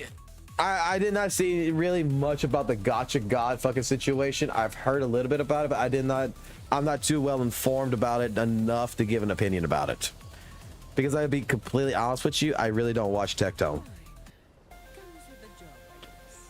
I really don't care. I mean, I think Tectone is actually one of the smartest motherfuckers on the gacha thing. I think he has created the fucking gacha community the way it is, and he's very smart in creating the community he wants. He came in and he took it over and he developed it the way he wanted it developed, and it's just been like that since the time period. And legitimately, you got to give credit to the man. Man's smart as fuck. Whether you like him or whether you hate him, you have to admit he is legitimately, he created exactly the platform that he wanted to be involved in. He created Big Brother House out of a fucking gacha community, out of a fucking goddamn gambling games fucking portfolio. Smart motherfucker. He understood what fucking people really fucking want, which is fucking drama, and put the two to two together, and boom, created it. It is the smartest fucking shit, and you gotta give him praise. You gotta kiss that one. You gotta be like, dude legitimately is the father of fucking the gacha community. Without Tectone, the gacha community would probably be a boring fucking place. No shit.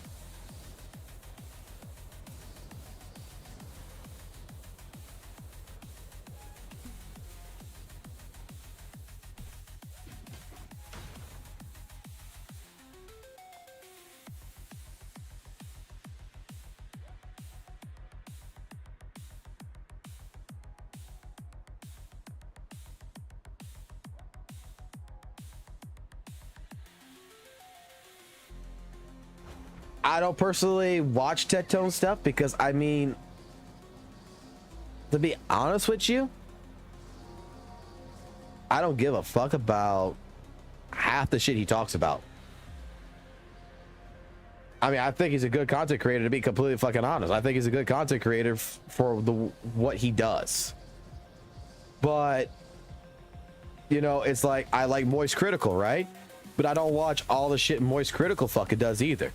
Like, there's some shit that Moist Critical fucking does that I don't really particularly care for majority of the time. But you give me a fucking shitty game that he's gonna go spend fucking $20 on and fucking play it and fucking make remarks about it and treat it like shit. Oh, I'll fucking watch that any fucking day. I fucking love when Moist Critical used to do, I don't know if he still does it anymore, but he used to fucking find like all these shitty games, pay like $10-20 on some shit and just fucking play it and fucking call it out for what it is. Dog shit. It's entertaining as fuck.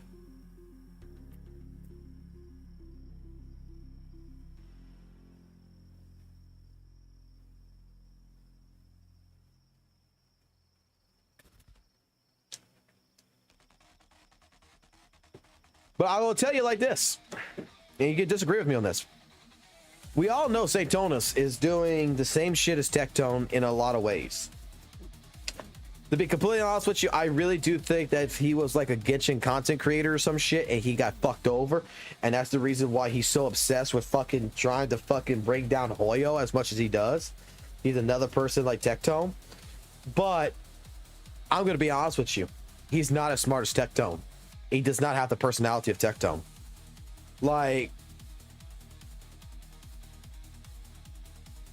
Satonus is nowhere near the level of being someone like Tectone. Like, if anyone, I would have to say, could even get to the level of Tectone, I fucking have to fucking truly fucking admit this too. But the guy I copyright striked, Athema, whatever the fuck his name is, that guy legitimately is more of a person that that could be more like Tectone than Saintonus, because his content is just like Tectone's content. I don't give a fuck. I'm just going to say what I'm going to say. You like it, you don't like it, it doesn't fucking bother me.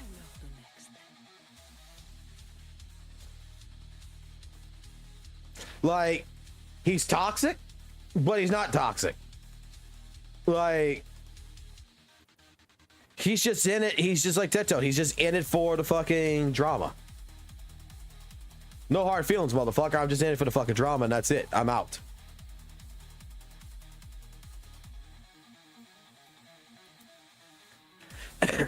Saintonus is just the person who comes in that wants to be legitimately the most toxic person there is.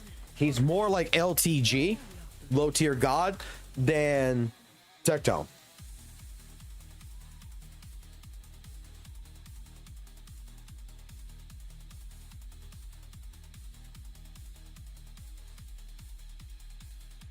Because you know how, like, I'm gonna make this statement, right? I'm gonna make this statement. You know how, like, not Tectone, how Saintonus was bitching about how, like, Maggie blocked him and all this other shit that, you know, if people got a beef, come at me, blah blah blah, stuff like this, come talk to me face to face. Like, I've heard Saintonus say this shit like this on his fucking stream, especially to certain content creators and such. They, like, he's not afraid of talking to people.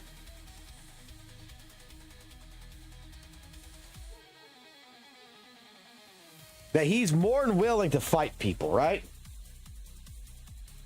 He's more than willing to get involved.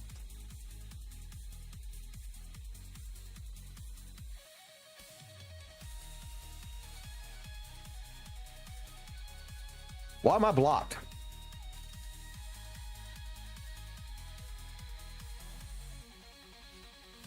Whatever did I fucking do to this fucking man?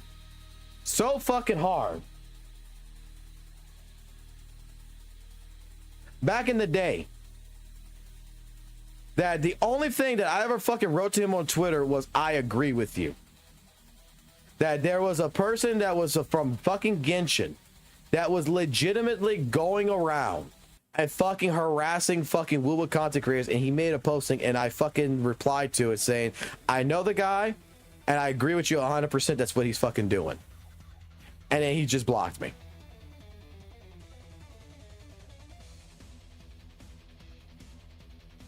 Like, this is my official Twitter, like thing. Gotta watch out though, because fucking Twitter's not like it used to be. But yeah, like, that's my fucking shit, and he fucking blocked me. I mean, it took me fucking 3 months to get him to fucking talk to me on fucking Discord, and he only sent me fucking like 2 messages. No, I think it's like only 1 fucking message he sent me. And then nothing ever again.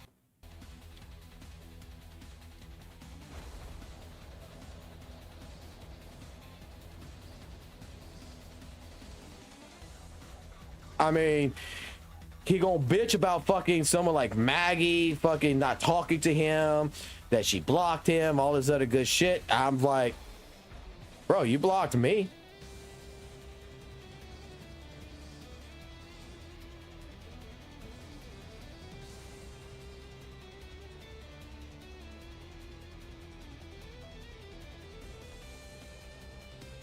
Why is fucking me giving you fucking heat for what?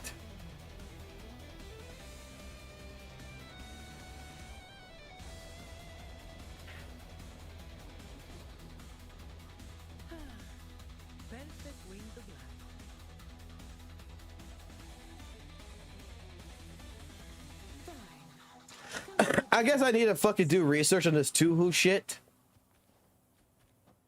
I'm gonna ask a fucking question. Is there any fucking good video out there that explains both fucking sides or some shit that I could just get like a Discord message on or some shit that later tonight I can just fucking watch it and I can fucking develop an opinion on it?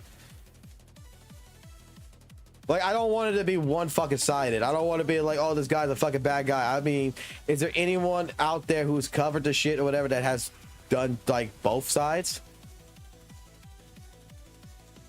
of whatever the fuck has happened? Because like I said, I'm not informed. I'll never find that. Okay.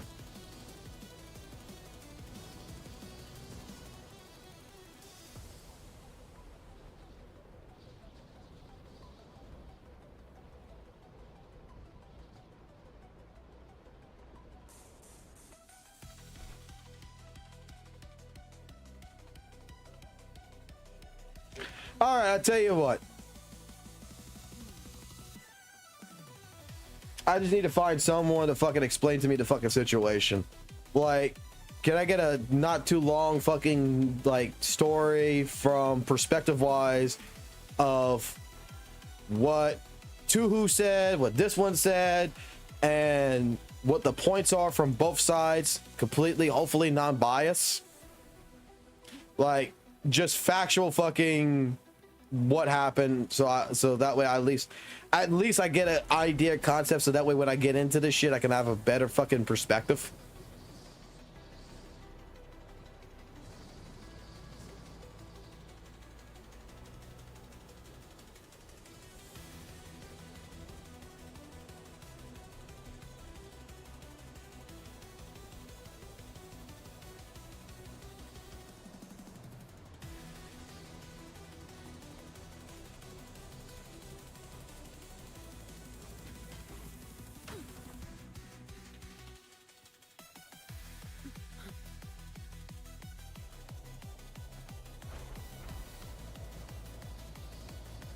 Let me check my Smash Legends over here.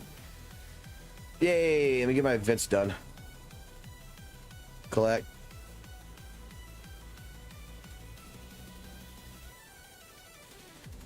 It's a red chest.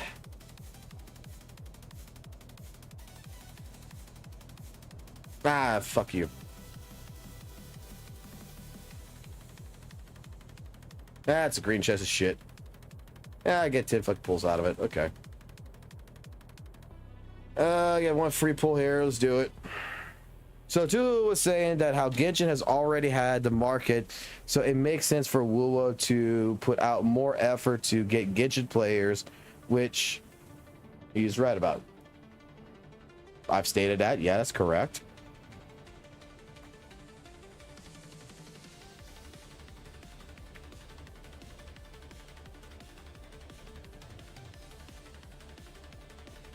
Like 100%, that is actually correct.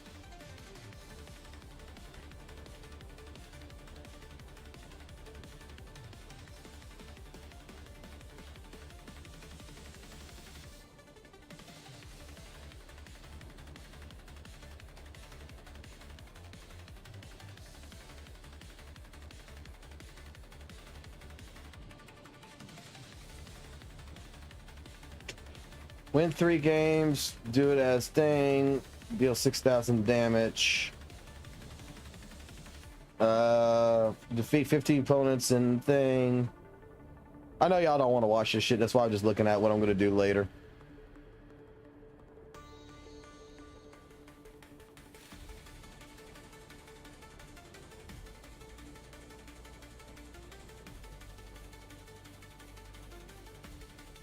I got 3 chests I gotta collect, so I got 1, 2, 3, 4, 5, 6, 7, 8 wins I gotta do to get those chests.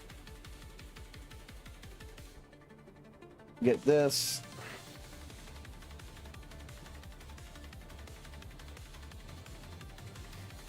I mean, it's fucking free, might as well fucking get it, right?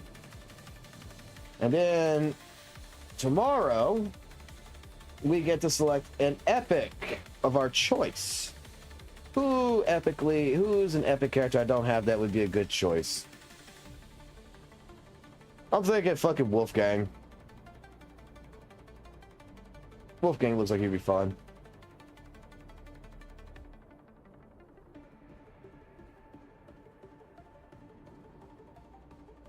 WUWA was designed for fucking people who hate Genshin. That's what the fuck it was designed for. Let's be completely honest. WUWA's main attraction is to fucking pull the fucking haters from fucking goddamn Genshin into it. But the main CCs don't want to acknowledge it. They're trying to meme his 13 gacha games rather than addressing his points.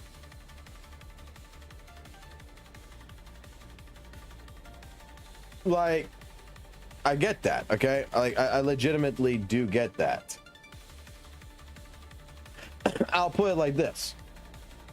Wuthering Waves 100% has to put more effort into it to be better than Genshin Impact in order to try to attract people who play Genshin. The thing is that I'm going to tell you the fucking hardcore fucking truth about something. And I was told that I was wrong about this shit too, but I don't think I'm wrong at all. Okay? Here's my take about it, okay? All right, King. You tell me how you feel about my points on this, okay? About Genshin and WUWA. And the reason why Genshin is always, right now, until something in the future happens with Hoyo itself, is always going to be basically considered the #1 gacha game, okay? And why in the last year it has been basically like that, except for the month of April, where apparently, you know, Genshin made 1 million less than Genshin because of a fucking gooner fucking character who fucking licks strawberries with fucking big titties. Okay? You tell me how you feel about my opinion about this, okay? We got that? You listen to this and you tell me how you feel. I've always made the statement that, in all honesty, Kuro Games should not give two flying fucks about trying to pull Genshin fucking numbers. If it reaches that point, that'd be fucking great. It'd be fucking amazing.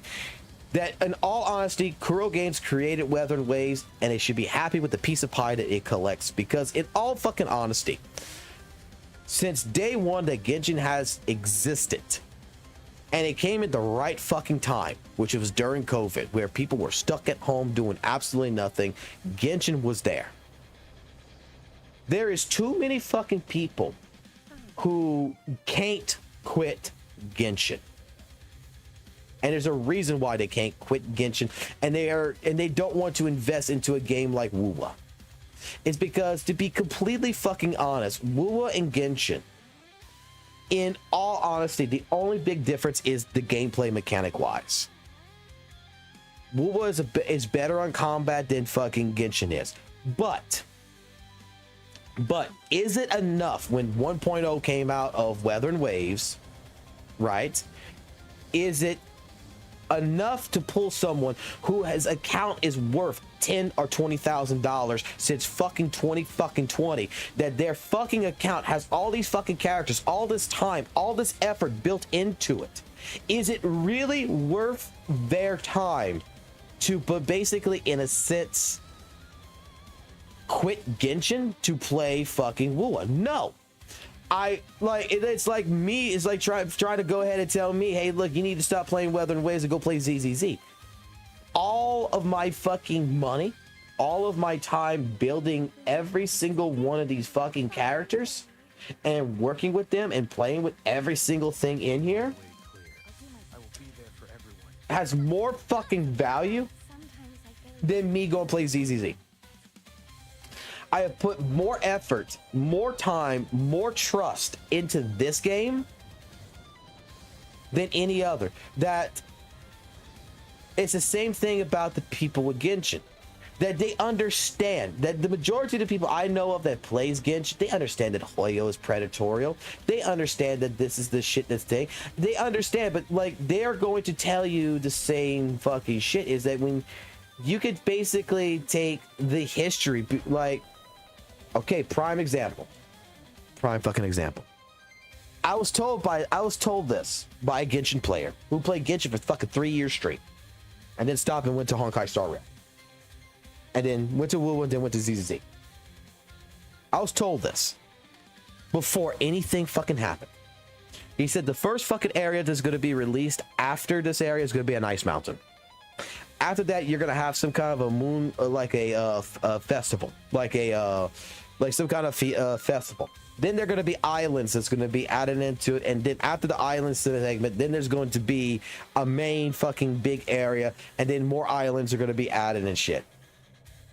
Every fucking thing that he had predicted to happen in WUWA was the same shit that happened in Genshin. And that was his point, is why should I play fucking Wuthering Waves when I could just follow, when I'm already doing it in Genshin. In his logic, in his fucking logic, it's the same roadmap. It's the same fucking roadmap. It's a different presentation, but at the end of the day, it's the same fucking roadmap.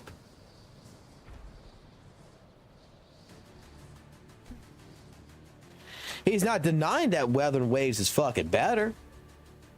It's a much better fucking game than Genshin, 100%. But it's like Genshin, it's open world. That's why he was so excited for ZZZ. It was something different. Like ZZZ was more of a game for him to fucking transfer over to rather than Genshin or WUWA.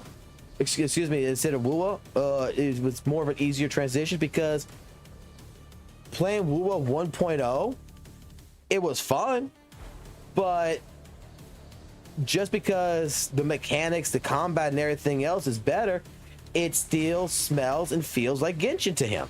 Leave it to me. So why would he play?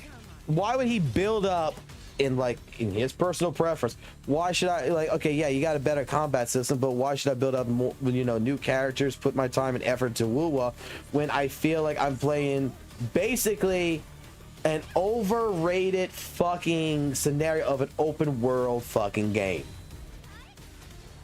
Like, the sandbox of an open world game is been there to where ZZZ, it's more straightforward. It's like Honkai Impact 3rd, he was trying to explain to me, and it's more straightforward and it's different.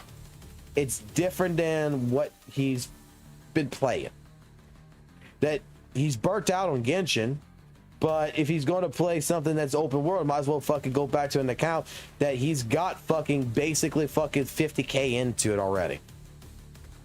And he went back to Genshin for a little while playing fucking Mafika, which made the game fun for a little while. Then he came back to WUWA for a little bit for Zanny, realized the flying mechanics and everything else, said, hey, this is great. He stopped, and guess what he's playing? He's playing something else again. He's playing fucking goddamn Honkai Star Rail and shit. And ZZZ and shit like that, and games like that again. Because all the difference between Wuthering Waves and the difference between Genshin, in all fucking honesty, is like fucking a pack of fucking ramen. What flavor of ramen do you want today? Do you want beef or do you want shrimp? At the end of the day, the ramen tastes exactly the same. It's just that the flavoring, there's a flavoring packet that gives it a little bit of a zesty taste here and there. Does that make sense?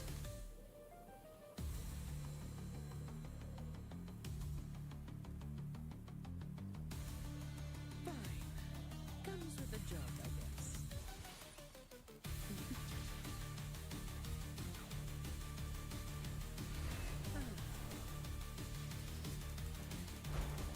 Like, what's the point of transitioning? And at this point in time, and I still go to say this, WUWA still does not have anything really new to offer to a Genshin player to make them transfer 100% from Genshin. Like, for a die-hard fucking Genshin player, there is nothing in Wuthering Waves right fucking now that legitimately is so fucking different, is so fucking new, that would make a fucking Genshin player say, I'm selling my fucking account.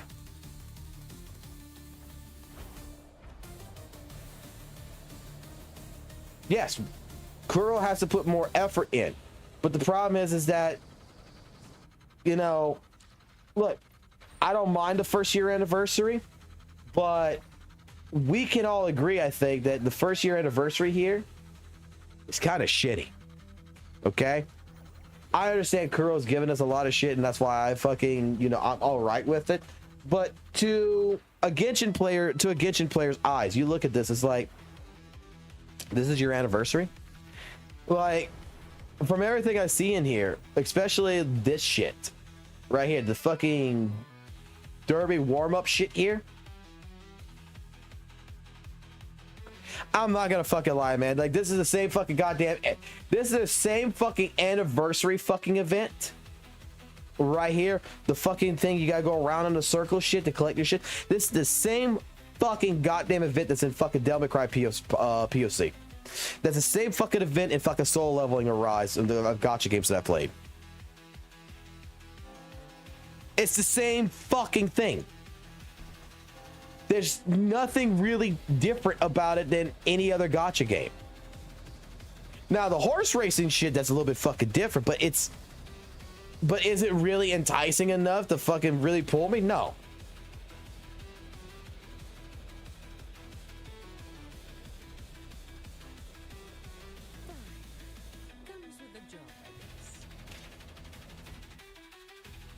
Wuthering Waves, I mean, in all honesty, it's got more fucking waifus and shit like this and everything else. Dude, you could go watch, we could go watch Gacha Enjoyer, and Gacha Enjoyer is not fucking wrong. I don't give a fuck what anyone says. Gacha Enjoyer fucking pulls fucking great fucking points in a lot of different ways. That basically says, yo, fucking WUWA copy Genshin. Yeah. And every other fucking gacha game copied fucking Genshin. Genshin copied this shit. It's a copy. Characters. There's fucking characters like fucking Shorekeeper. There was a fucking character in one of the other games. I'm not sure which one it was. That fucking turns into a fucking butterfly and shit. There's a bunch of fucking virtual fucking characters that show the fuck up. I mean, at the end of the day, there is a lot of different mechanics that's stolen from something else. There's no originality. Again, it is back to the ramen fucking case scenario again, the ramen packets. What flavor of ramen do you feel like today? Do you feel like beef? Do you feel like shrimp? Do you like chicken? Pick your fucking ramen packet, motherfucker. They all taste exactly the same. It's just that the flavoring packet's a little bit different. But it's the same fucking noodles.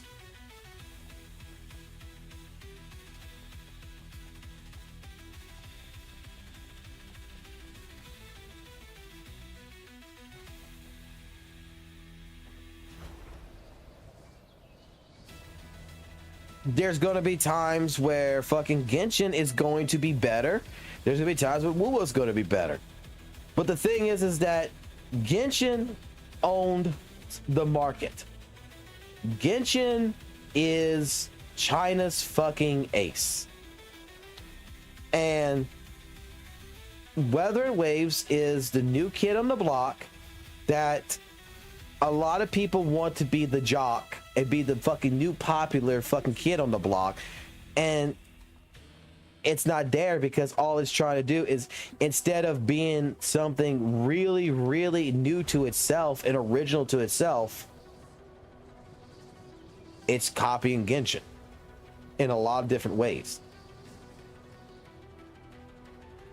I mean, recently, even with 2.0, with some of the architectural fucking design parts in here, it does kind of look like Genshin. It looks a little bit more kiddie-ish in some areas. It looks a lot like Genshin in some different areas. I mean, what is the true fucking appeal of trying to, how you're going to pull a Genshin player away?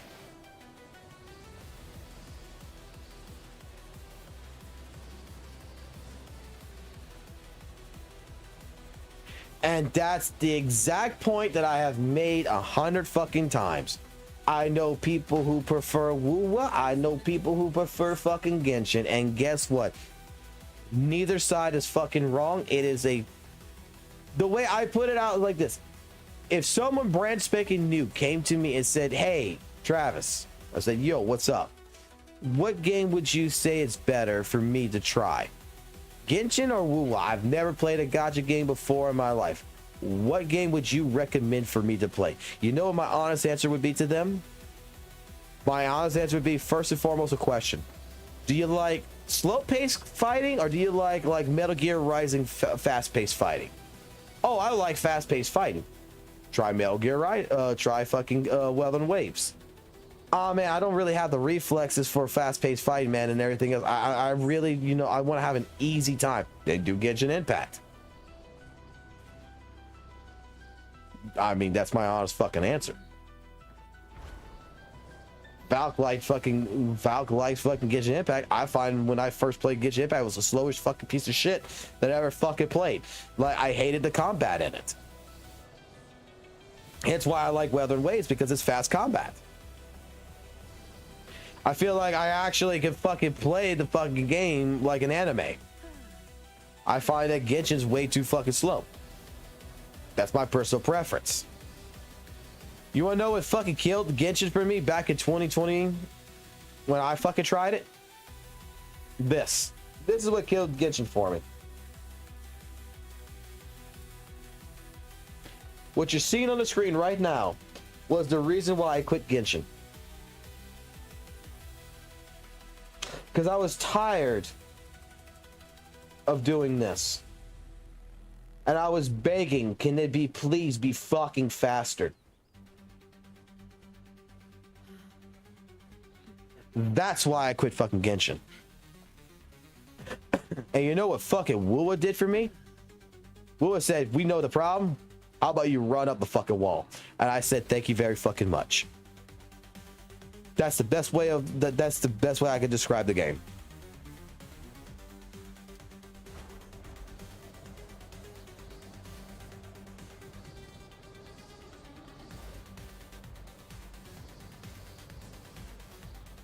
And I've tried Genshin since then. I've tried it. And I'll go and tell you right now. There is, well, I gotta say, there is one more thing about Genshin that made me quit Genshin. There is one more fucking thing that Wuthering Waves. If I would have to sell Wuthering Waves, do you want me to advertise? Like, okay, let's say Wuthering Waves, Kuro Games hire me today to market their game, to try to steal fucking Genshin players away from Genshin.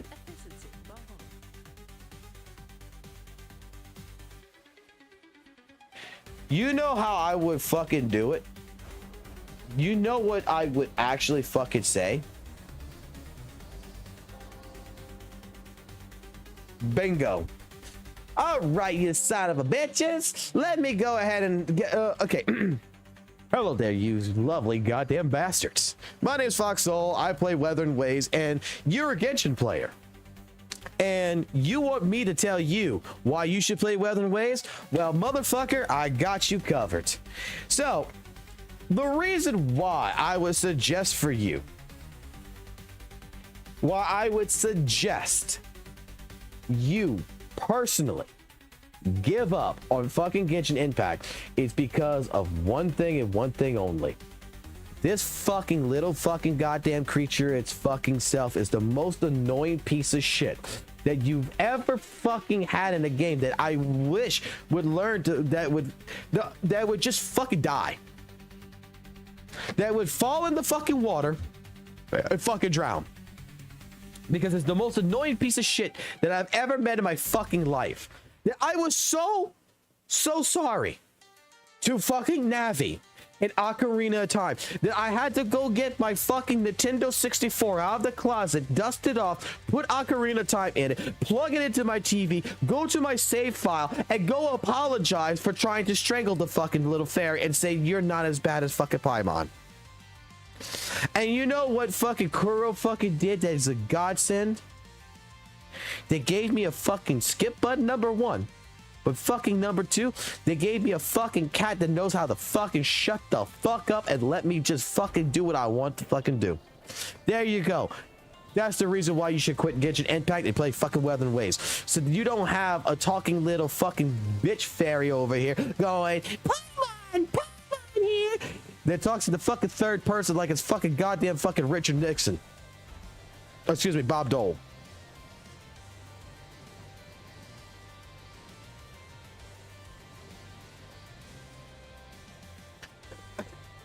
And that's how I would sell fucking that to a fucking Genshin player.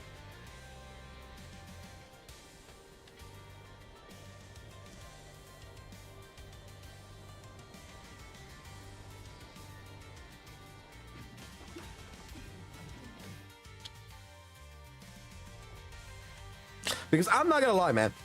Paimon made me lose so many fucking brain cells and without a skip button, which is a big fucking thing that I'm going to be fucking honest with you. Because, look, I ain't St. Tonus. I ain't Kazahana. I ain't fucking Captain Hamburger over there that's fucking one fucking hamburger away from fucking death. I ain't any of these goddamn other fucking CCs when it comes down to fucking praising the shit out of Wuthering Waves. Kuro Games understood one fucking thing and one thing really fucking well that Genshin does not fucking realize. The story is not for everybody. 1.0 story, I enjoyed a good 85% of it. Okay? I enjoyed 85% of 1.0's fucking story. 2.0 story, I'm going to be 100% honest with you, it's the shittiest fucking story I've ever fucking witnessed. That I am, thank God, there's a skip button. Because I don't give a flying fuck about fucking goddamn poetic fucking musical fucking goddamn shit in my fucking game.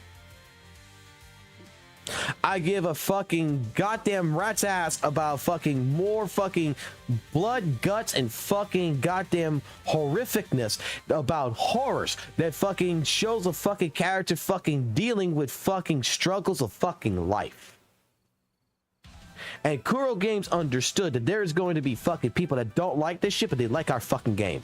So give them a fucking skip button. And that is one thing that fucking Genshin Impact, you want that if Hoyoverse is ever fucking smart enough to figure that shit out and add a fucking skip button in their game, then yes, Wuthering Waves is EOS. So, if anything, I'm going to tell you right now, Genshin Impact can go back to the very top of the ranks and beat every fucking gacha game so fucking hard if it just added one fucking feature, and that's a fucking skip button. I guarantee that shit. Because that is the fucking only fucking reason in this fucking game I do not like the fucking story of fucking 2.0.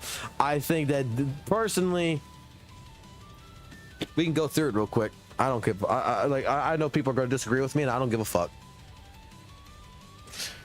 This shit right here is your typical Ichikatsu fucking beginning. I didn't fucking care for it too much. It was, I'm gonna be completely honest, the entire Crownless fucking scenario, the beta before this was fucking better. Where fucking goddamn fucking Yang Yang actually got hit by Crownless and Crownless actually spoke. That was actually a better fucking storytelling. Didn't really care too much, but I'll still give this a passing score. GN's fucking introduction, fucking great. Fucking Scar's introduction, great. Jinshi's fucking encounter, fucking great. Didn't give a fuck about Veranda, but you know what? It's classic Isekai, whatever. Fucking Camelia's fucking goddamn gooning ass, alright, decent. Encore, again, didn't really give too much about it, but it's passing. Even though she speaks in the third person, encore this, encore that, she's fucking Bob Dole, whatever. I don't give a fuck. The conductor shit, fucking thing. The fucking to the top, the GN fucking shit right here, all this right here was fucking goddamn cinematic fucking glory. Fucking love that fucking shit in the thing. The little thing store, great. It got this all fucking right here, like season fucking 1 right here. Fucking got me interested in season fucking 2. All of this, perfect. Then we get to here. We come to this storyline. And I'm gonna be fucking honest. This is where fucking Wuthering Waves started losing me. Is because you introduced me to a character like JJ that wants to suck the Rover's dick. That everything and how this all this got started and everything, this entire story, it's passable. But my entire problem with the Shorekeeper story, and I have watched this with multiple fucking friends, I've watched this story 100 fucking times, that and I fucking went through this on YouTube, and I fucking tried my best to figure this out. And one thing that I disagreed with St. Tones, because he did make a video about this shit, and I completely disagreed with it, is that the Shorekeeper's fucking story was not an emotional roller coaster like everybody was trying to point out. And that was like the one fucking time that I really like was upset with St. Tones, because he made fun of people saying that they're fucking retarded because they don't know how to fucking read, that they don't know how to comprehend. He made fucking huge fucking remarks, just like bad to the community in that video. The Shorekeeper story was rushed, in my personal opinion. The pacing of the fucking entire story from beginning to end was a roller coaster of fast, go, go, go, go, go, go, in the fucking story. There was no time between Shorekeeper and Rover to develop a relationship. It made absolutely no fucking sense to me. I figured out with Tetherish, I figured out with the fucking story, with the fallacy, I figured all the fucking shit out and everything else, but the fucking problem that I've always had with the Shorekeeper story was a pacing issue. It was like you're trying to condense a fucking 6-hour story into a 1-hour fucking video. You're not going to be able to do that and get away with it. This was my first part. This was my first point in the WUWA storyline, which made me start losing interest. Then we get the filler episode with when the night knocks. That was fine. Then we come into chapter 2.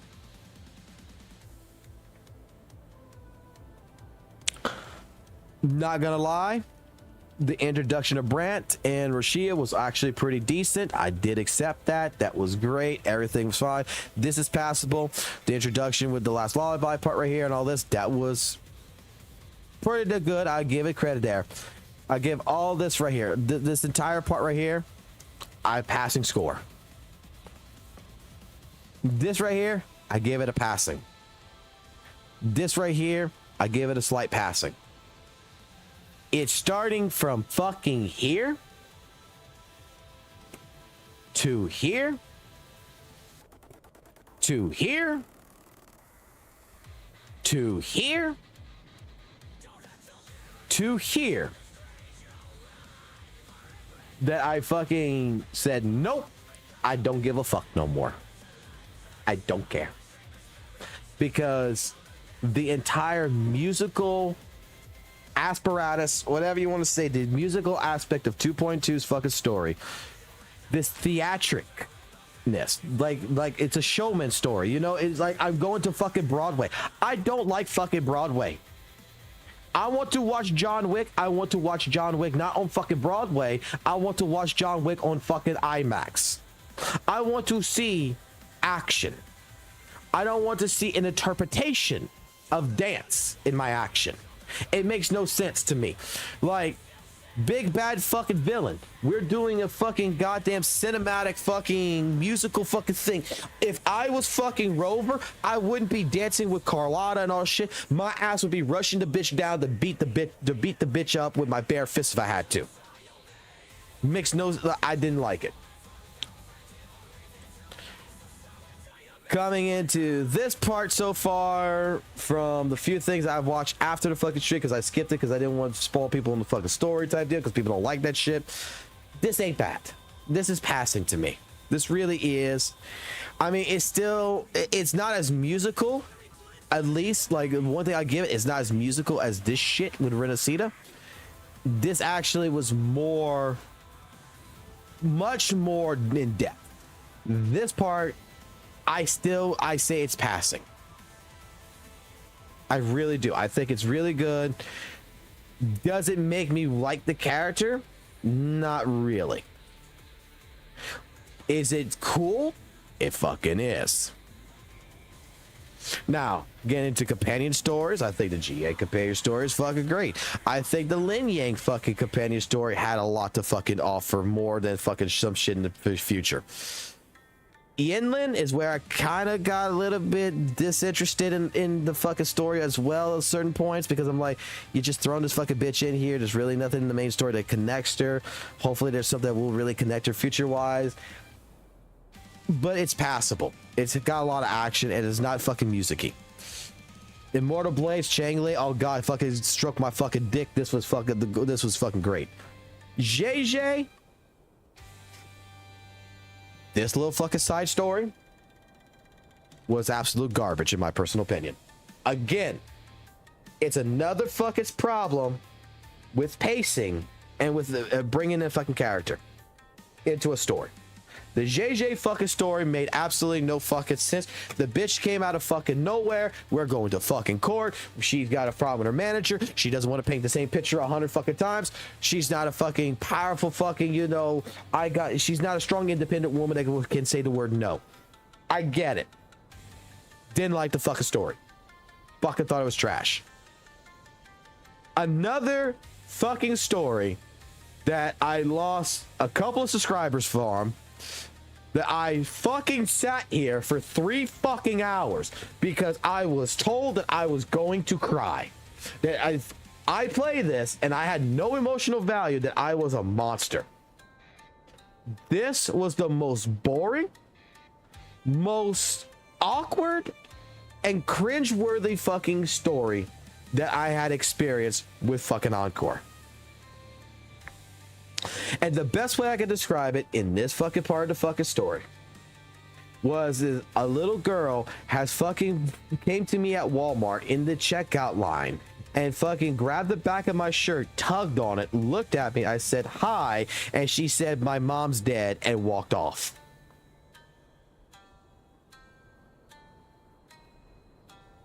I mean, it sucks for you, but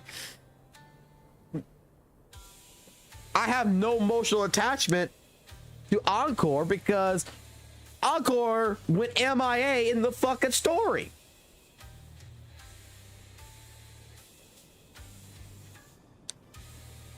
It went MIA. I met her with fucking Alto in fucking 1.1.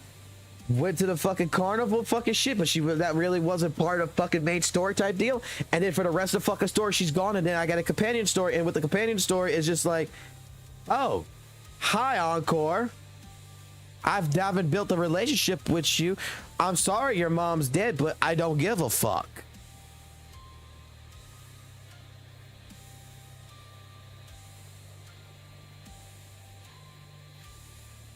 Camellia's story, I think honestly the pacing was actually really good.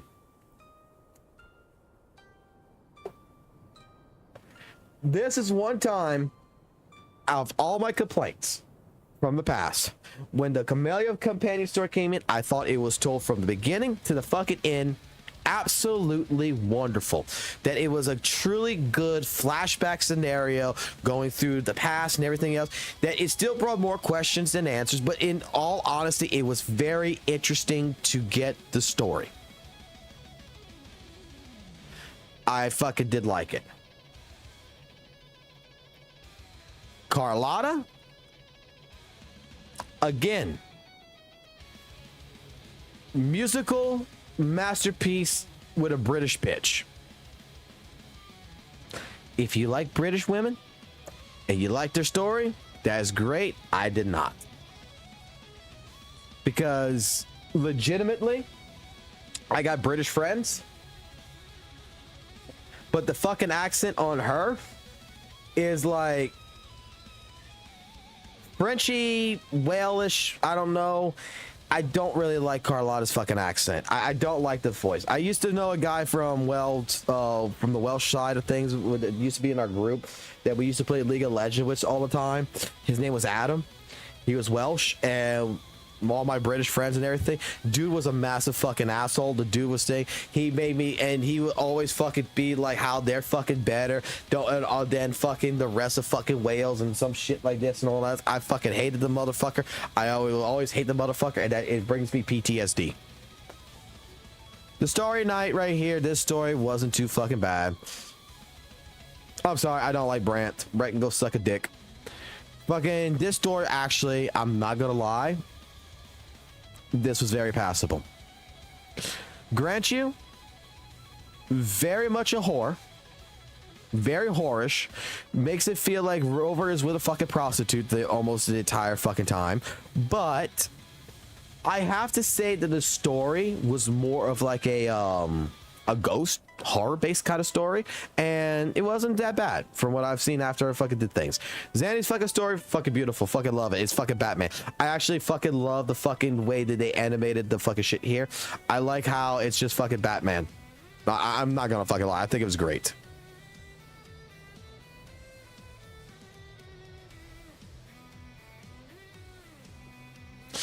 Like, the only other issue I have with the entire fucking story so far of WUWA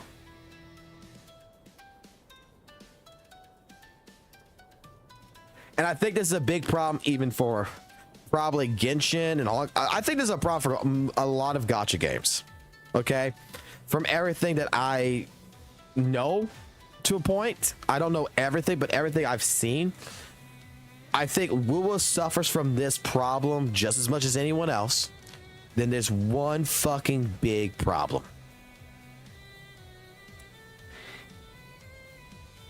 It's all over the fucking place.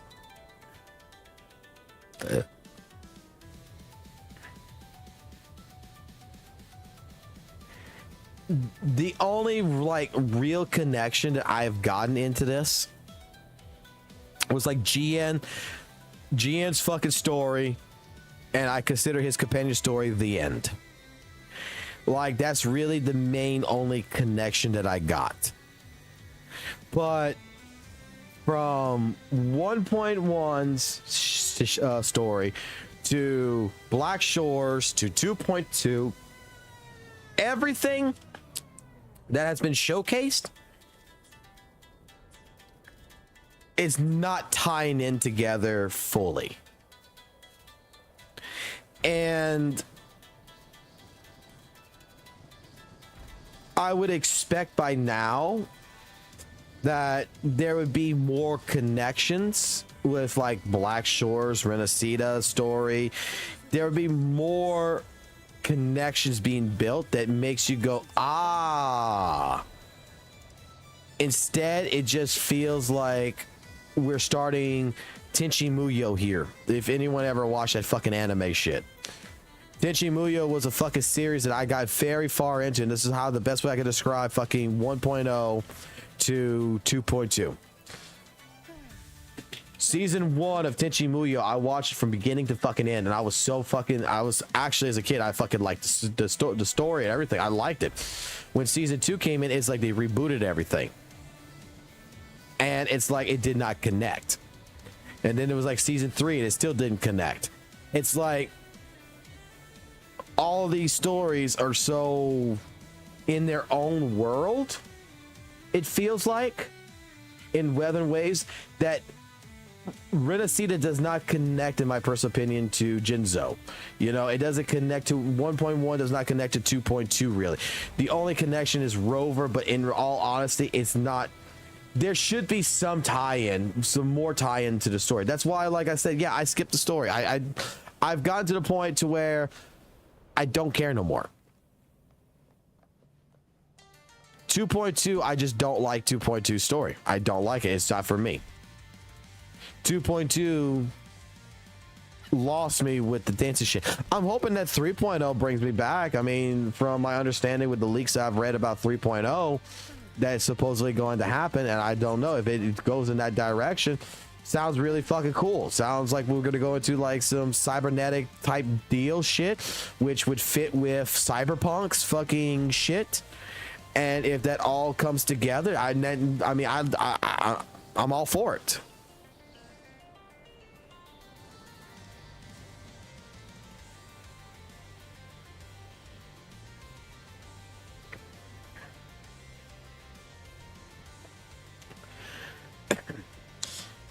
And that's why I think that like one of the biggest problems in Wuthering Waves and fucking ZZZ and fucking Genshin and all this other shit is that the story is so far all over the fucking place that I don't think 1.1 had a proper, this is my personal opinion, I don't think 1.0 into 2.0 had a proper, what's the wording, a proper transitioning. It's just like we went from one to thing, done.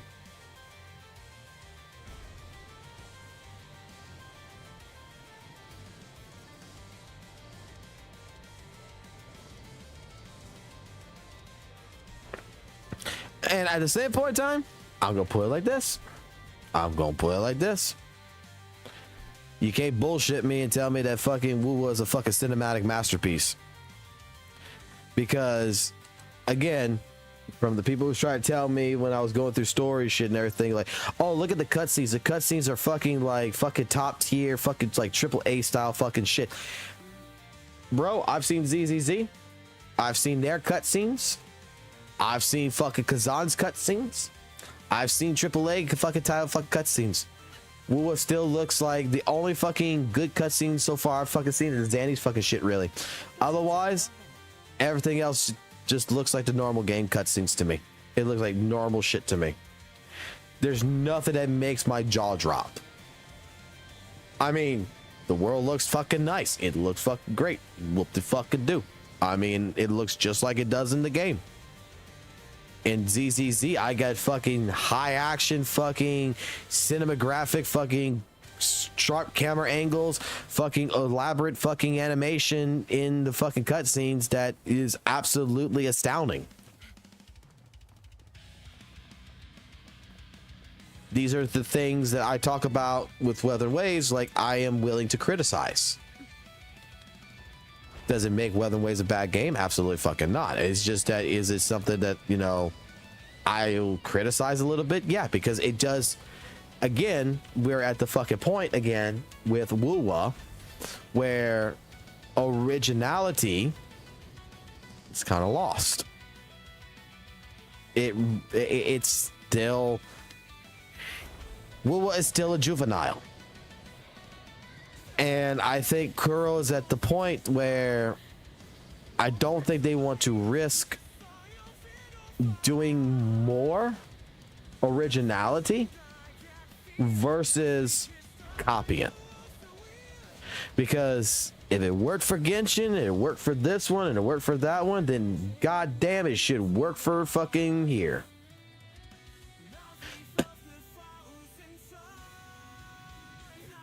If it ain't broken, don't fix it. That is what I feel like fucking Kuro is basically stating, in a sense.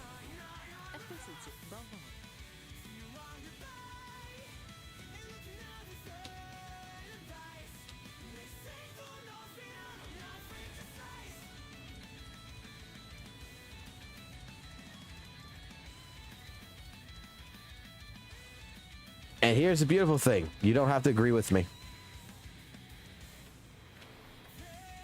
Because each person, each one of us has their own different opinion.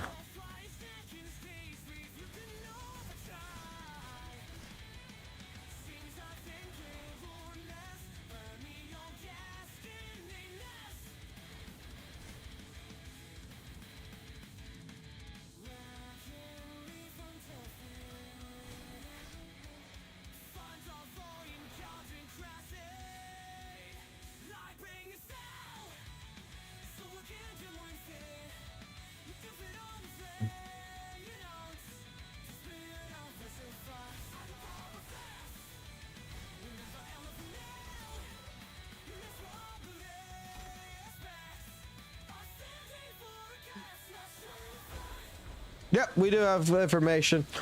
We already went through that. But it is on Wuthering Wave leaks. We did see the kit. Let's put it like this. She's going to be a large gap. Like, she's going to show power creeping. She's going to be a large gap. And you're gonna want to use aerial rover with her to increase her stacks, because she's going to do some fucking damage.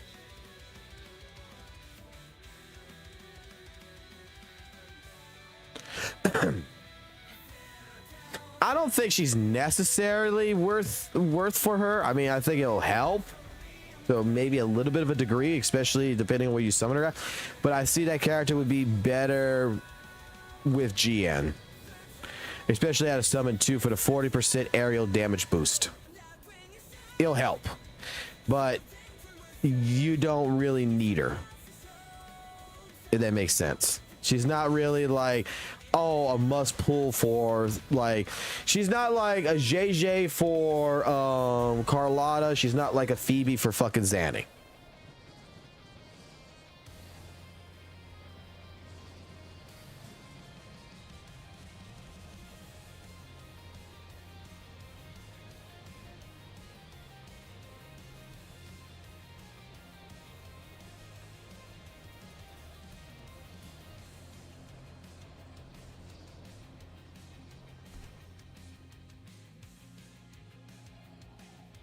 That's the way I look at it. From what I read and seen,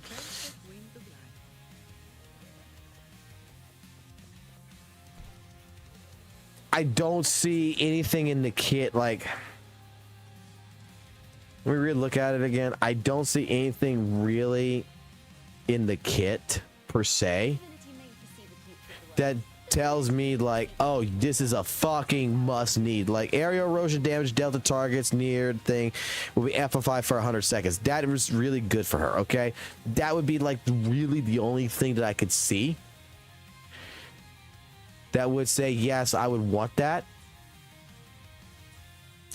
But to say that she's a necessary need, But I doubt they can predict which song people will play tomorrow. I think I could do away without it. I think I would be perfectly fine. And then future wise, I can, if I really want to, I can wait till a rerun banner comes in and get it.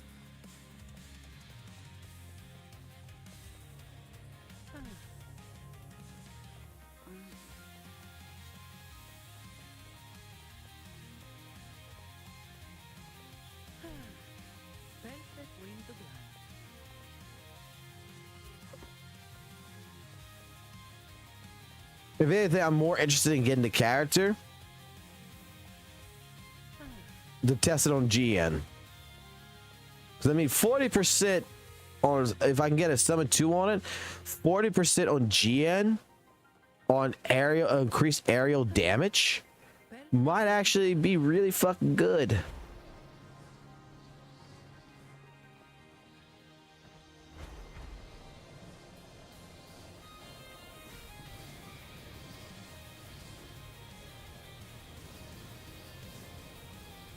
Don't know, really don't care.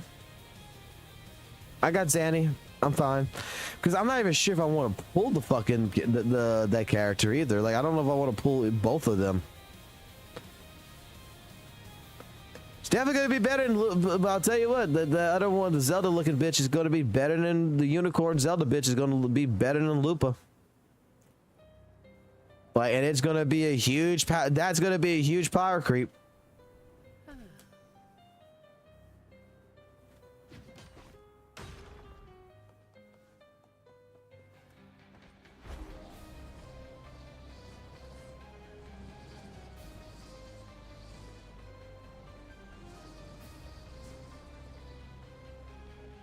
Oh, the animations are sick as shit. Like, you could tell. Let me put it this way: if you look at the animations, right, and you compare, and you look at the animations of Lupa from the leaks with Lupa, you can tell that fucking Kuro Games said, "Hi, Lupa, welcome to fucking WUWA. Here's your animations. Bye." But why do I not have like a cut scene that does like a sky sword and shit, like all this stuff? Because you are standard, bitch. This is God. Hey, buddy. Careful. You okay? What's wrong? Huh? You cooking for him? Wait a second. Why haven't you... Hold on.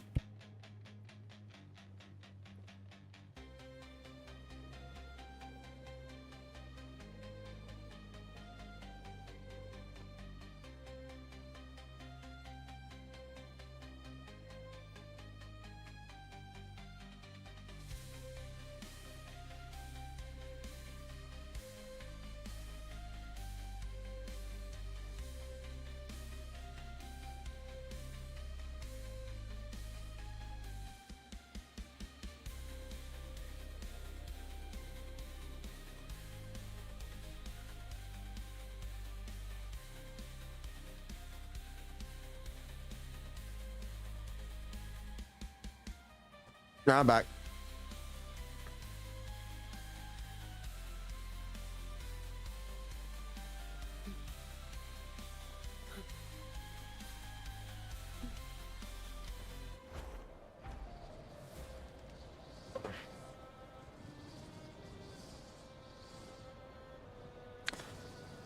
But no, I think we've had a long enough conversation. We discussed everything I think is good to discuss. Unless there's any other fucking drama fucking bullshit y'all want to discuss, because hey, look, I'm going fucking drama fucking shit. I don't give a fuck. We can talk about all the fucking drama in the fucking world.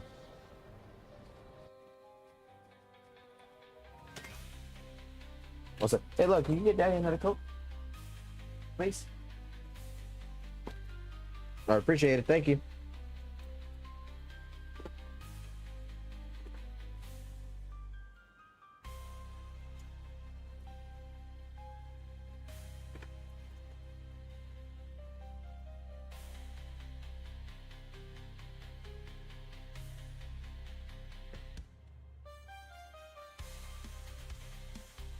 Thank you. There you go. There's not much room for food here, but figure it out.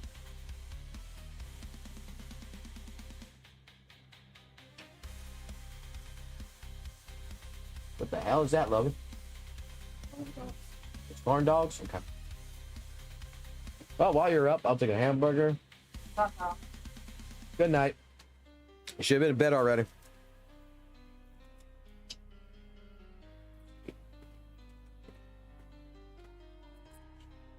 No idea about that one.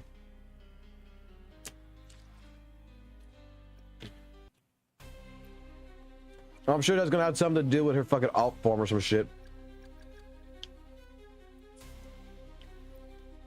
Anything I can help you with? That's just Curl not wanting to spoil shit.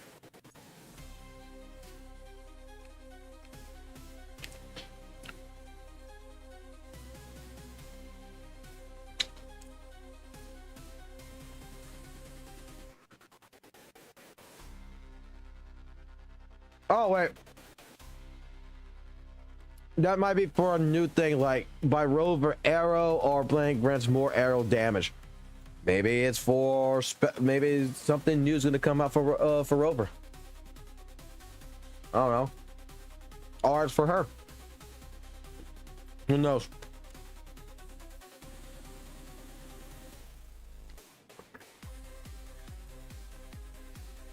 We will see.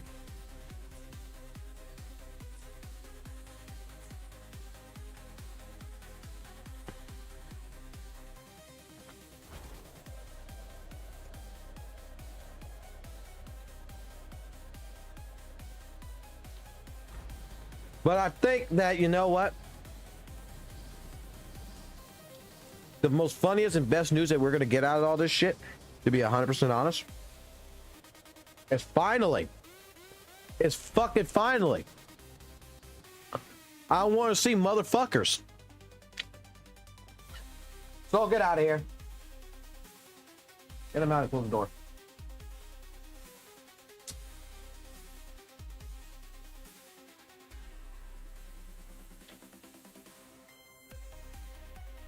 Close that door too. Yeah, there you go. Oh shit, so yeah. I think that with the new character coming in, it's going to prove one fucking thing and one thing only. That PowerCreep exists, and this is going to be the character that's going to be 90% fucking stronger than the rest of the fucking cats. It's going to be a large gap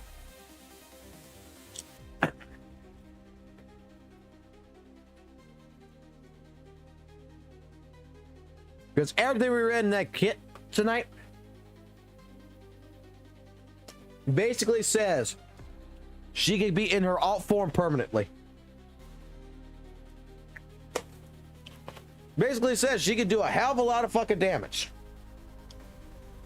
It says that she's going to nuke every fucking thing in her fucking way.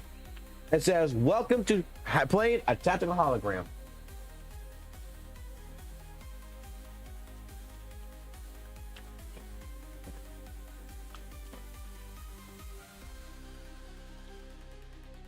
That bitch is beyond busted.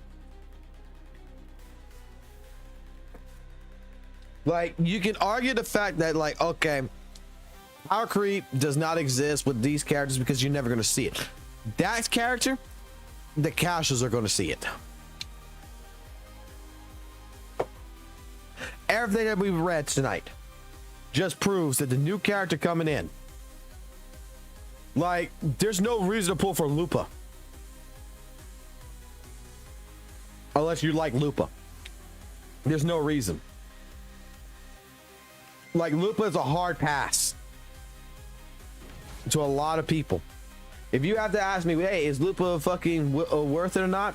If you're going for fucking arrow bitch over here, yeah, fuck that. No, fucking Lupa's worthless at that point. Don't fucking pull for Lupa, you pull for the other one. You want the strongest character? You want this character. Because it just proves, like I said, it just proves to me that Kuro's basically said, hey, look, little Zelda bitch over here, we're gonna give you all the love and care in the world. And Lupa's the fucking stepsister, the redheaded stepchild that walked in and said, I love you, Papa Kuro. And Papa Kuro's like, here's a fucking stick and a fucking, yeah, get the fuck out of here.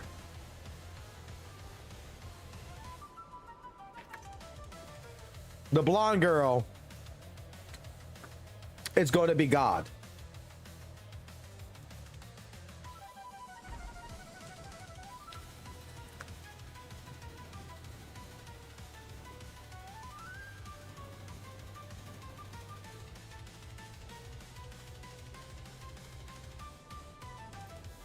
This fucking bitch is fucking God. Like, it's fucking hilarious.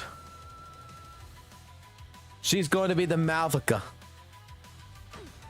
What is it you call him in Genshin? Fucking Valk used to tell me that shit. I don't remember what. There's a name. There's a name for the fucking characters like Malvika. Aeons or some fucking shit like that. She's basically that for fucking WUWA.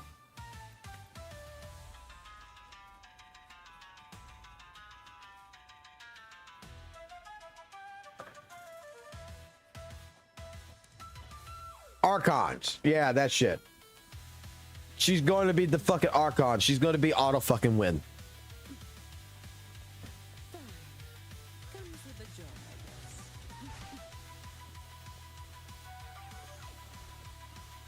And you know what's funny?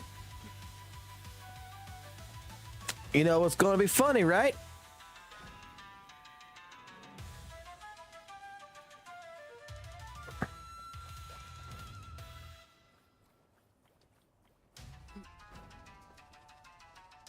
Vaz.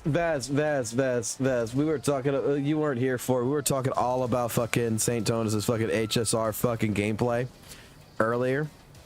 And I have a friend who play fucking Hawkeye Star Rail, right? I asked him to recreate it for me. Like, how would they fucking do it? Like, in this situation, what would you fucking do? Because I don't play fucking Honkai Star Rail. I don't know shit. I know these guys spend fucking money in fucking Honkai Star Rail, Genshin and shit, right? And I'm not gonna fucking lie to you. The fucking live stream that I watched earlier fucking today of that shit made me laugh my ass off because with fucking the Blade character, one fucking pass, they were done. I don't know, like St. Tonus fucking did fucking like multiple fucking rotations and shit, right? Like he did like 8 turns or some shit. They did it all in fucking one fucking turn. And then I'm watching them fucking like what you were stating with the fucking like debuffing, buffing with the fucking shit. They didn't have no fucking problems. None. They just did it. And it's like, I'm like, so you have no problem with this shit? And it's like, and they weren't even using new characters and shit. It's like, because I asked them, don't use none of the new characters and shit. It's like, okay.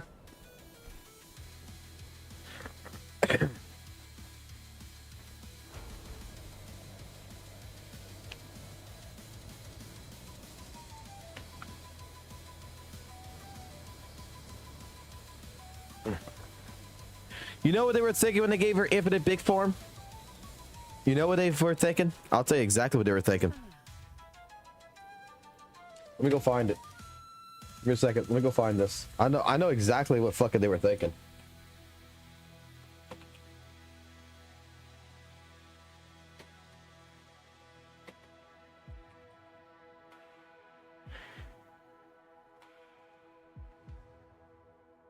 Give me a second. I have to go find this.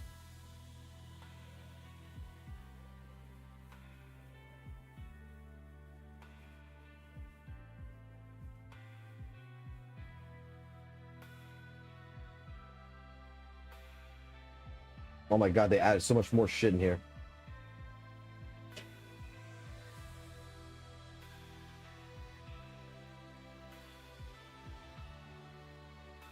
Eat your corn dog, buddy. Yep. Hold on. I know I'm getting close to it. This all looks familiar.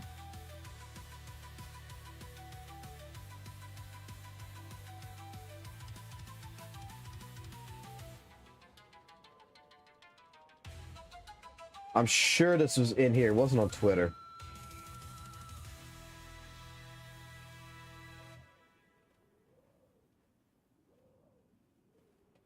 Yeah.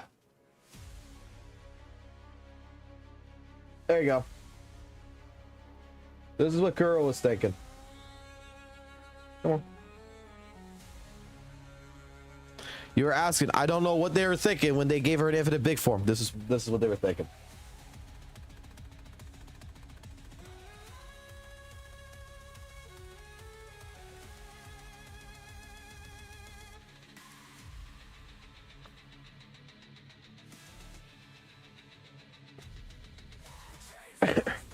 Because there's some weird motherfuckers out there.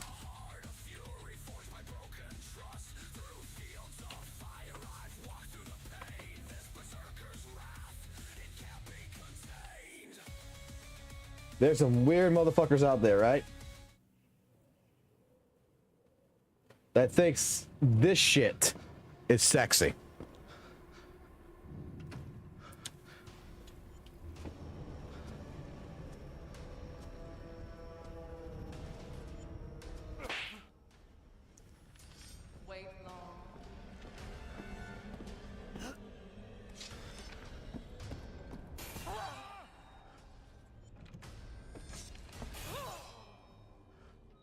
I think PowerCreep is fucking perfectly fine. It keeps the game interesting.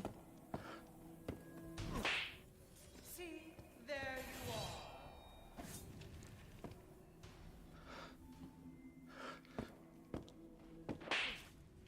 See, there you are. This is what Kuro was thinking right here. This is what people want.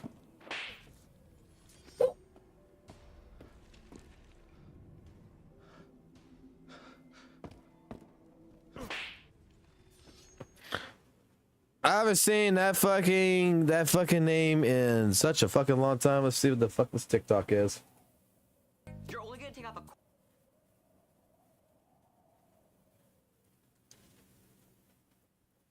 See.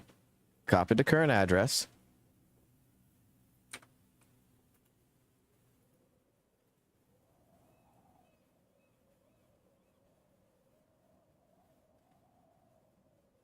Why won't it let me copy right here?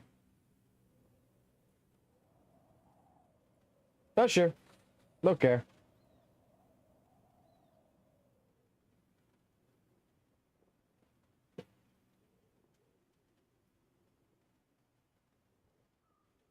Wait. How much is the Tung Tung Tung Sour Happy Meal? $69.69. How much is the Tung Tung Tung Sour Happy Meal? $69. $69.69. Jesus Christ. That's funny to people.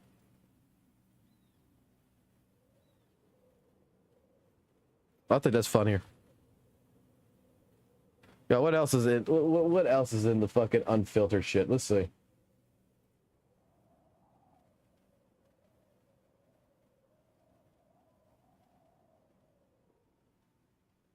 Okay, I gotta show this one.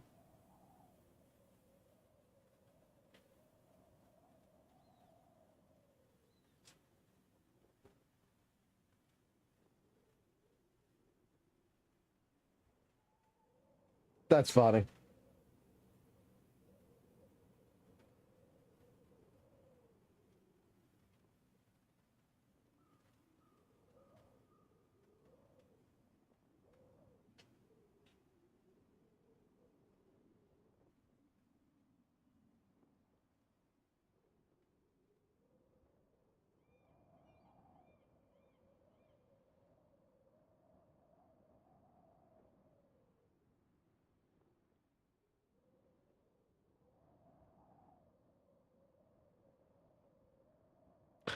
Spectromains, others. Electro. Dude, this is actually fucking true. Like, the fucking shit, like, electromains are still fucking shit. Like, other ones are above the water. Spectromains are, you know, still the top. Wait until fucking, she comes in and she gonna be at the fucking top part.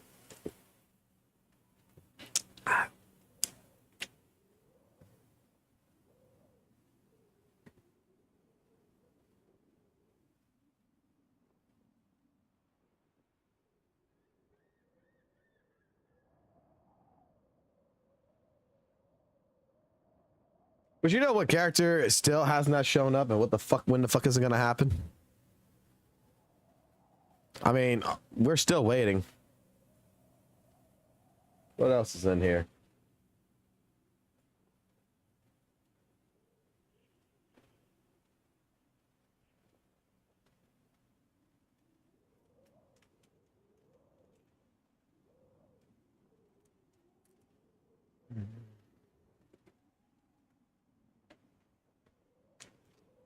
Again, like I was gonna say here, Vez, about Satonus, right?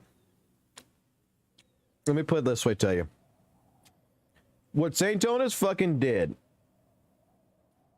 100%. What Satonus legitimately is fucking doing, and what makes it absolutely ridiculous about his take with Honkai Star Rail, is the motherfucker basically went into someone else's house, took a shit on their toilet, and then fucking said right then and there that their toilet doesn't flush. Like,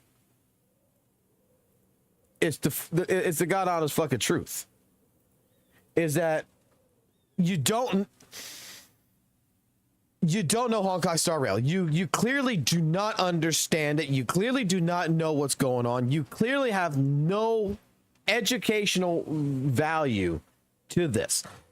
You're coming into someone else's fucking house here. You're coming into someone else's fucking place and trying to tell them how to play a fucking game that you clearly don't know how to play. It's like I was explaining before, and you were there, Vez. You were there for that shit. You remember Mew. You remember Mew, right? Old Mew. You remember them. During the fucking, during the situations with fucking, excuse me. Damn. With Camellia.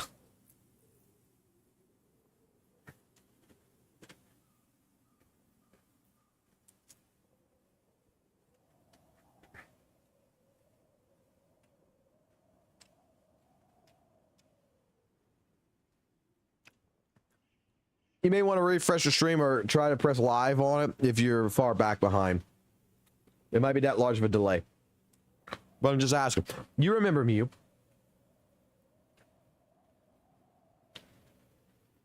Oh, shit. This one right here before we get into Mew talk. Yo, Noisy, this is for you, buddy. Shorekeeper fucking solos fucking level 6 difficulty fucking tactical hologram. Here you go.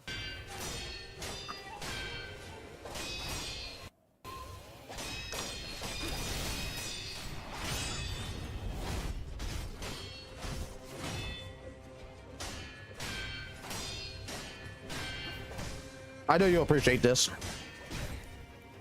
I know you're not gonna like it, but I know you're gonna appreciate it.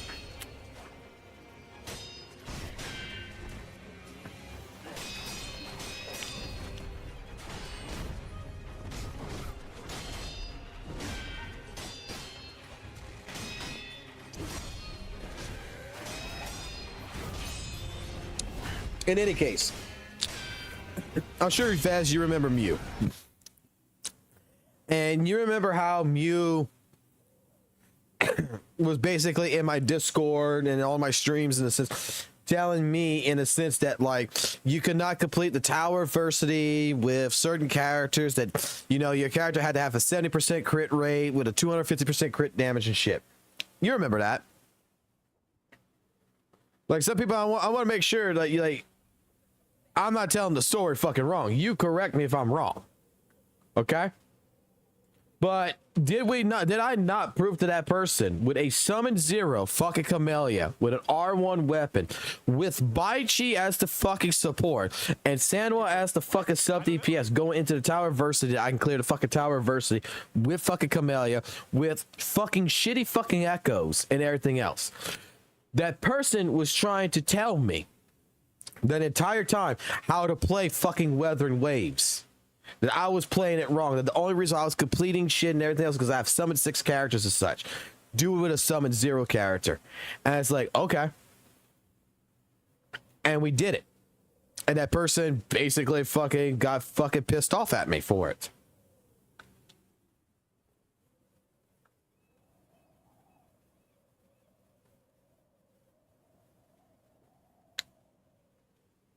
Again, just like fucking Sanctonus with HSR. Someone came into my house and tried to tell me how to play my game. That I've been playing fucking since day fucking 1 and try to tell me that I can't do something without doing something.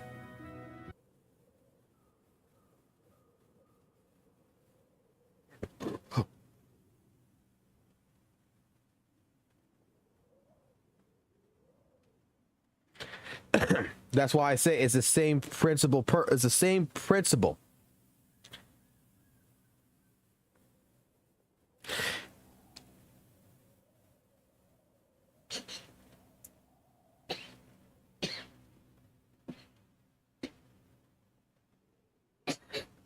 I didn't state the bet, but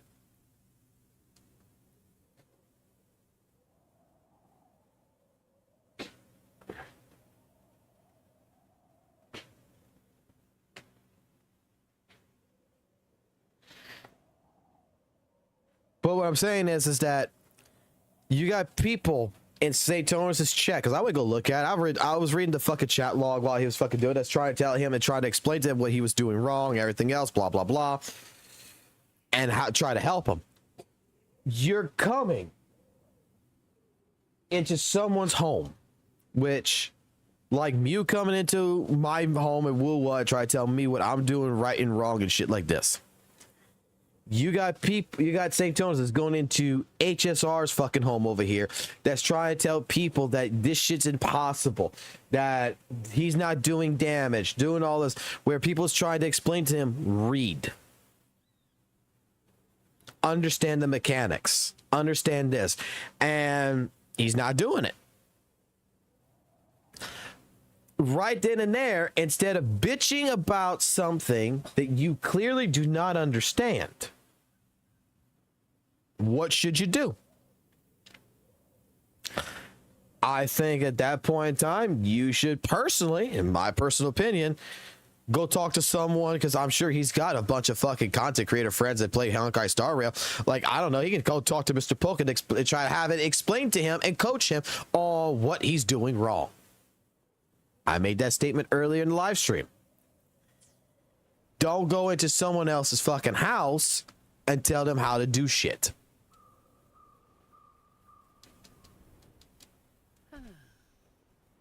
Does it fall all the way down?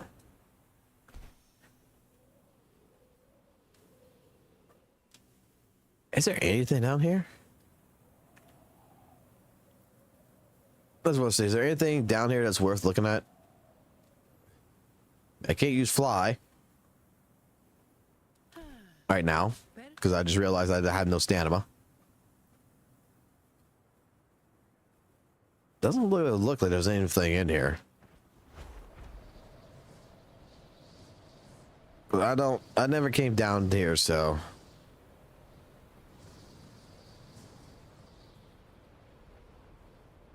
I just want to see if Kuro added anything down here that's worth looking at.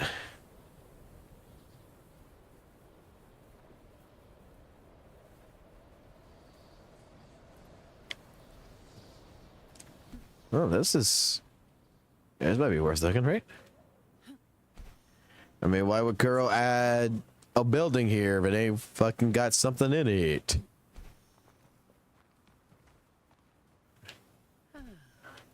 Or maybe I've already been here and I just don't fucking remember.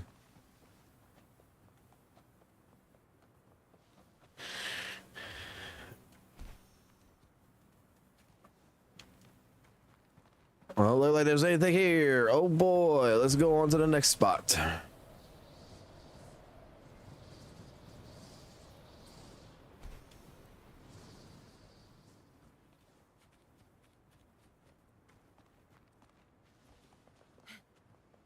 Mew is the person that was in you and Noisy. See, you won't recall the name, but what I'm saying is Mew is the person that you were having the conversation with and everything. The basically the double person that came in that was telling others behind my back about my stupid bullshit or whatever in the Discord and left our Discord. And the entire conversation shit.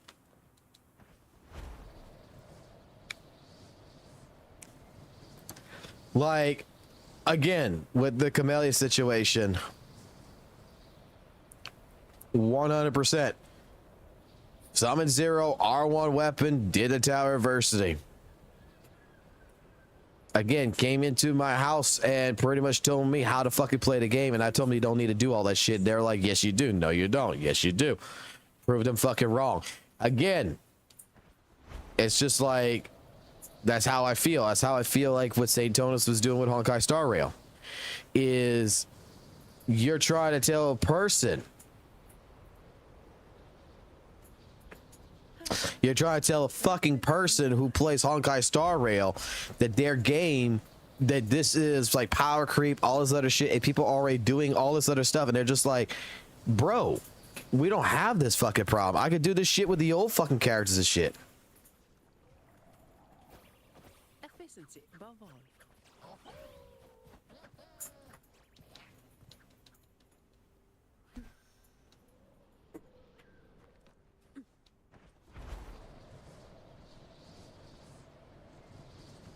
That's what my point. That's what my point is that like, it's just like fucking St. Tonus. It's just like what Mew did to me.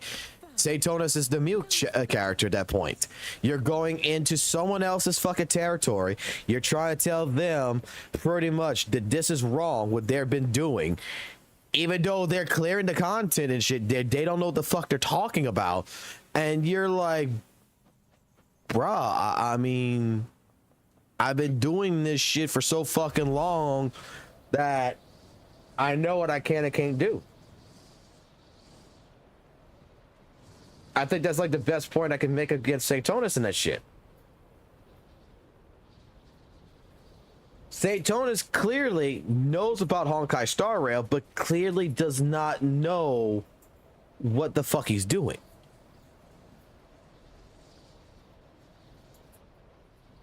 This is back when fucking Camellia first came out. And that's why I was trying to make Vaz remember real quick.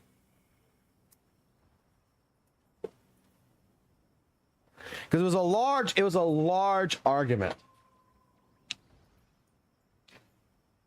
And make sure you're hitting live and everything else shit.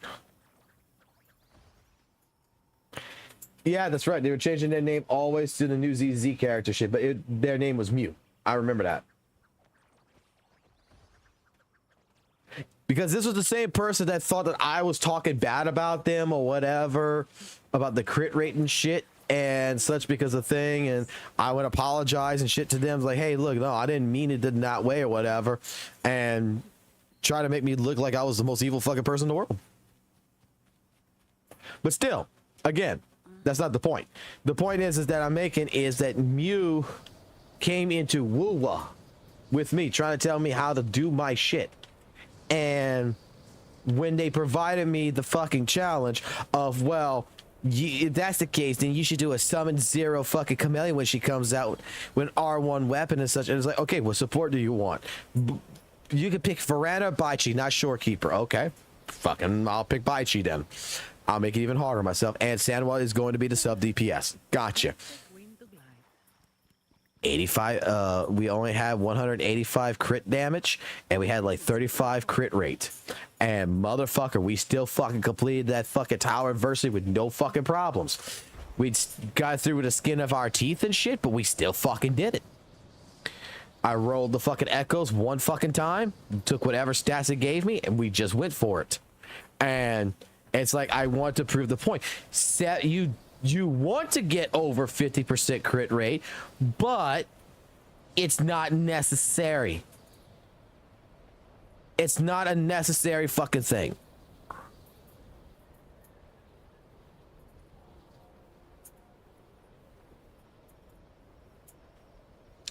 And after fucking doing the entire fucking towers with Camellia, fucking making that proof, all of them.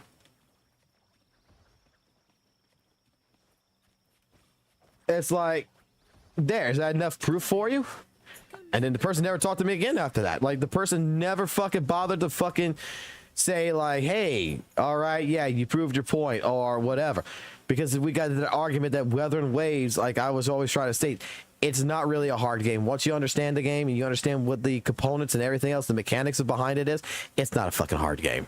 It really fucking isn't. It's got its challenging moments, but in all honesty, its challenging moments aren't really that fucking challenging. Just for that person to get upset with me. And that's the way I feel about, like, St. Tonus, man.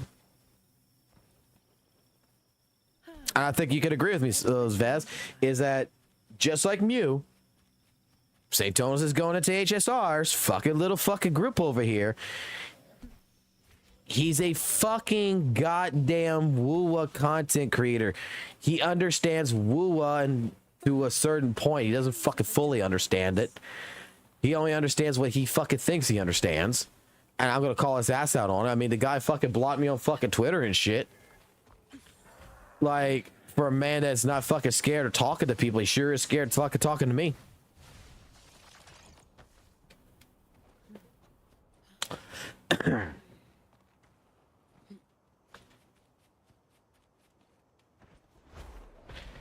But he's going into someone else's fucking game that someone else understands better than him and trying to act like he's an expert at fucking power creeping.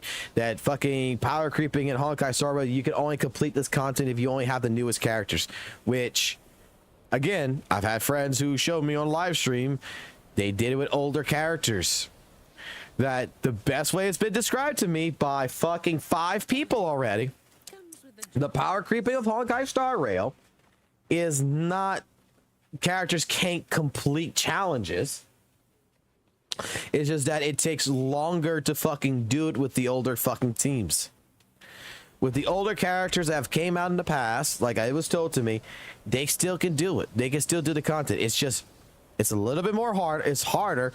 And I think that, like Val put it the best way. New characters are auto. Old characters are manual.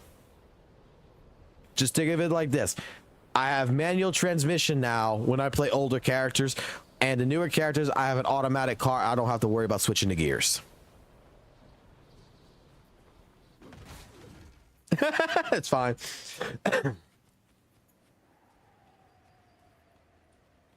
But that is the base way of... That's the power creep of Honkai Star Rail that's been explained to me by 5 or 6 people already.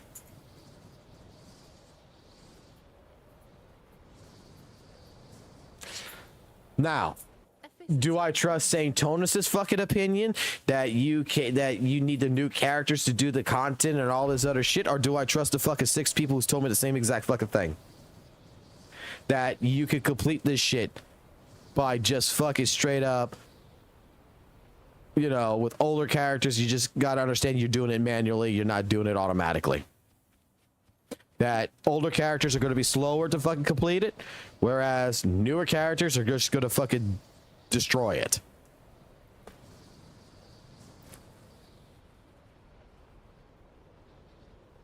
I mean, why are you going into someone else's house, shitting in it, and then trying to tell them their house is stinky when you went in there and you took a massive fucking dump and it's your fault? It's not their fault. It's your fault.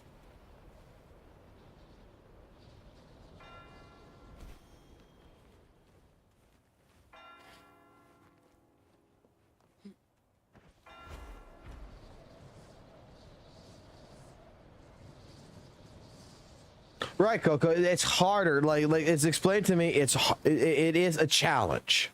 That's how it's explained to me. It's a challenge, but it's still doable. It still can be done. Just understand the mechanics. Just understand what's going on, and done.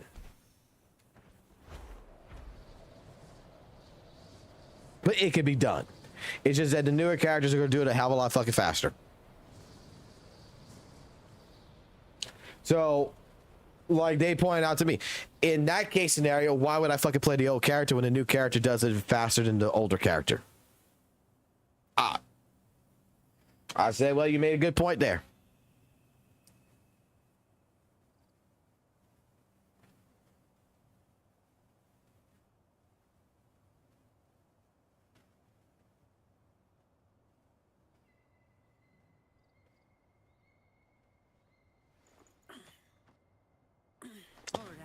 Hey, I have a Thieves on String Master and pull GM, but don't have a weapon for him. Is it stupid to use my weapon selector from Union level 45 on a weapon for him?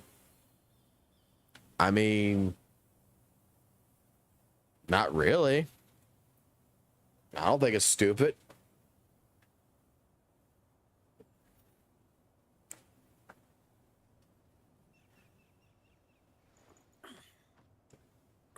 All right.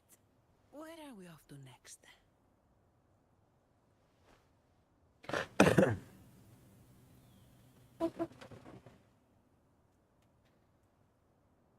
I mean, what does the chat think about that? The few people still around, that's still awake, that's still watching this. What's your thoughts on that question?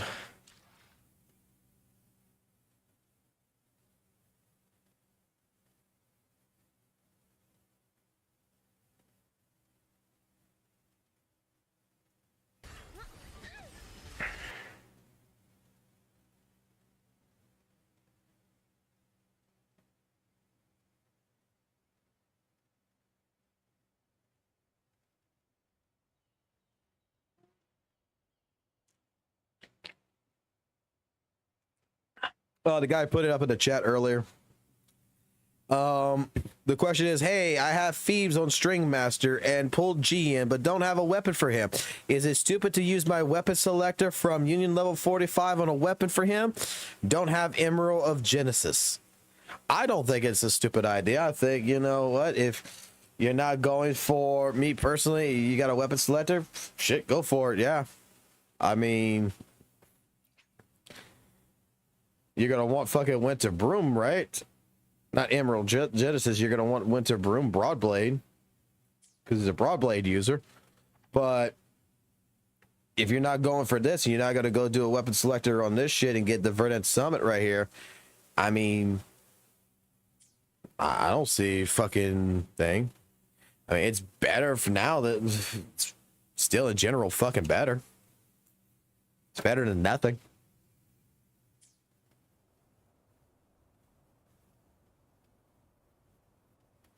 If you're not going to go for GN's weapon right there, I mean, in the next couple of days, I would go for it.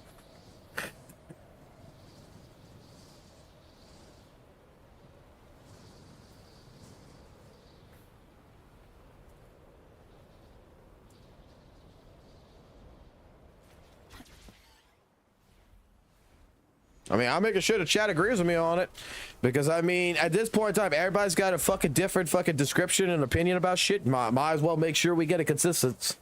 If we do agree, and if there's one person that says, I don't fucking agree, I think that you need a 4-star weapon on GN and give him a goddamn fucking Pepsi at the same time, I won't fucking hear it.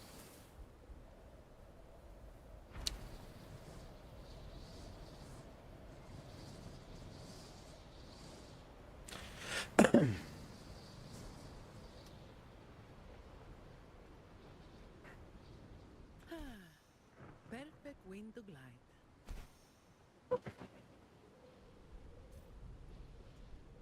Yay!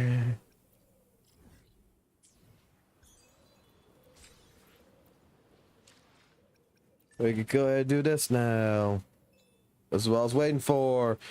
Woohoo! Awesome! Yay! Upgrade level weapon. I'm fucking just doing stupid shit, buddy. Synthesize once, dodge, other shit. So we can go ahead, we can do synthesize real quick. Oh, that was so hard.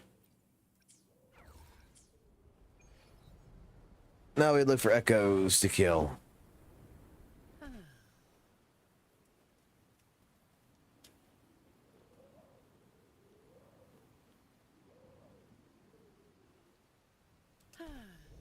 Perfect wind to glide.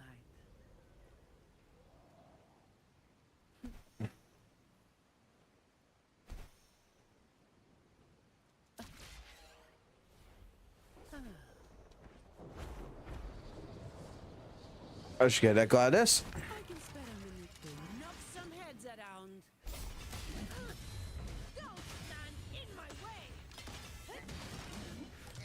Sweet.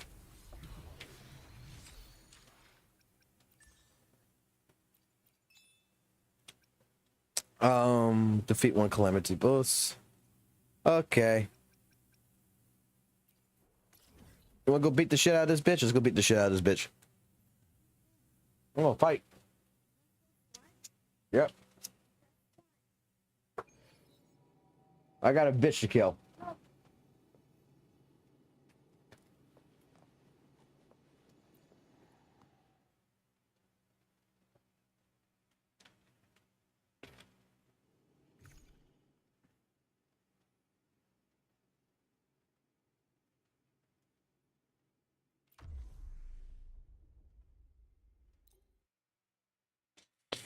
Alright, so though this stream has always been about opinions and drama it takes, it's way better than all the WUWA streams I watch elsewhere. The category says Wuthering Waves. They play other games and cover drama.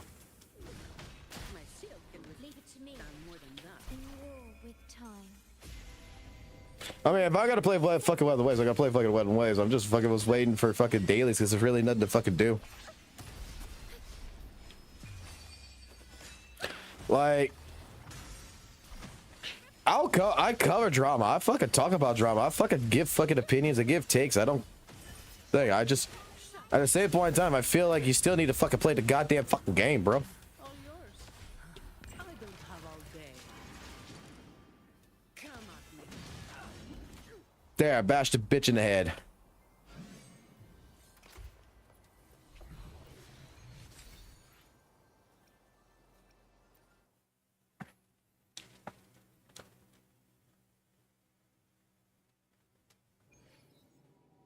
I mean, doesn't V still fucking V Dizzy, doesn't he still fucking do his shit too?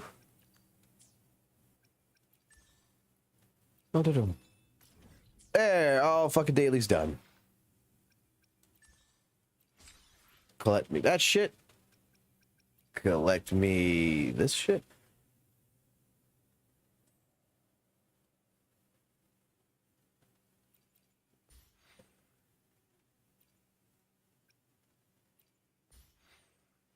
$50. Woohoo, we get pulls and 100 tuners. Yay. I'm about to fucking pull. It's purple. That's a free pull. Say it with me, Logan. Free pull. Fuck you too, buddy.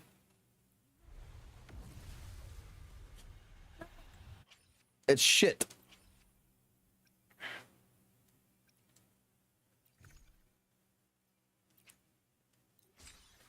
That was a shit pull. Logan, press this button right here for me. Press this one. This one right here. Just press this one. Just press it. Yep.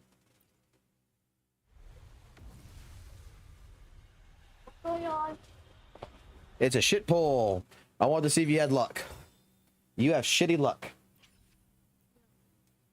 It's okay, buddy. Daddy's got more shit luck than you do.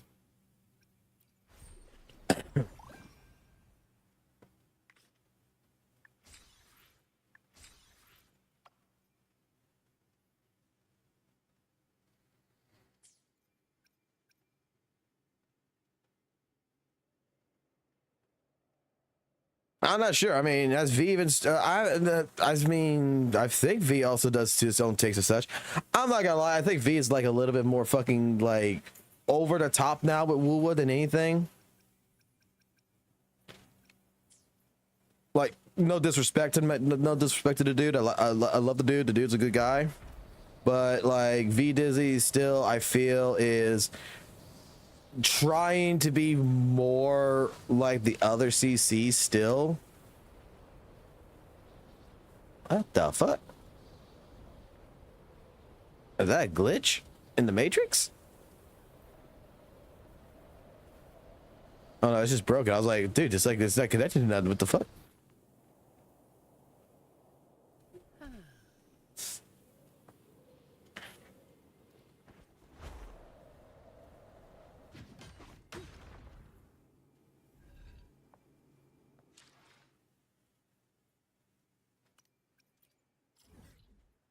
All my dailies here is done.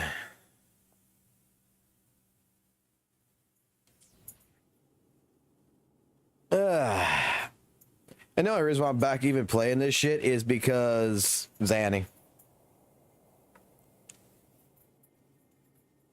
I'm sorry. I'm not gonna lie, dude. Like, those fuckers that came to me on DMs, I'm not gonna mention y'all names. You know who the fuck you are.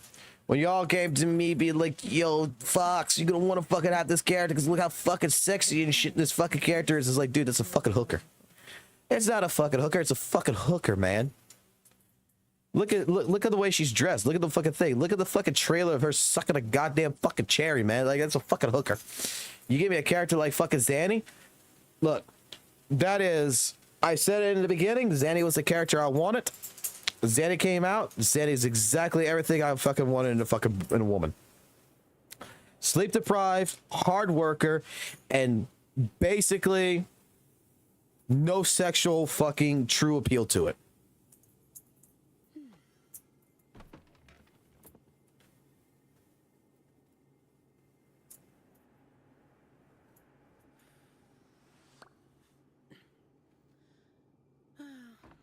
Wait, I missed that. Let me see what you say there.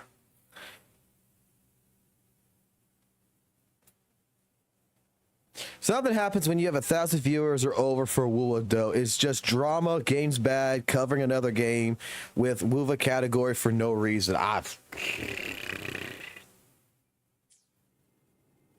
You're preaching to the choir there.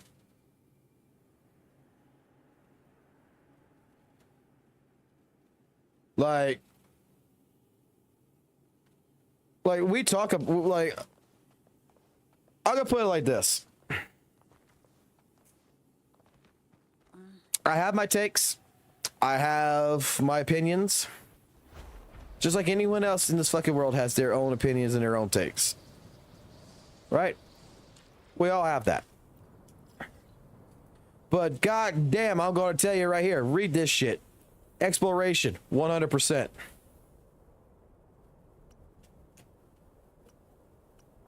Okay, like, look. 100, 100, 100, 100, 100, 100, 100, 100, 100, 100, 100. Look at this, look at this.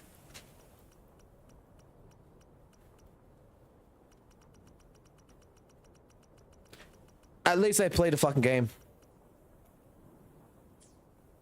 Oh, that's just me fucking showing people that I played the game, buddy.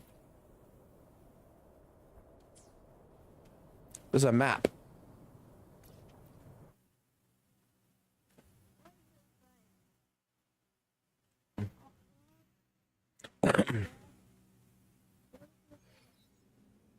This is the world of fucking WUWA. Don't ever get involved in this shit, buddy. Let me explain something. Hold on, I'm talking to my son real quick. Let me explain something to my son real quick. Don't ever get involved in this kind of game because the fucking people you watch that play this shit, including your own daddy here, is full of shit. Yeah.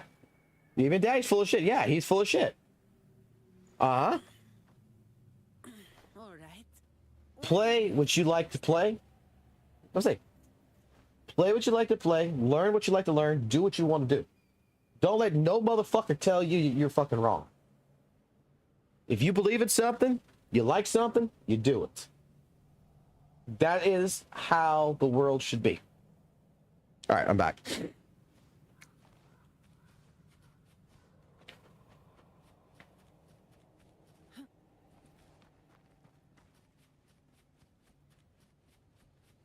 WUWA is much fucking easier now.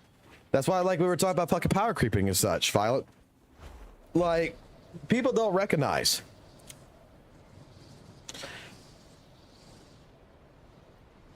People don't fucking recognize that power creeping has always existed in Wuthering Waves. You know? And what the power creeping in Wuthering Waves is doing is the same kind of concept as Honkai Star Rail, as any fucking game would be. Whether it's fucking a fighting game, whether it's a fucking game like Dark Souls, the power creeping has always been here. And straight up,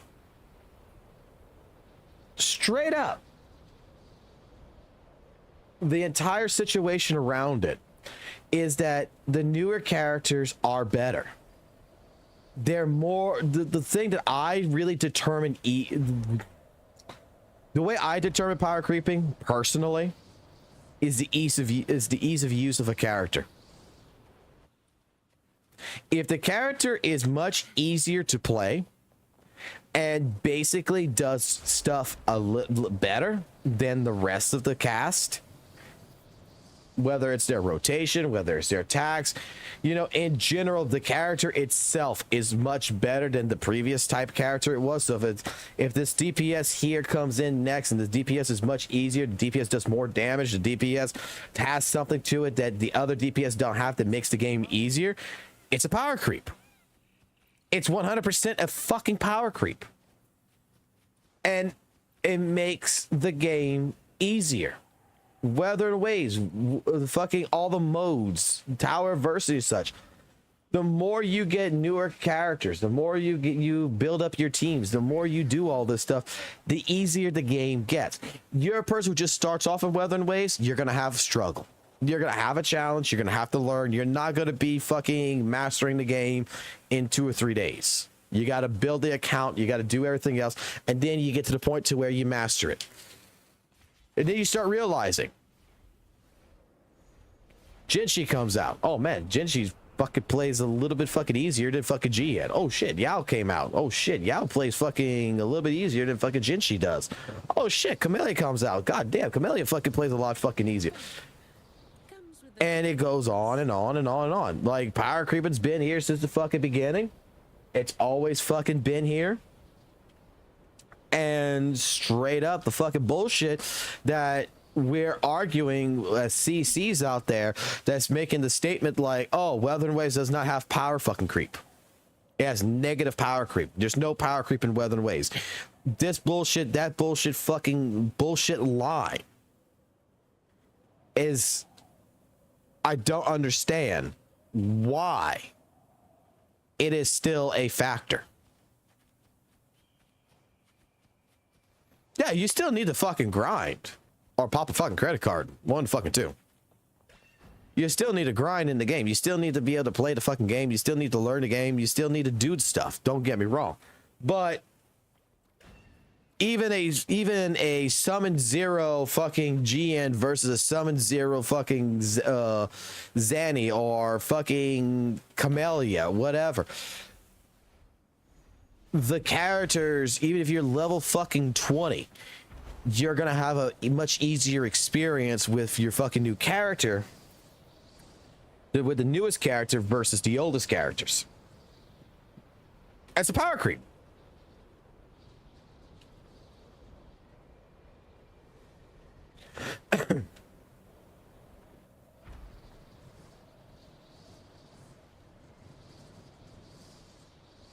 Dude, I used to care about that shit.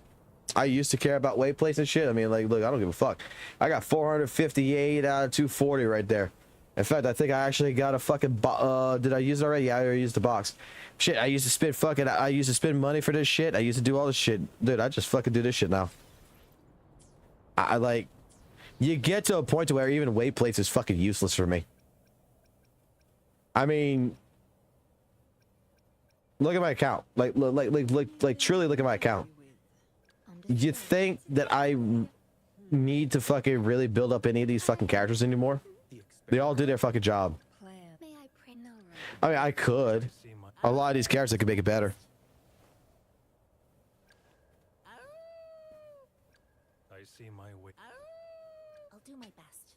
I will be there for everyone. No, I haven't stopped spending on the account. I stopped spending on the account for certain shit, like Phoebe. I didn't spend for Phoebe. I spent for fucking Zanny. I'm not gonna fucking lie. I spent on fucking Zanny. Fucking Zanny's my favorite character. Let me put it this way. You want to know what I spent on, what I didn't spend on? I'll show you what I didn't spend on. Let's do this. I am here to serve. So,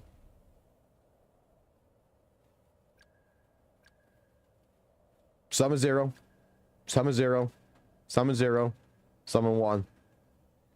The last major spending that I did on this would have been for Carlotta, just to get her and her weapon.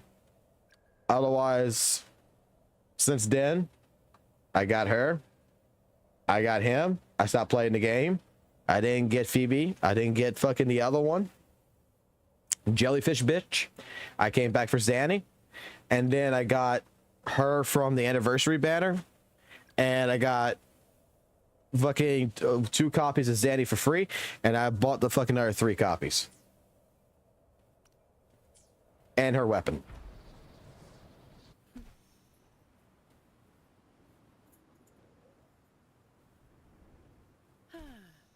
Perfect wind to glide.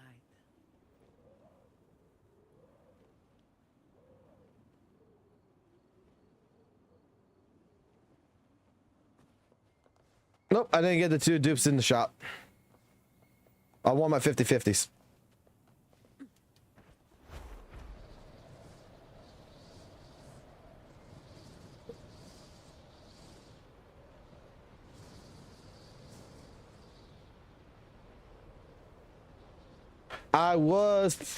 I was hoping to get the other copy of Zanny right here, but I lost this one to Encore. I lost this to Encore. I was trying to get this one and I lost this to Encore. So right now, I'm not spending money right now. I mean, how many days I got fucking left right here? 6 days and 5 hours. I'm just trying to pull what I could pull from the fucking game itself right now. On the last day, I'll make the decision whether or not I will spend the money to get the last copy, or if I would do another copy, or do I get the last 2 copies of Zanny and summon Sixer. I'll make that decision when we get close to the end. But I'm in no rush. I was going light. I'm in no fucking rush. Efficiency above all. Surely you have enough in the shop currency to redeem 2 dupes? Nope. Nope, because I'm gonna tell you something. I look at it. I don't have the currency. Look. I got 3. Because every fucking time I had the currency, I just keep coming here and I just keep fucking getting Radiant Tides. I just spend it all back on Radiant Tides and I fucking gamble. I just keep gambling. Dude, I don't care. I gamble. What I actually was doing is when I was buying for Zanny, I was actually taking the tides, and I was taking the coral, and I was buying the forging tides so that way I can get her weapon. That's what I was actually doing in the beginning. So where I was buying Zanny, but I was buying the fucking forging tides from all the fucking dupes and everything else I got onto the forging tide. So that way I knew I was guaranteed to get the weapon. And then like you see like what I do here all the fucking time is I come here and I do this. But I don't give a fuck about the rest of the shit. And I know that makes everybody fucking cringe when I do that shit. It's like, God damn, why you're wasting it on fucking shell credits? Because Papa likes fucking big fucking numbers. So Papa likes seeing right now 10 million fucking shells. Yeah, dog. I'm fucking rich, motherfucker.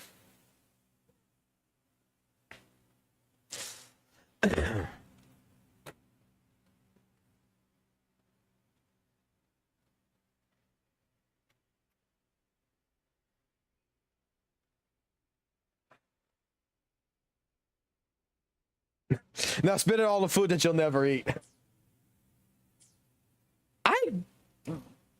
Look, let me put it this way. Like I'm at the point in this game where, like, dude, I haven't the Phoebe banner and the fucking jellyfish bitch, right? That was the last two characters before Zeddy. Am I correct? There wasn't anyone else I missed. Like, Divinity may foresee the future of the world, but I doubt it was these two characters right here, right? That I did not get. I got the only reason why I got Phoebe was because of the anniversary banner. That's it. That's the only reason, because I just wanted to pop off Zanny. That's it. If Zanny would be able to really do the shit that I wanted her to do without worry too much, or if Rover would have been able to build those stacks up for her a little bit better, I would have never even gotten Phoebe. I haven't played for a fucking patch really. I came in for a short time for Brent, for Roshia, for Carlotta. And I've been working on another project, and I said, fuck Wuthering Waves. I stopped doing anything with Wuthering Waves related for a fucking long time. So I figured, in all honesty, I stopped because I even finish the story modes or whatever for Brad and fucking Rashia shit. I had to fucking do that. I would have figured, in fucking all honesty,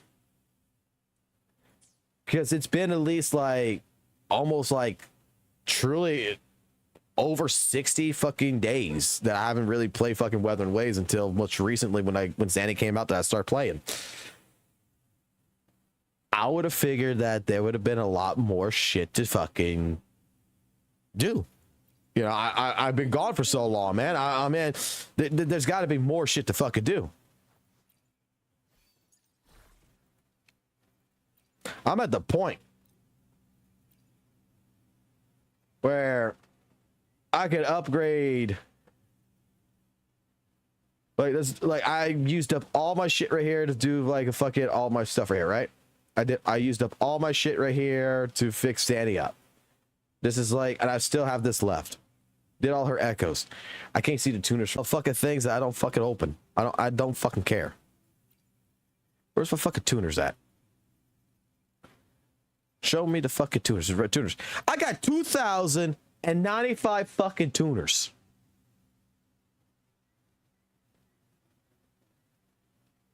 I got 7 of these left.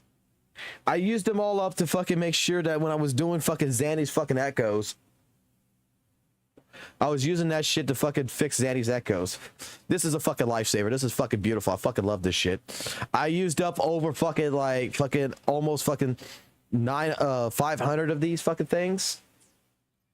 And there's nothing. And then I said, okay, well, I've been gone for so fucking long. I've been gone for fucking Wuthering Waves for a good bit. Surely it's going to take me a while to 100% these fucking maps. I mean, there's got to be more areas. 100%, 100%. Basically pay for his fucking account to put fucking Virgil, Dante, or whatever into it. And borrow his account for a couple of fucking days because I just want to get the experience of fucking Virgil and Dante. Just play it for a little while. I don't give a fuck about actually owning an account. I'll just buy it off someone else. I'll just basically buy the characters on someone else's account and then use their account to fucking play the game because I just want to be at the end game just to play fucking Virgil and Dante with PGR, get my taste of it, be done.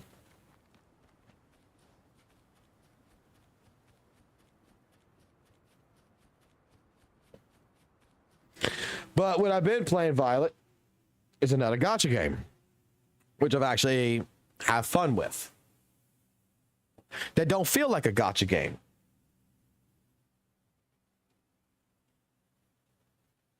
Smash Legends. Legitimately, this is what I've been playing in the background, which I need to upgrade Soul. Oh, it's actually upgrading her. All right, don't give a fuck about that. I've been playing this shit for the last week. I've been putting money into this. Like this Soul right here is $150. That's how much this fucking character costs me. This right here is $150.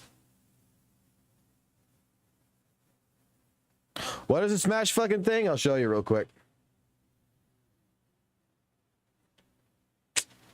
I'll show you really quick. You want to know what this is all about?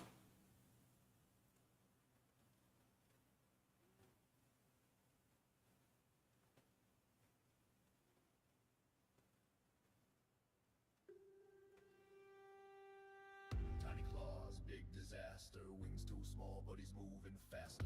Rolling chaos, tail like a bat, head first to the Oh, I got the fucking sound muted.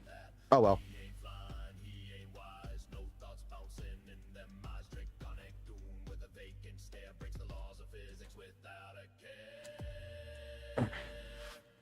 Small dragon, retarded dragon. Spinning, dodging, brain cells lagging. Not hiding, number. Look at him soar, but smashes his skull. Now you're airborne hardcore, yeah.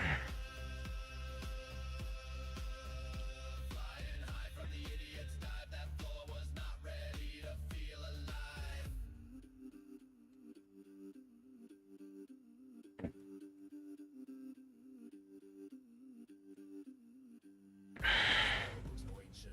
I haven't heard it. Trauma and a fractured floor. Headbutt, hurricane breeds pure fail. Yeeted your team with his noodle tail. He coming in hot, no plan, no breaks, just vibes and concussions, make no mistake.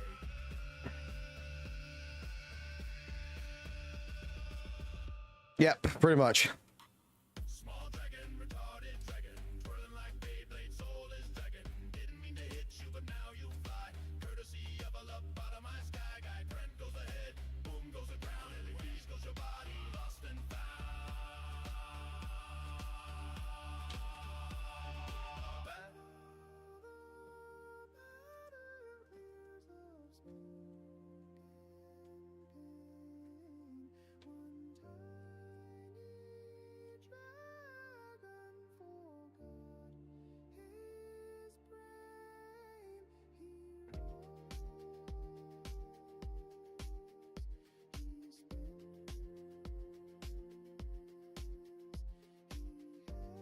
The only reason why I'm playing Smash Legends is because Soul Bad Guy. Guilty Gear.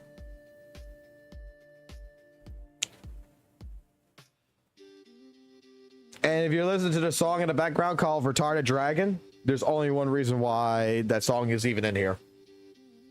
That I made that song. Oh, it's purple. Fuck yeah.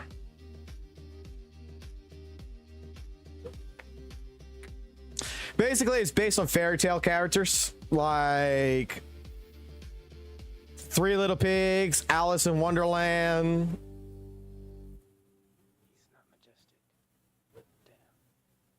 Fucking like Cinderella and bullshit. Peter Pan.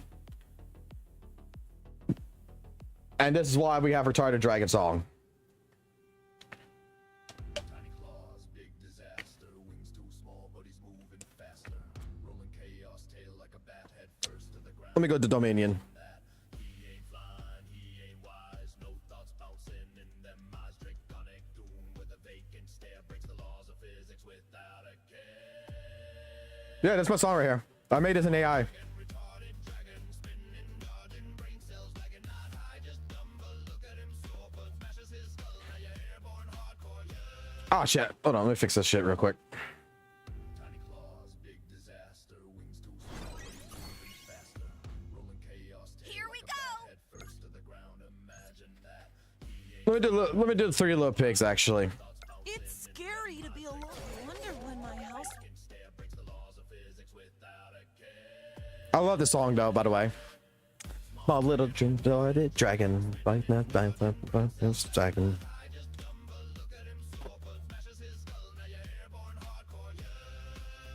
All the music that we play on the stream is fucking AI.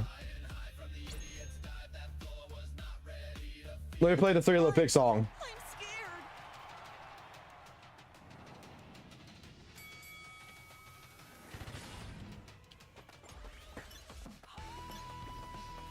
Click, click. Whoa, net. Get away. Next time I'll roll. That hurts. I told you it's dangerous. Eve, get off. Yeah. Let's hide here. Yeah. No, it's dangerous. That hurt. I'm falling.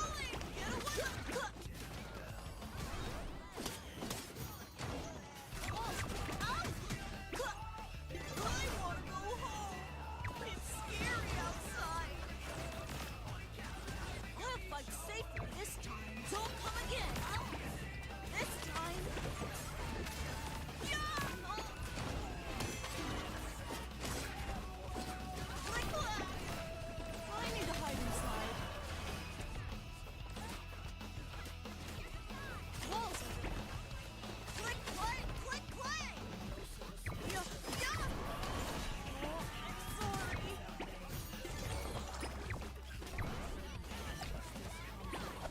Click. Walls. Click. I'm falling. Don't come near me. Heave ho.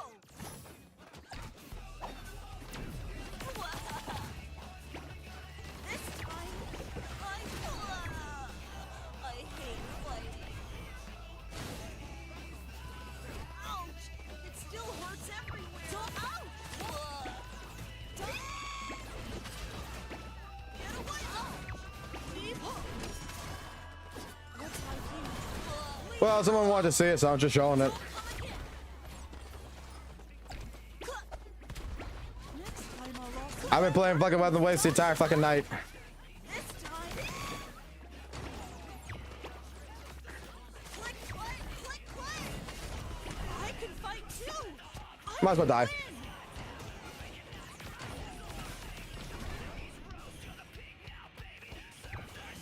Don't come again. I need to hide inside. Click, click. Yeah. Next time I'll also. Leave home. That hurt.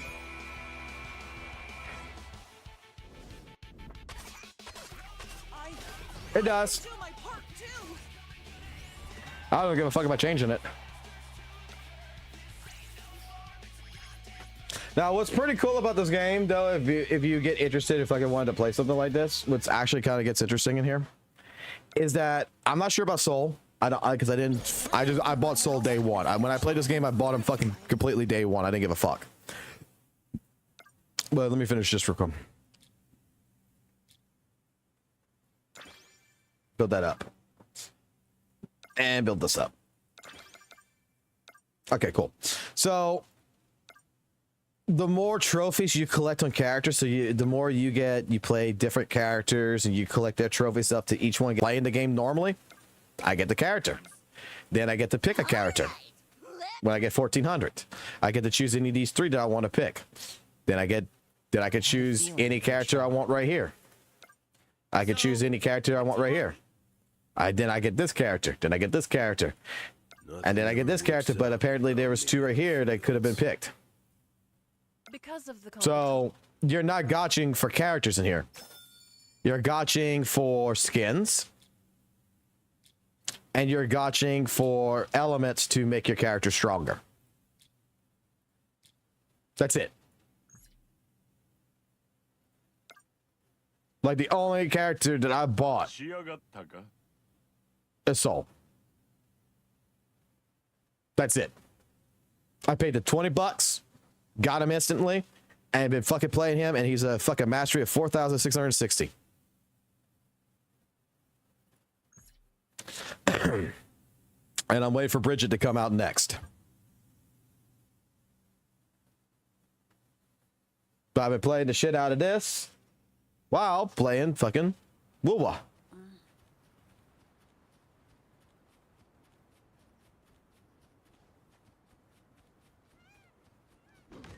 No, you know what shameless is? Fucking beating the shit out of fucking these goddamn fucking deer elks.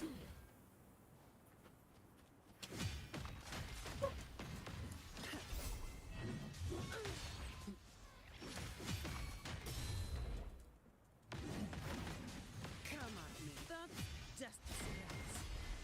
You made it personal now. Leave it to me.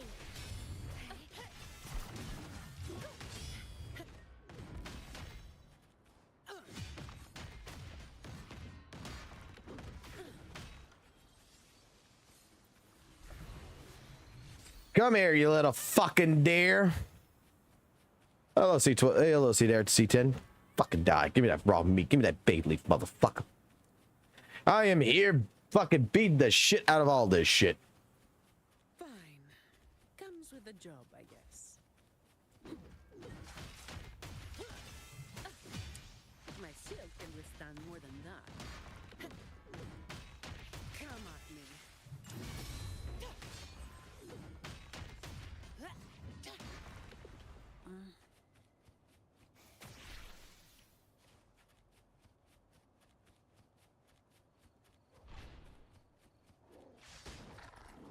Uh-oh, time for a Batman fucking intervene.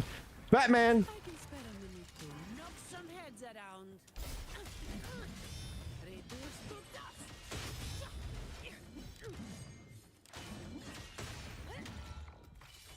Up. That's a wrap. Alright, cool. I fucking love Zanny. Zanny's actually fucking an amazing character. I think Zanny is actually perfect.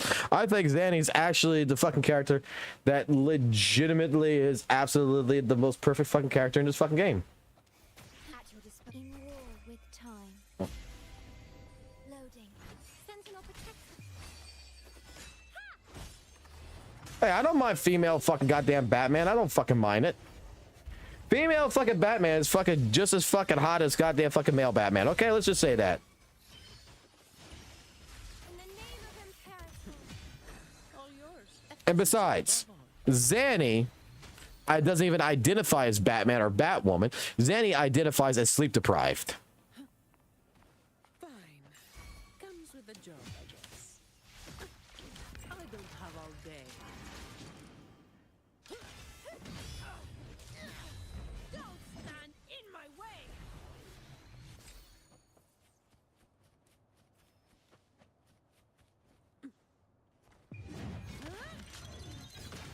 Now I have a report to write.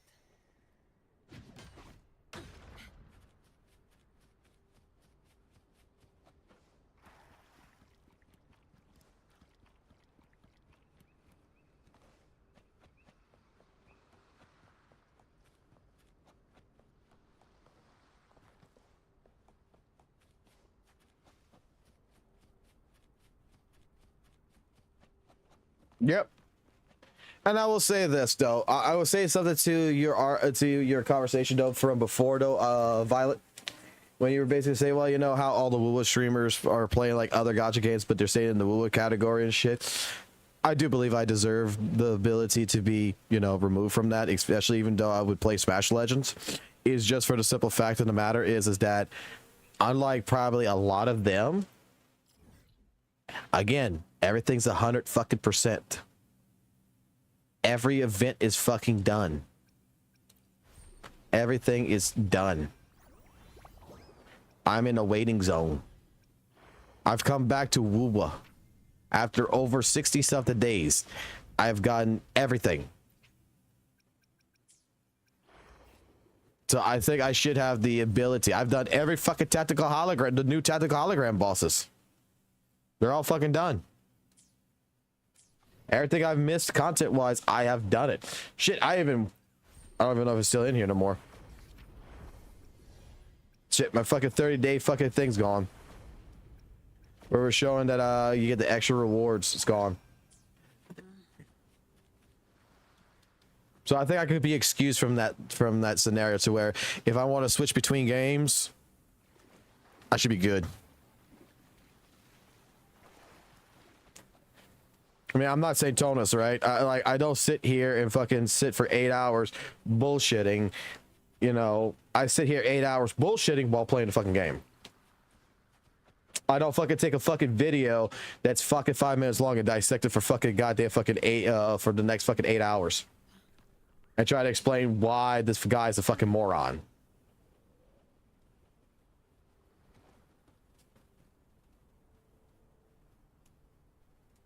I've been doing everything since fucking day one of fucking WUWA. I fucking stopped playing WUWA because the fucking community is fucking goddamn fucking garbage. I had to reconsider other options. I had a fucking job that fucking... I had life that fucking happened, okay?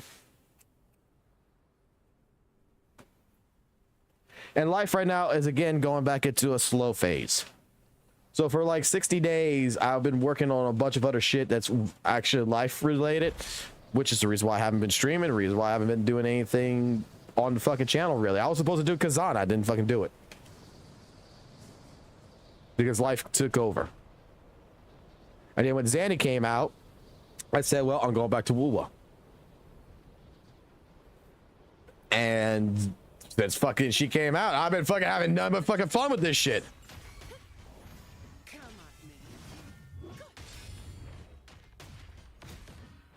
What is this stream about? Because you matter what happened at times drama. Oh yeah, I'm a complete fucking drama CC.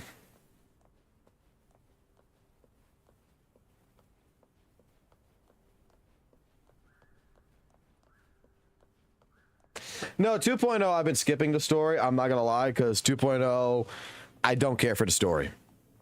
1.0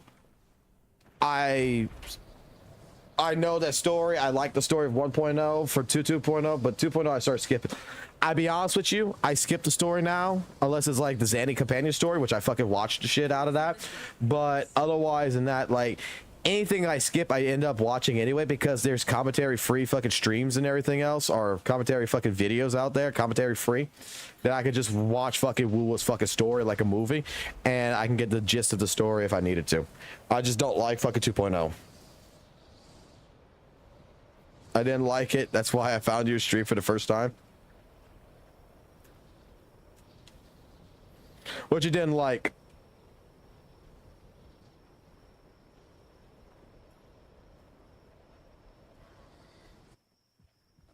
Yeah. Yeah, I do watch it. I just skip the fucking shit that I don't fucking like, which is the fucking dancing fucking bullshit. The theatrical shit sometimes. But that's what I normally do, is like if I don't in 2.0, that's what I was doing. That's why I was saying, like, there is some things that I skipped that I was like, I wasn't too interested in the beginning, but I was like, okay, after watching it after the fact, it's like, okay, it's passable. Like Jellyfish Bitch, I forgot, I don't even know how to pronounce her fucking name. I just call her Jellyfish Titties. Okay, Jellyfish Bitch or Jellyfish Titties. I'm surprised you're still. I am too. My bad typo. I found your stream for the first time. What's with the drama CC? Oh, I'm a guy who's been okay. I'll give you the gist of it. I'm a guy who is completely unfiltered C10, and I don't give a fuck no more. That legitimately, I don't fucking give a fuck about any of the other fucking Wuthering Waves CCs. I try to, right? I legitimately try to be the nice guy and everything else. I try to be that fucking person in the past and try to mingle into the world of being a WUWA CC, if you would. But I'm a person who very heavily disagrees with the direction of where majority of the Wuthering Waves CCs are going at. I keep having people that keep bringing up shit in my streams about fucking like St. Tonus and shit like that, like the Maggie and St. Tonus fucking bullshit. And you know what? I just said, you know what? If you can't fucking beat the motherfuckers, if you can't fucking ignore the motherfuckers, join them. Fuck it. We could be a WUWA fucking drama CC. That's fucking easy as fuck. But the difference is I'm gonna give you my fucking true honest opinion. And that's it. Like, today's fucking live stream was talking about the fucking power creep and shit, because legitimately it's been the biggest fucking topic about fucking Maggie versus St. Tonus. All right. And while both of them legitimately do have points, okay, I have to defend Maggie because legitimately I understand something that I don't think fucking St. Tonus understands. And look, I don't hate the guy, I just don't like the guy. Okay, I have my reasons for not liking the guy, because personally I feel like he's one of the people who spreads a good bit of misinformation. Okay, he's the type of person who's going to tell you that WUWA does not have power creep when it's been having power creep since 1.2. Excuse me, 1.1. Since 1.1 of Wuthering Waves, it's been having power creep. But the problem is that in Wuthering Waves, power creeping, I'll put it this way to you, is insufficient that the natural fucking casual player who just generally plays fucking Wuthering Waves, you know, you do your 15-minute dailies, whatever, you get the fuck off and you go do your life and you come back tomorrow and you do it again, is not gonna fucking notice power creep. You know what they notice? They notice big numbers. That's what they notice.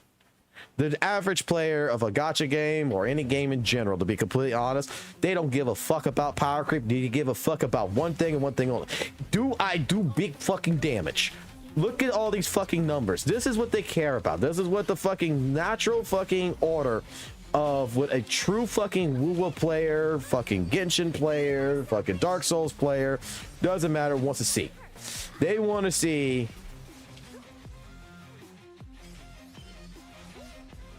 I would help if I fucking dodge, right? They want to see fucking Zanny come in, for example, and fucking have big, huge fucking thousands and thousands, 100,000 fucking damage. That's what the fuck they want to see. Yeah, they're crying about the game. That's the only thing. They all cry about the WUWA game. The thing is that yes, he's going to give you the truth, only the truth here. No, I'm going to give you my fucking truth, okay? The situation between Maggie and St. Tonus, okay? Maggie is telling everybody that pretty much in theory crafting, and you have to understand what theory crafting is. In theory crafting, Zanny is a 15% higher power creep over the rest of the DPSs. So basically, before Zanny, the other DPS would have been fucking like Carlotta. She's 15% stronger than Carlotta in terms of rotation and other kinds of stuff, blah, blah, blah, whatever the fucking sheet says, okay?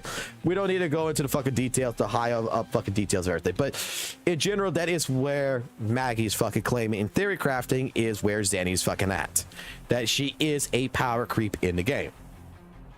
If you look at the spreadsheet, you look at the fucking numbers, you look at everything, and you understand where the data comes from and how the data is being processed, Maggie's not wrong. Now, I say Maggie's not wrong, but what is theory crafting? That's the question I have to ask. What is theory crafting? And the basic English terminology, in case you don't know what theory crafting is in terms, is that theory crafting, the best way I can explain is, have you ever watched a live streamer that did speedruns? Like, say that someone's playing Sonic the Hedgehog Frontiers and they're beating the game in 1 hour and they're speedrunning it, right? They're speedrunning fucking Sonic Frontiers. And everybody's average time has been at an hour. Okay? That's their personal best. Theory crafting around this is basically a tool assisted system for like the speedrun streams that are based on tool assisted programs. They take the best data, not the faults, not the thing, not the averages. They're taking the best of the best data that it could possibly get and creating the most perfect scenario, creating the absolute 100%. This is the best case scenario. This is the best RNG. This is the best of the best. all the planets, all the suns, all the fucking shit has lined up.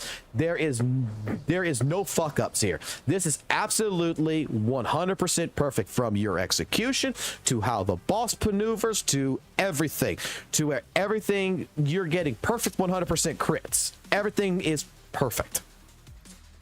If you take all of this data, that is perfect data, in Wuthering Waves, and you put it in together, and you do the same thing for every DPS. Yes, Zanny on fucking paper and in fucking theory crafting, like a tool assisted system, is 15% stronger than everything else.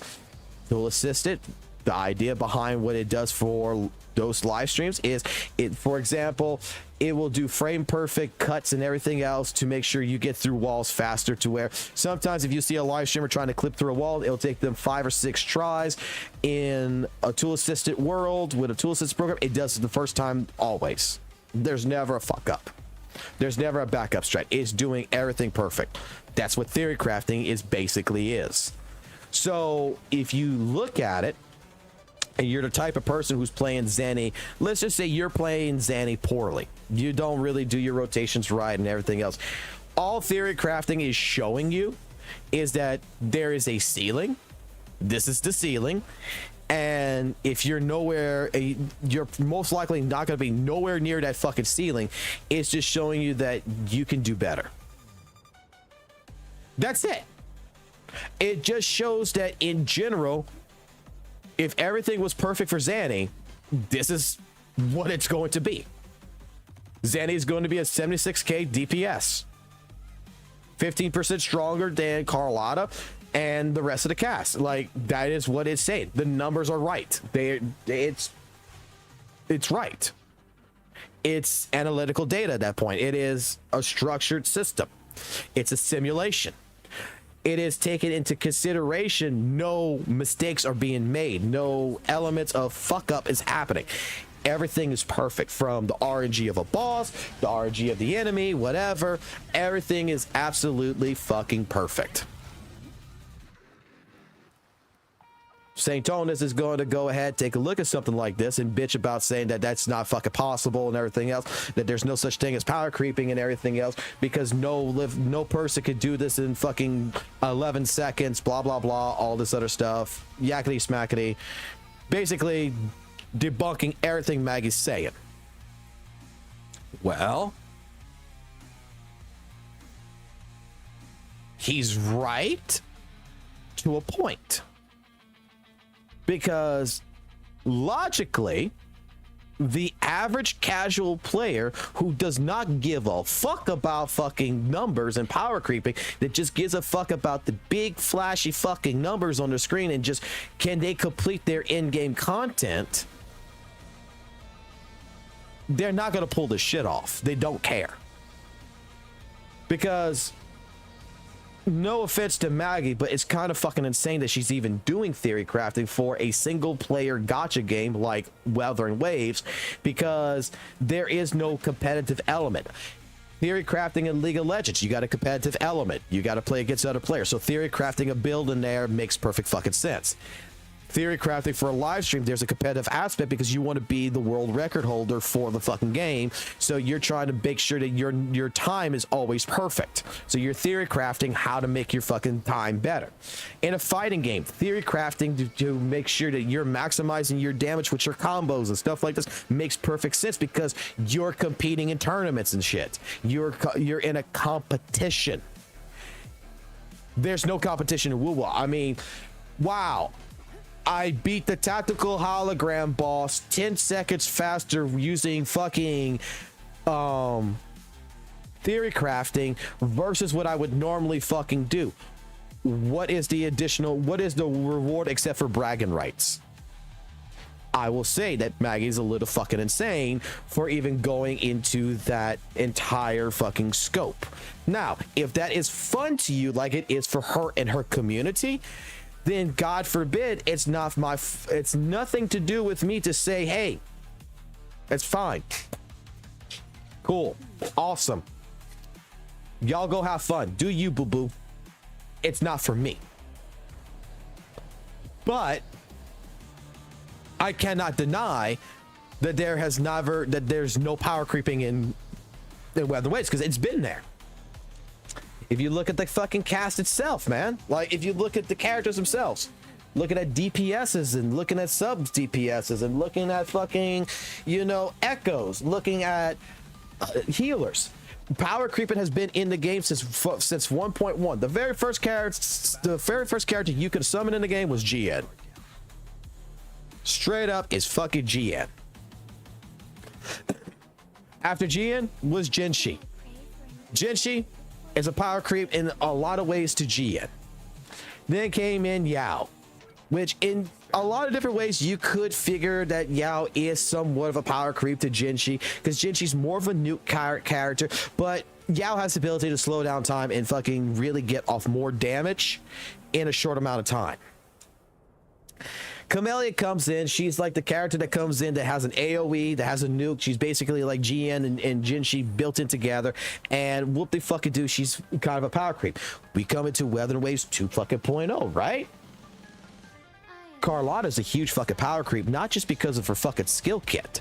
Not only because she can freeze fucking enemies, but now we're getting introduced to a new echo set. The new echo set itself gives you Resonant Liberation damage plus, casting Resonant skill grants glacial damage buff, casting Resonant Liberation increases Resonant skill. Holy shit. And then with the new echo type, you have the ability right here to also deal glacial damage, and while equipped, you also get a glacial damage bonus as well as Resonant skill bonus. Multiple things that power creep the character, and it also applies to Zanny. Zanny gets a power creep not only from that, from her team, from her echoes, from different things that makes her better in all general. Phoebe is absolutely the huge fucking thing that helps power creep her. It's been there since fucking 1.1 to fucking the present time. Power creep is shown, and then the newest characters coming, fucking Zelda bitch. That's the fucking the tactical hologram. I forgot what the fuck she's called. That is a massive fucking power creep that's coming in. That's going to fucking break the balance of the fucking game. We've already read the fucking kit tonight. She's going to break the fucking balance of the game. Like, huge fucking power creep coming in. And these are the things that I have discussed over my 10th time making Wuthering Waves content, that people have disagreed with me 100%. And now that it's coming around the limelight and everything, I don't give a fuck. I'm going to be uncensored. I'm going to tell you right now that the problem is that St. Tonus is a person who covers more about drama than he actually covers about Wuthering Waves, and that he's a very smart fucking man who likes to manipulate the fucking conversation to his advantage all the fucking time. And legitimately, at this fucking point in time, 100% about this, he is refusing to discuss the other side, which I call it lying by omission. This is the same CC that I called out about gacha revenue.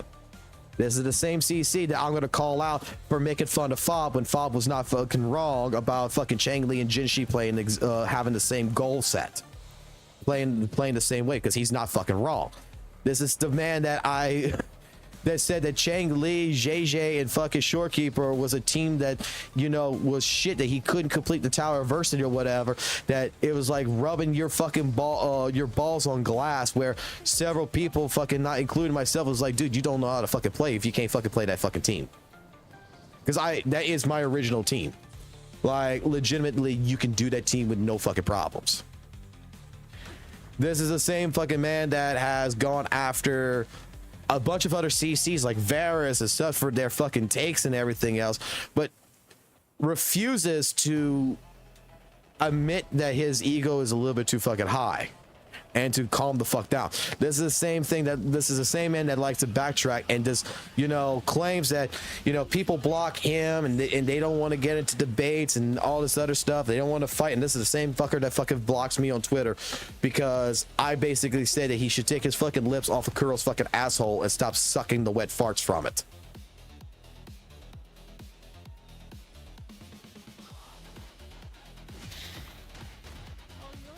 Now, with all that being said, with all of this being fucking said, does any of this shit matter? Like from power creeping and everything else, does any of this shit matter to the average casual fucking player? Fuck no. A lot of this drama that gets created matters none to the average fucking player.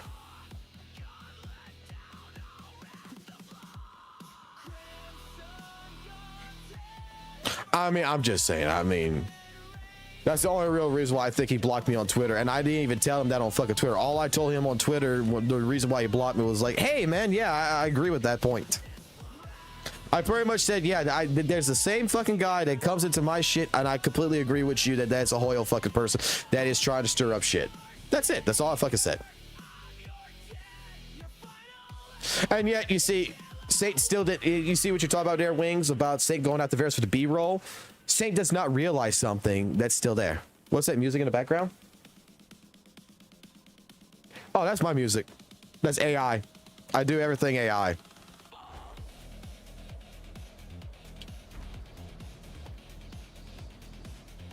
I create AI music. Like, for example, this is Zanny's song. You made AI make fun of him, so he blocked you. Hey, I guess. But you see, this is like one thing, like, okay, what Wings has brought up about Saint versus Varus, okay? I don't know if Saint understands this. No one gives a shit about B-roll. You give a shit. The average person don't give a shit. You know how many fucking people don't fucking watch videos? They listen to videos as if it's a fucking podcast. They're doing something else. They don't give a fuck what's on your screen. Oh yeah, I put it in Spotify.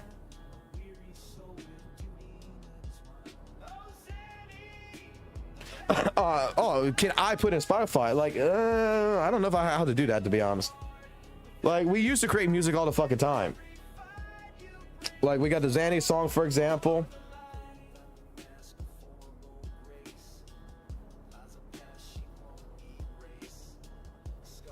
The thing is that Saint used to be a good fucking content creator, in my personal opinion, and he's just turned into trash. He is a drama trash. And legitimately, I can debate him on majority of every single thing he's got to say in the last fucking year, and I don't think he's got an answer for it. Like, this is all my fucking WUWA fucking music right here. Everything in here is WUWA.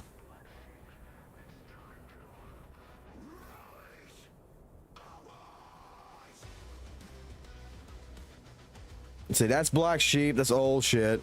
Like, a lot of it's heavy metal. Not gonna lie, a lot of this is heavy metal fucking music too, by the way. I'm trying to find a good song. Like, I'm not sure if you like GN. Like, I'm trying to find a certain song, which is probably gonna be under actual fight list, actually. I gotta find my Blade Up a Boat to side. It's not here. Fuck, I need to find that. If you like GN, like, there's a good song that I like that I did for GN, which is this one right here.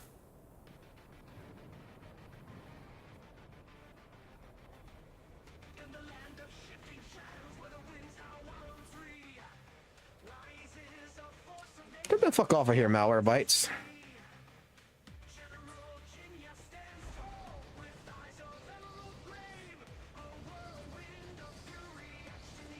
No, it's not on a public Spotify account. I got to try to figure out how to add it on there.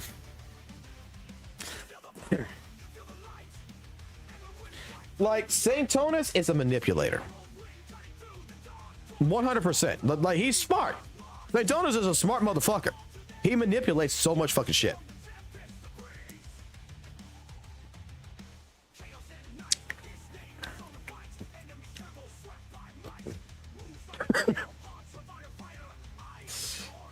He just turns a fucking situation into his advantage.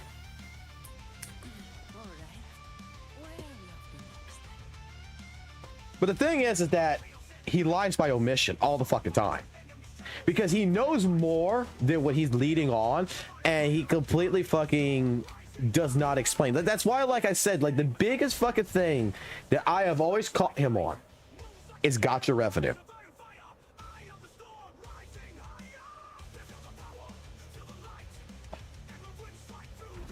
Oh, well, I could just put on fucking... majority of my music is on my Google Drive, which is in the link in the description. So, I mean, it's majority there. I just haven't added the new shit in there. But that is like the biggest thing. The biggest thing that I have always stated is that when it comes to St. Tonus, the dude is a manipulator. I have fought him on gacha revenue. And that's kind of where I got blacklisted, was because, oh no, I'm fighting St. Tonus because of fucking, because that's how it all got started. That's how it got started. With my blacklisting and the copyright strikes and all the other shit. It's because I fought St. Tonus on gacha revenue, and I completely said the guy is completely misinforming people and he's lying by fucking omission. That him himself is not showcasing all the fucking information that he's claiming. And I showed it in that video. First and foremost, gacha revenue motherfuckers legitimately did fucking post up the fucking change logs and stuff like this to show people how everything's getting calculated without having to just go to the FQ. It was on fucking Reddit where everybody goes see the information first and foremost. But fake numbers that everybody was fucking talking about because of St. Tonus. Oh no, gacha revenue is full of fake numbers. Those aren't fake numbers. They're not. They're educated guesstimates. Because the point that I've always made, and I would love to fucking debate St. Tonus on this someday. I would fucking love to see if he would be fucking brave enough to fucking fight me on this shit. Because all someone did with gacha revenue is they went to a reputable company called Sensor Tower, who is trusted by multi-fucking-million-dollar and billion-dollar fucking companies, by the way, that provides them with data. Apple and Google both directly go there, for example, and say, here is how much money in every single application that we have on our marketplaces, transactions were completed. So if Wuthering Waves, in a sense, made $1 million, okay, on both Apple and Android together, and they're both reporting each $500,000, right? Right? Then at that point in time, that is from Google and them reporting the numbers directly from mobile. That is what they have processed. The only thing that has not been processed number wise is the Chinese market for Android, because it does not exist. But it does technically exist, but it doesn't exist. It's no report for it for some reason. So what the community had decided is that a 1.75 multiplier for that in particular would be sufficient. So take the Android, take the iOS data from China, times it by 1.75, and call it Android data for China, and that's our guesstimate. That's our guesstimate. All the other numbers come from Sensor Tower, a truly reliable source to get how much the transaction value was. There's nothing wrong with it. I'm stealing your fucking flowers. Fuck y'all. There's nothing wrong with that. It's a good guesstimate. It's not a thing. Now, St. Tonus and them was upset because they were predicting that, oh, Wuthering Waves is going to beat Genshin on terms of its money with Shorekeeper. It didn't happen. So then they were trying to blame the fake numbers, saying that it was like Basically all the CCs, not just St. Thomas, but like all the CCs in WUWA community was all together banding on this, trying to say that like Hoyle Shields were fucking running the fucking gacha revenue and they were doing it on purpose to fucking hide the fucking numbers and shit. We sat here for the longest time. We went through both Sensor Towers fucking numbers and gacha revenues fucking numbers together and pinned them together and took a look at the data. They matched perfectly except for the 1.75 multiplier because that does not exist. Now, English terminology for anyone who doesn't understand what the fuck I'm talking about, like why that 1.75 multiplier does not fucking matter.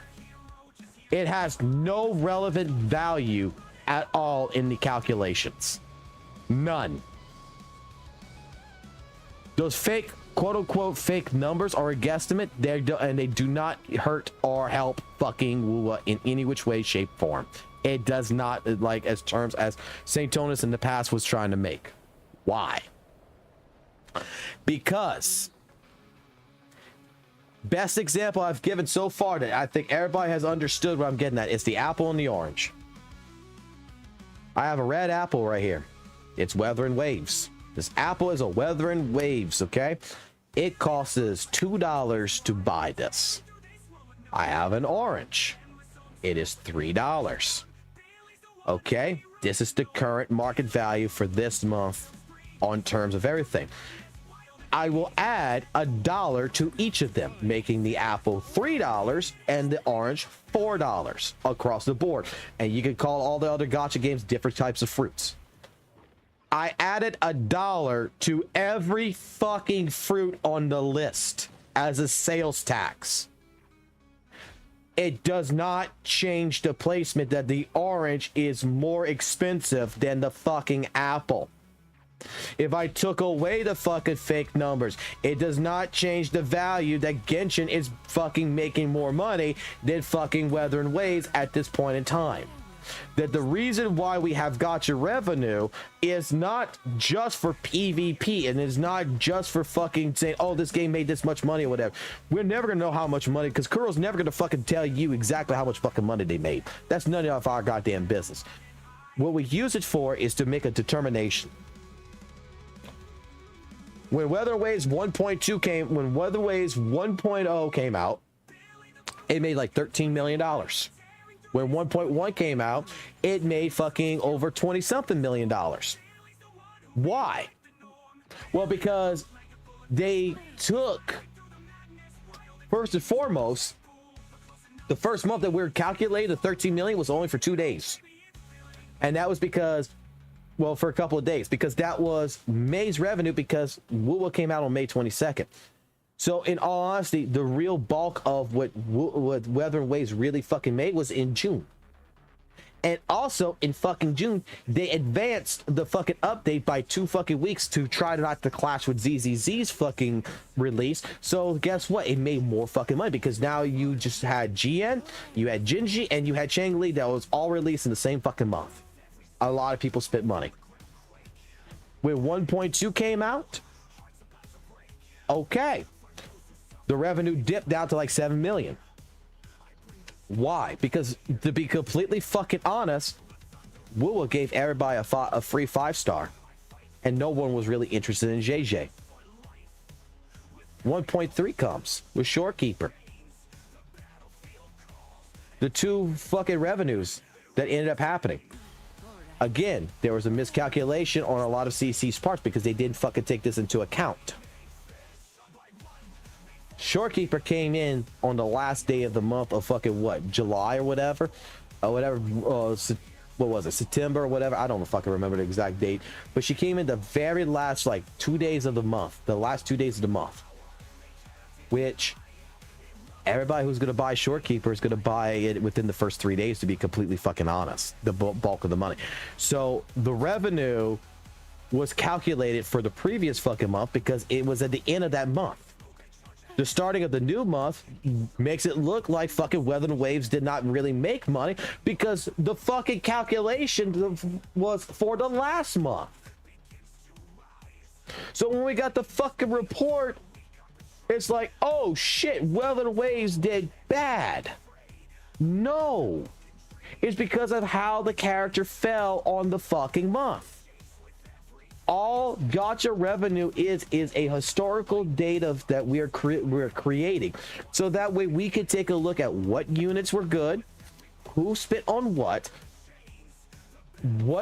actually happened at that time, because you could actually also determine, well, ZZZ came at this time, ZZZ released this character, Genshin released this character, Honkai Star Rail released this character, all this stuff at these types of months. And this is the reason why maybe Wuthering Waves didn't make this much money, was because it was competing against Honkai Star Rail, or it was competing against ZZZ, or it had a bad patch. And we could all determine. We have a historical record that is not 100% accurate on the cost of revenue, but it is good enough to give us an actual analytical data, historical record of where the game was at and how it was doing. And if we would have that fucking record right now, if it would have been for someone like St. Thomas, we would have that record right now that we could compare last year's fucking numbers to this year's numbers to probably show that Wuthering Waves did a bigger improvement in revenue because they did better marketing, they did better different things, and we could prove fucking over last year's data and this year's data where the discrepancies were at.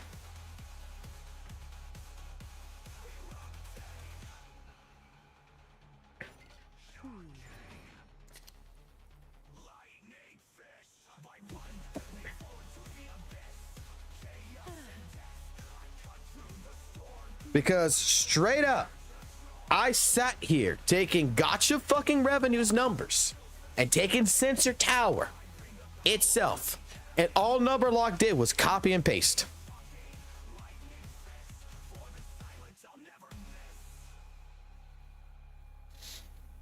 Because what he did, and I've had the conversation with Numberlock on this shit, he bought the fucking account with Sensor Tower to do this shit.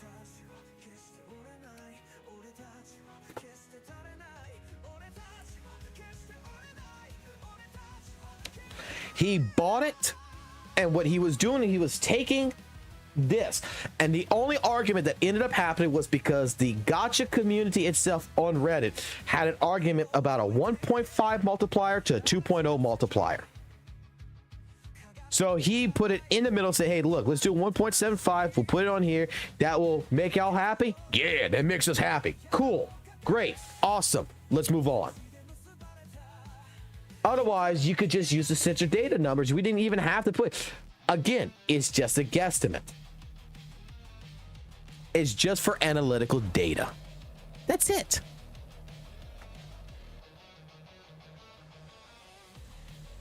But Satonis had made it seem like this was the worst fucking shit known to fucking man. It's being ran by the worst fucking people. It's being ran by Hoyle Shields. They got fake data numbers, all this shit.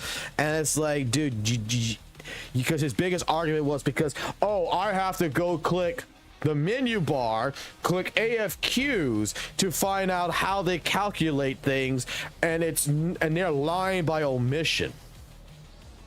Where you go, where the website was just a database. Okay, the website was not the front of gacha revenue. The website was just to hold the data. The actual gacha revenue was on Reddit itself. When Numberlock would go post it, and every time he posted it since fucking January of 2024, he would post it with the change log that was the AFQ page. So if you, as a person, it's not his fault if you don't fucking click the fucking link, but if you click the fucking link, it will show you how everything's calculated. Again, it is the fault of someone like St. Thomas who can't fucking play HSR because he does not know how to fucking play it, apparently, because he can't fucking read, that he can't fucking read Gacha Revenue's fucking website in the fucking past either. So we should fucking realize this, that he couldn't read fucking Gacha Revenue's fucking website in the fucking past to actually be able to fucking understand how Gacha Revenue was calculated before making videos that made him seem like a fucking dumbass. That he fucking rushed the fucking gun before doing fucking research. And that was on him.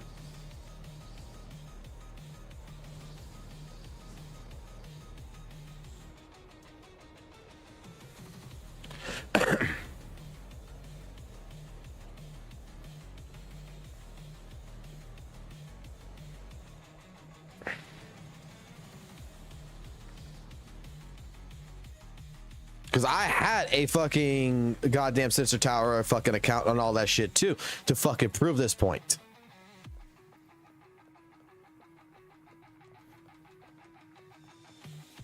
That's why I said the first website of gacha revenue with Numberlock, it was more than trustworthy. It's just that fucking dumbasses who pretend to be fucking smarter than what they actually are fucking destroyed it.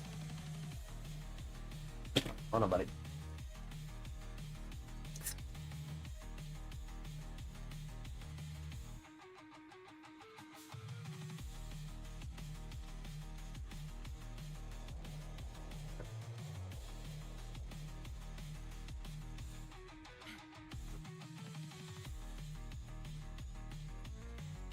Like, I've made videos about gacha revenue. I've made the videos and all that shit about it. I've discussed all this shit. It's like, don't take the fucking face value, because here again, let me explain something to you. And to anyone who doesn't fucking understand this, including fucking St. Tonis, it should be common fucking knowledge that gacha revenue is not calculating every single dime that Hoyo or Kuro or any other gacha company is making. Because when's the last time you heard how much money Capcom fucking made for the sales of fucking, I don't know, Devil May Cry 5 or the sales of Street Fighter 6? You know what they say? They don't say that we made $60 million. That is, if you hear some shit like that, like, oh, Capcom made $60 million with Street Fighter 5. Let me explain something to you. What that means is that someone took something that Capcom said, because what Capcom sent out was, we shipped this many copies of the game. So we shipped 5 million copies of the game. So someone went ahead and calculated, oh, okay, so all these games are going to be $59.99 times that by fucking, you know, fucking 5 million copies. Walla bing, walla boom, they made this fucking much money. When that's not accurate, because Capcom has deals with different vendor suppliers. You think Walmart's buying fucking goddamn fucking Street Fighter 6 for $59.99? No, they got a fucking deal with Capcom. They're probably buying it for $39.99, and they're selling it for fucking $59.99 at an MSR fucking price value. And at that point in time, in all honesty, your calculation numbers are now completely fucking wrong, because fucking they were selling it for $39.99 to the fucking vendors, not for $59.99. So you don't know, unless you're a fucking shareholder, how much money that fucking game actually made you.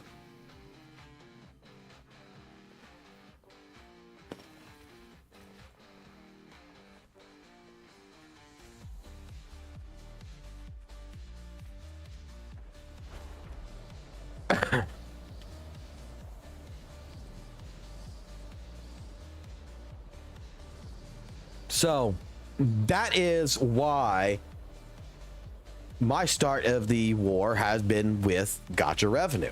I defended it. I defended Varus, and I've defended Fob.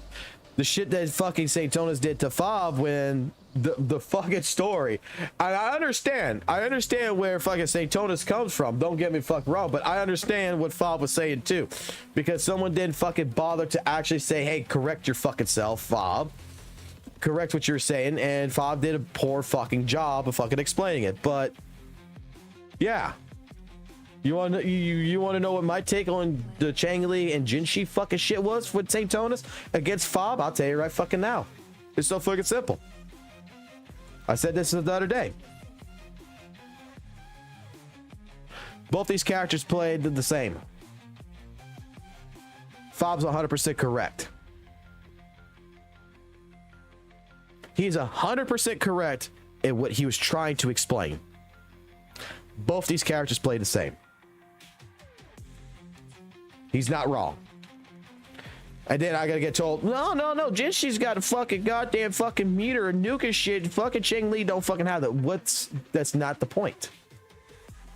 They play the same, because in all honesty, what is fucking Chang Li trying to do, and what is Jinshi trying to do? They're trying to build a meter bar. One has got 4 and the other one's got 50. But they're trying to build a meter bar, because where's their primary damage coming from? Resonant skill. That's their primary fucking damage. So the end goal for both fucking characters is to do what? Hit fucking resonant skill. How we get there and everything else does not fucking matter. The goal of what they're trying to accomplish and try to achieve is to play da-dong, resonant skill. Yes, they play the same. They have the same goal value. I want to fucking build my meter to make my resonant skill go off. One is a nuke and one is a fucking goddamn Fury of Flames. But it's the same concept. Both characters play in the same exact concept. Their end goal is to hit resonant skill and do damage. It's just that one is stronger than the other by a shit ton.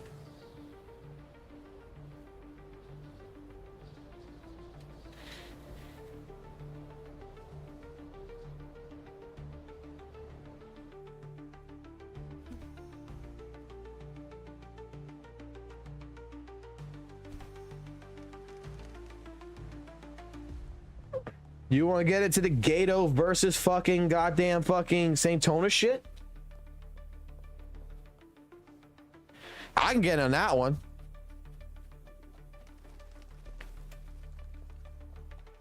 Because I don't think Gato's fucking racist.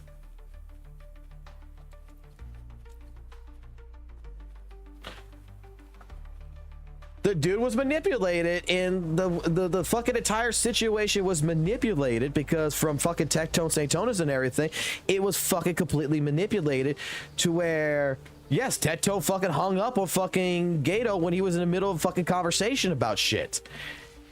And made it, and then it was turned against him. And Gato himself did not fucking 100% did not defend himself properly.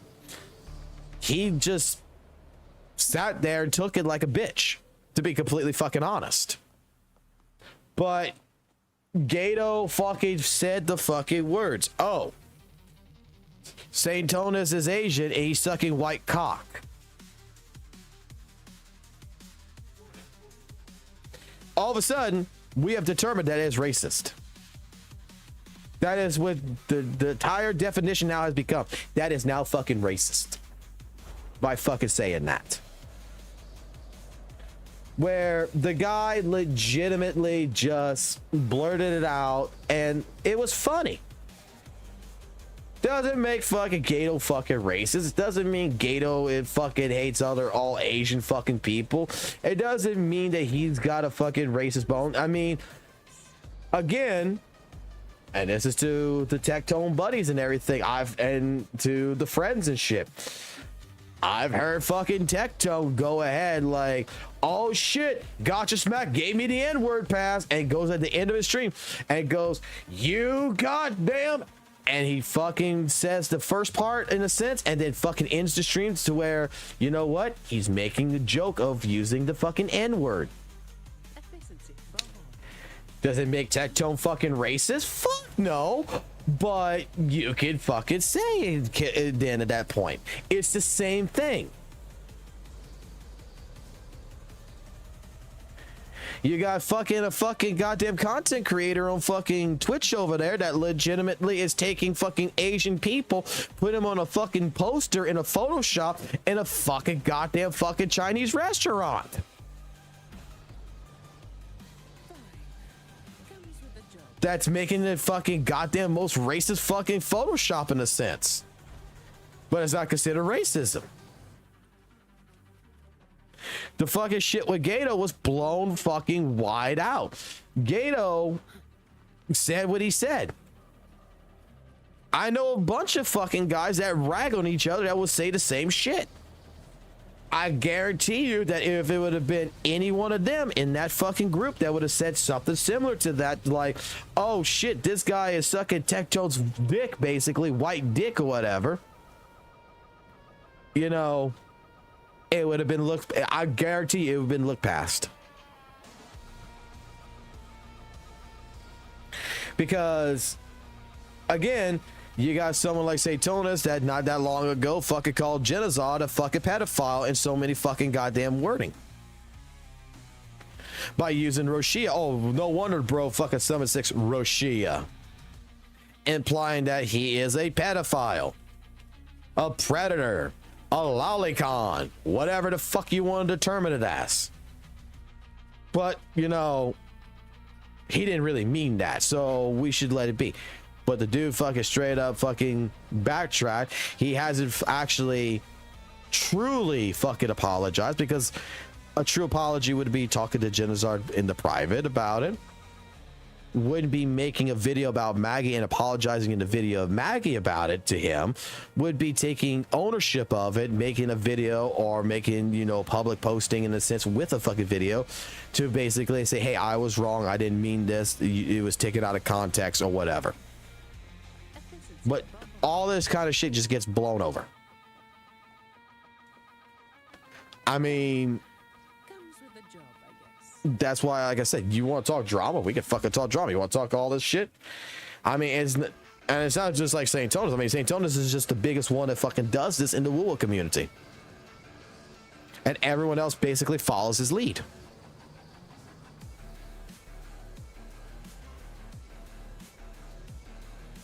And honestly, it's kind of bullshitty.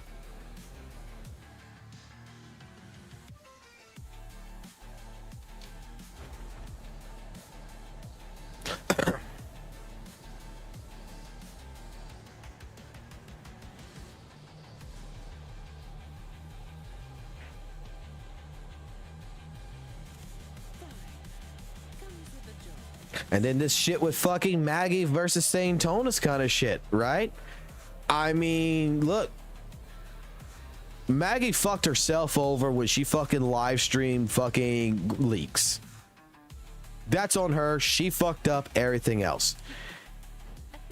Again, the only reason why fucking St. Tonus went after Maggie so fucking hard is because legitimately the guy's pissed off because she doesn't treat him special. That's what it seems like. Because anyone else he wouldn't give 2 flying fucks about. He wouldn't talk about. But Maggie's wrong every fucking time she posts something now because she's a rat. Because she blocked me on Discord. She didn't talk to me. Blah, blah, blah, blah, blah. And you go read the fucking DMs that she sent to him and he sent to her, and kind of deal. It kind of left off at the podcast situation where it's like, hey, let's do a podcast, and she's asking questions, and you know, she never responded to him after that, because right after that it was him accusing her of being a fucking traitor, a Hoyle shill or whatever, because she was in Gato's fucking live stream and he was starting on her ass. And then he's trying to say, well, you know, she's trying to tell people I never talked to her or anything. Okay. I haven't seen those DMs. I haven't seen a DM or a message from any other content creator that says, hey, look, Maggie says you have never tried contacting her ever since then or whatever. All I see is she stopped talking to you after this point. She blocked you and has basically made it very fucking clear after the situation with her and Gato's stream that she don't like you and she don't want nothing to do with you since day one. But we're going to turn that entire situation. You're going to end up saying that it's Maggie's fault for the reason why the official Discord has a bad reputation about you, because it can't be your own content or anything. It can't be the way you talk to people. It can't be the way how you handle situations. It has to be Maggie that fucking destroyed your reputation in WUWA on the official Discord. It has to fucking be. Holy shit.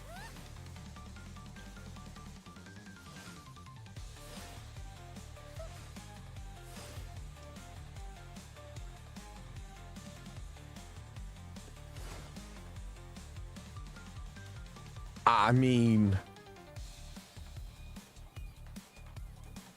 like, that is the entire fucking thing here.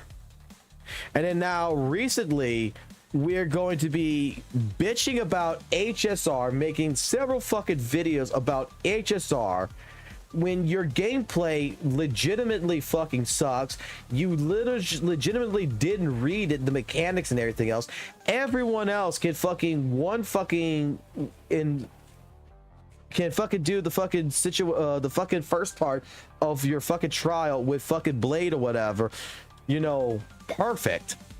And then the second part, everybody realizes they gotta fucking shoot the little guys, make them happy, so that way they get buffed and not angry because it debuffs them and hurt the fucking boss. And you're gonna sit there and bitch that you're not doing no damage when you're doing AoE and you're flipping the shit the wrong way. Okay. But all the rest of the fucking guys, pretty much, you know, they're fucking wrong. All the people who's played Hawkeye Star Rail for fucking years above you, who can do this shit with no fucking problems without the new fucking characters that you're talking about, can do this shit with no issue. They're all wrong. You're right.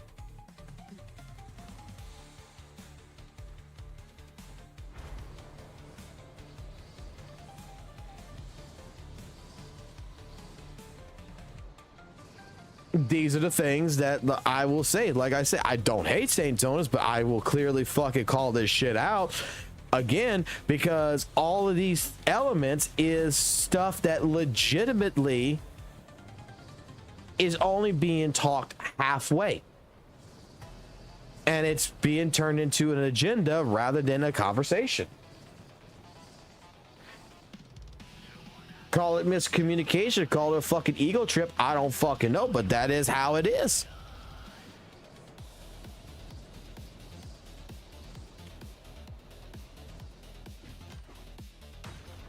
The dude fucking blocked me, and I'm guessing it's just because of my fucking one type commentary, pretty much about, you know, him and all the other ones fucking sucking Curl's fucking ass, rather than fucking, you know, being objectively biased about their commentary when it comes to comparing WUWA to Genshin.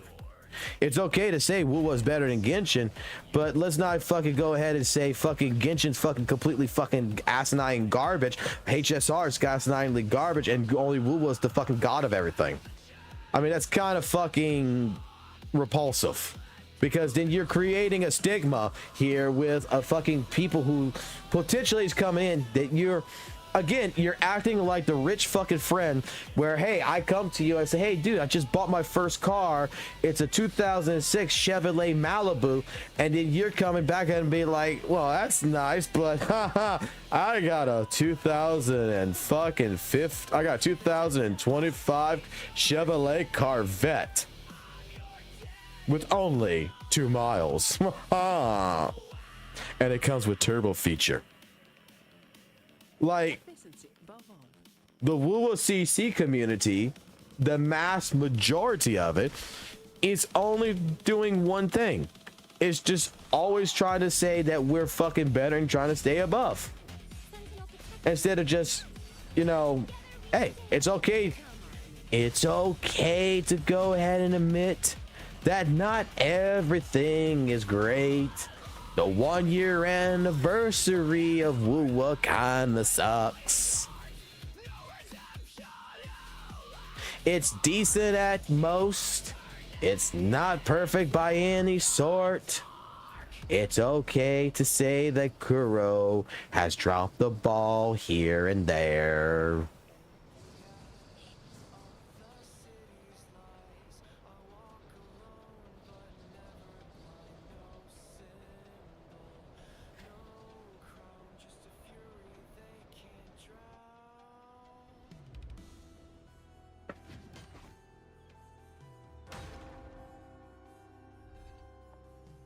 Damn, I just killed this guy. But yeah, he's alive. And Zanny went straight for the fucking cakes. God damn, it's gonna go straight to her thighs.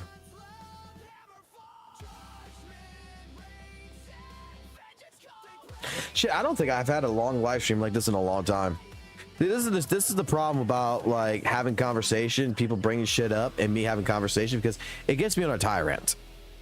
And I start venting shit that, you know, Because I do find that these issues are fucking interesting to talk about, because I am one of the fucking first people who's fucking did content for WUWA. I'm one of the first people who's fucking, you know, streamed it, played this fucking game, and legitimately, you know, seeing what's going on after taking a break and shit from it, it's just gotten fucking worse. I would have figured by now it kind of ironed itself out a little bit, you know. I figured it'd be like, hey, okay, we're just doing it.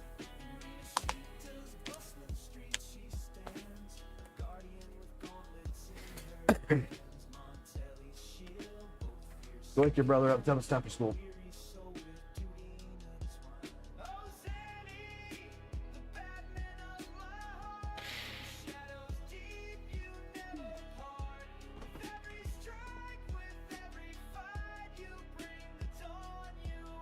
Yes. Good job. Well, I'm just saying, like you were saying earlier, Violet, it pretty much every single WUWA stream that I have seen as well, it's only very few that I'll see someone actually playing the game and talking about the game. It is always revolved around drama. You're 100% fucking right.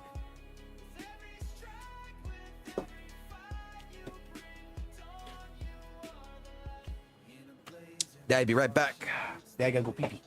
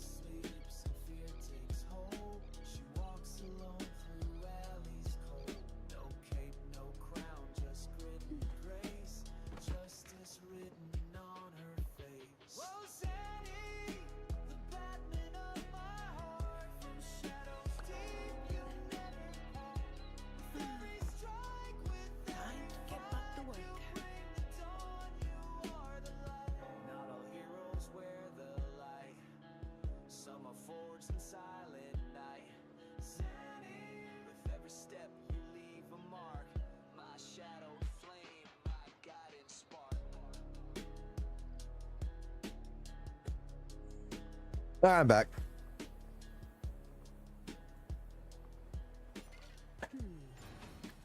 So yeah, I mean, it is what it is.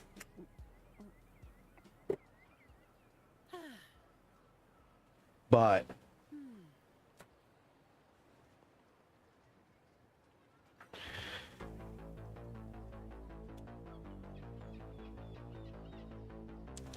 a lot of like I said, a lot of fucking WUWA community, there's only very few fucking people I have fucking seen that I've watched. I have fucking watched their content anymore. Because the mass majority has really revolved about just being drama CCs. Now, granted, at least they're only covering really just the drama inside WUWA. They're not covering like mass drama about other shit. But they're covering the drama. It is what it is.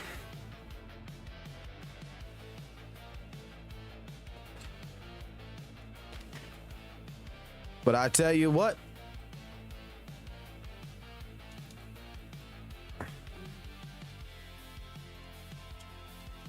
a lot of the drama fucking bullshit that's being discussed, and like I just said with Say Tones, it could be discredited. A lot of it could be just discredited. While what he's saying is not wrong, he's not giving full context either. And that's why it can be discredited.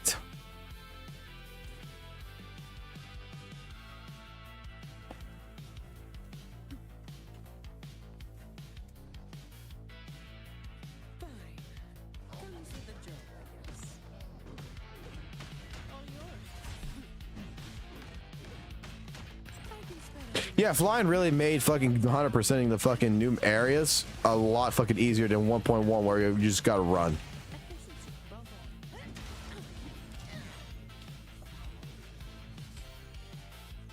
And again, Wuthering Waves has to legitimately do more than what Genshin has to do in order to even excel. That's 100% a factual point. That's 100% an actual fucking conversation that I would like to actually have another conversation about later on. That basically, hey, look, why does Kuro have to do all this shit and Genshin doesn't?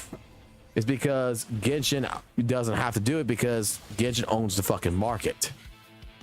Kuro has to legitimately step up the plate and be a better company do better marketing and shit in just general, just in order to even be a competition to Genshin. Kuro does not have the ability to fucking lax. Kuro can't take a break if they want to be making the money that they're making. Let's put it that way. They have to outdo themselves every fucking patch in some way, shape, form to keep the financing coming through.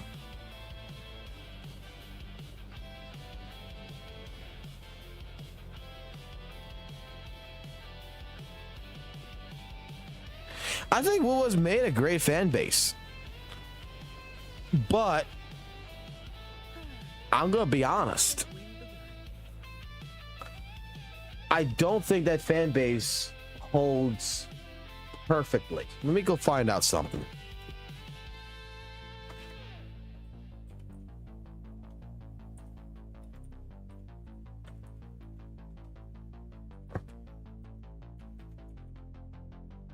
Let me go see some real quick. I want to get accurate numbers here.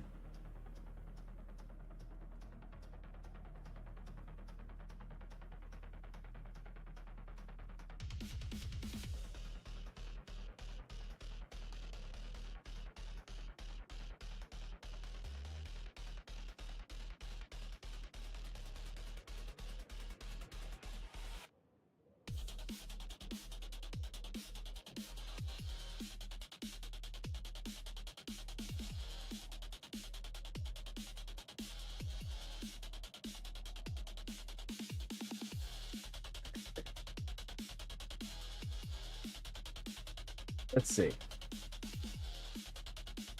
So Wuthering Waves is averaging roughly what? I mean, they're maintaining a good scope right now.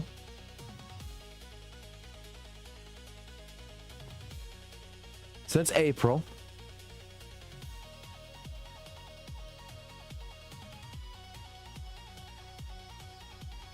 It's kind of dropping right here a little bit lower than anything, but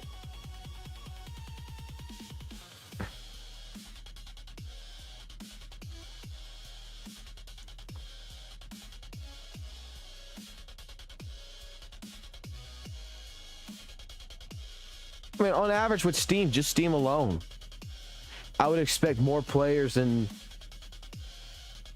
16,000. Isn't Genshin on here now?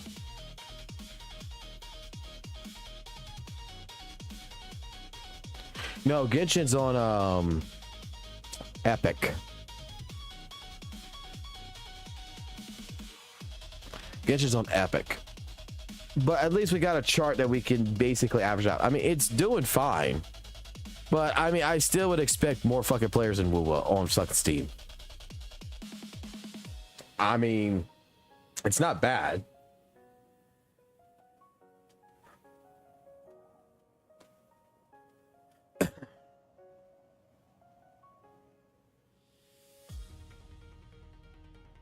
I think that we have to wait to see if that data gets, how that data is going, because I mean, even Marvel fucking Rivals is going to drop. I think Marvel Rivals actually already dropped, didn't it?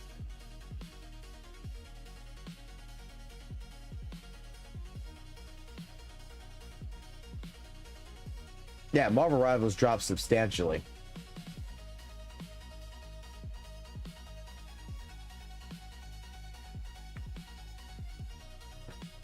From originally between 4 and 6,000. It's dropping down to like 200,000. Like it's dropped. So it is what it is.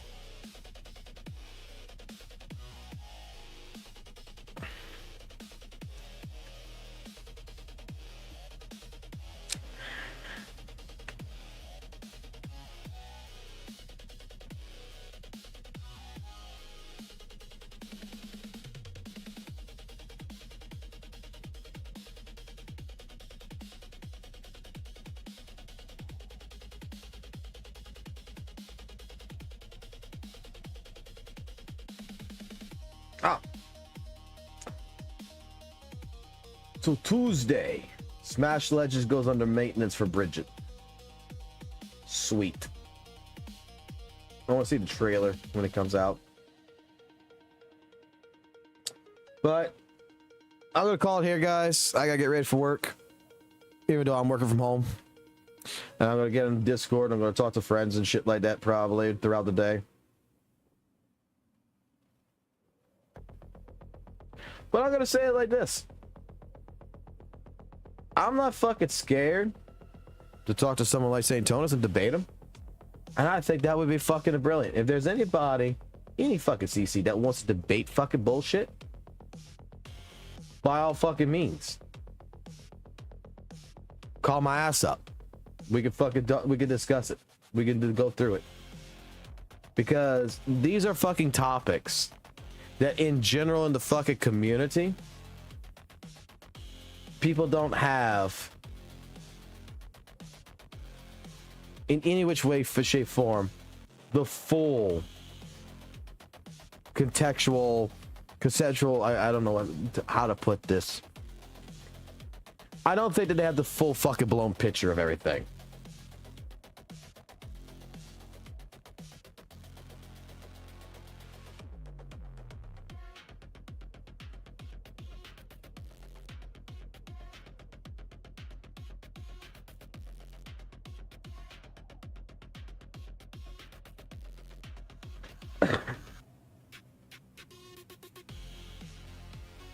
I'm just overlooking Twitter right now.